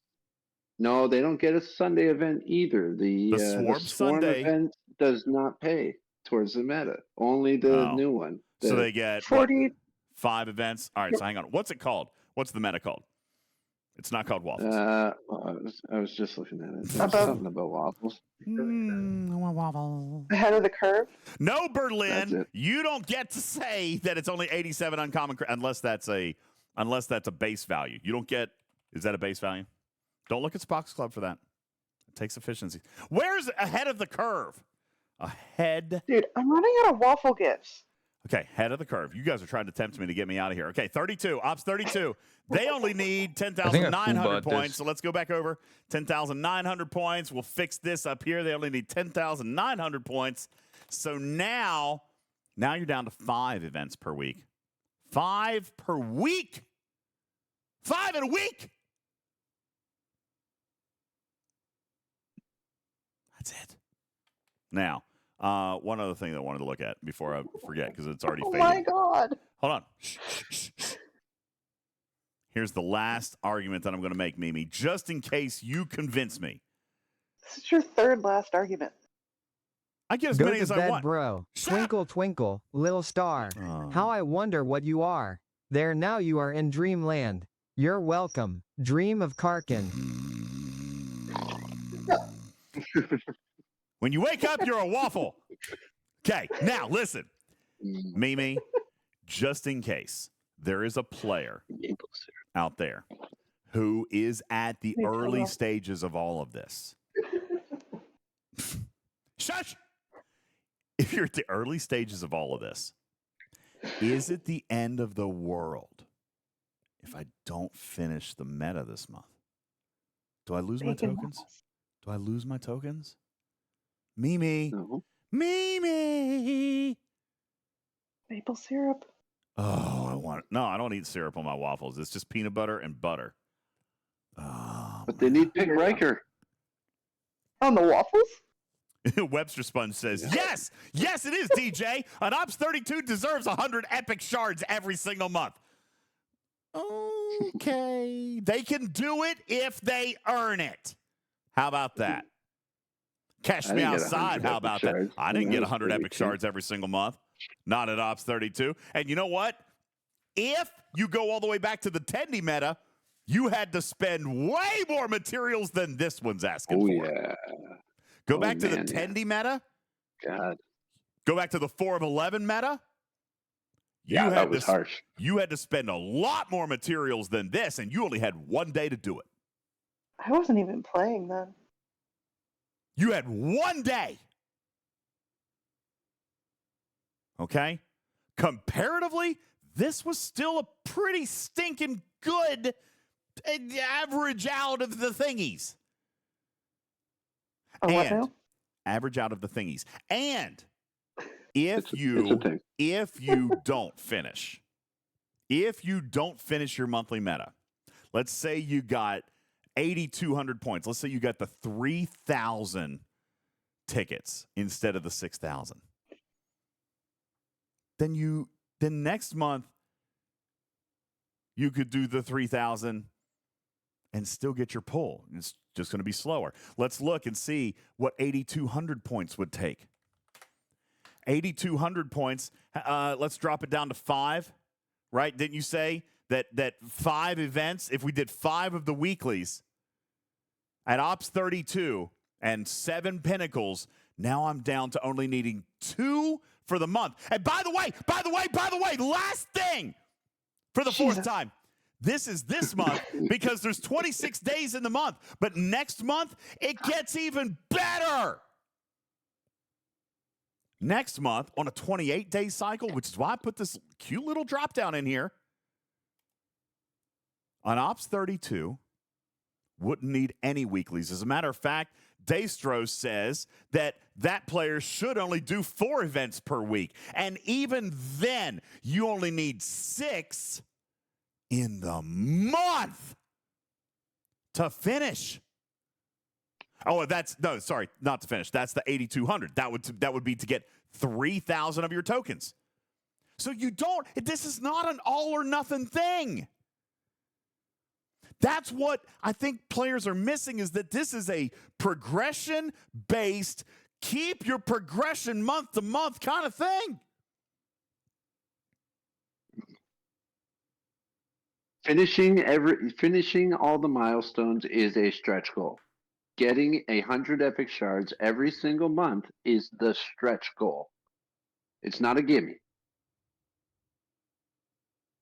So yes. But getting some of the tokens to carry on to next month and getting more and then getting more and then getting an epic unlock should be very easy.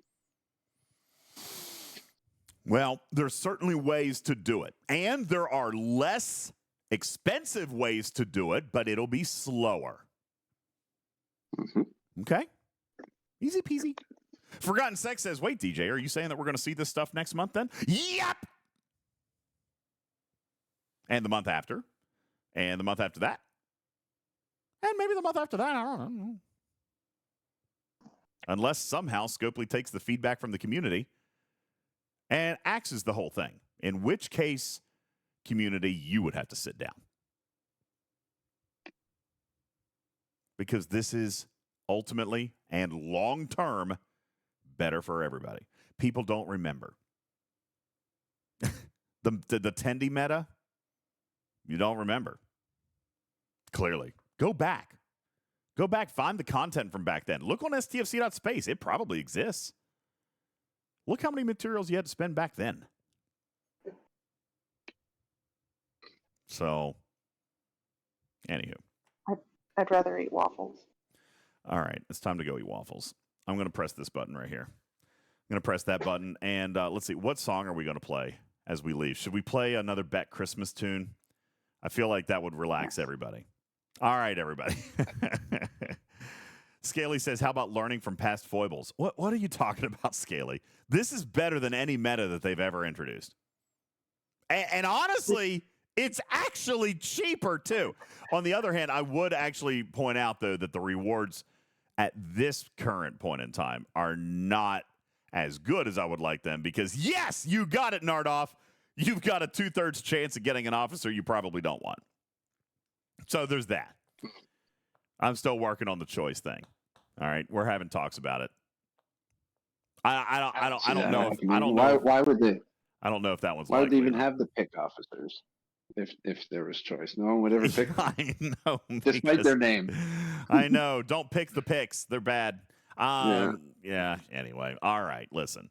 Thank you guys, everybody, for being here. Database is on. No, Ark, I've got to play Christmas music. It's the Christmas season, and we love Beck Likes Plants. My name is Ultimate DJs. Dang it. All right, now I'm gonna have to start it over because I missed my cue. We'll raid over to who are we raiding? You guys want to raid database?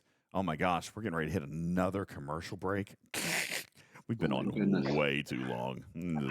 It's a record. It's not full voice at all. Well, it's definitely not a record. No, we've been on much longer than this. Do you guys want to go say hi to Pika? Pika is doing classics night, 90s and 2000s. Ooh, that sounds like fun. Let's. Do you want database or Pika? I kind of want to go see Pika. 90s and 2000s? That would be great. All right, Tarpy. Classics?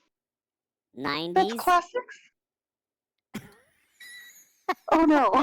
Yes, 90s and 2000s is classic night for people like me.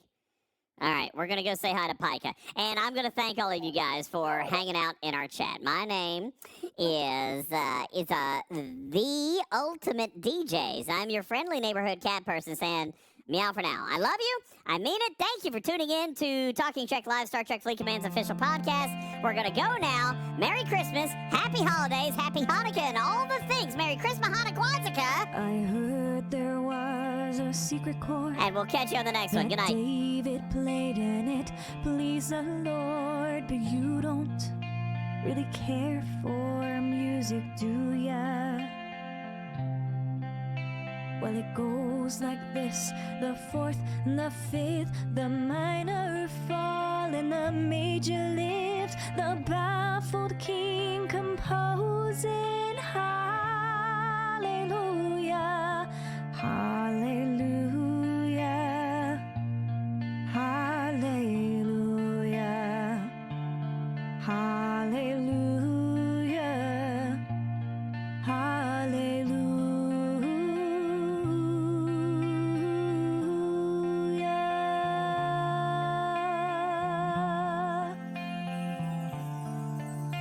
Your faith was strong, but you needed proof. You saw her bathing on the roof. Her beauty and the moonlight overthrew ya. She tied you to her kitchen chair. She broke your throne and she cut your hair. And from your lips she drew the hallelujah, hallelujah, hallelujah, hallelujah, hallelujah.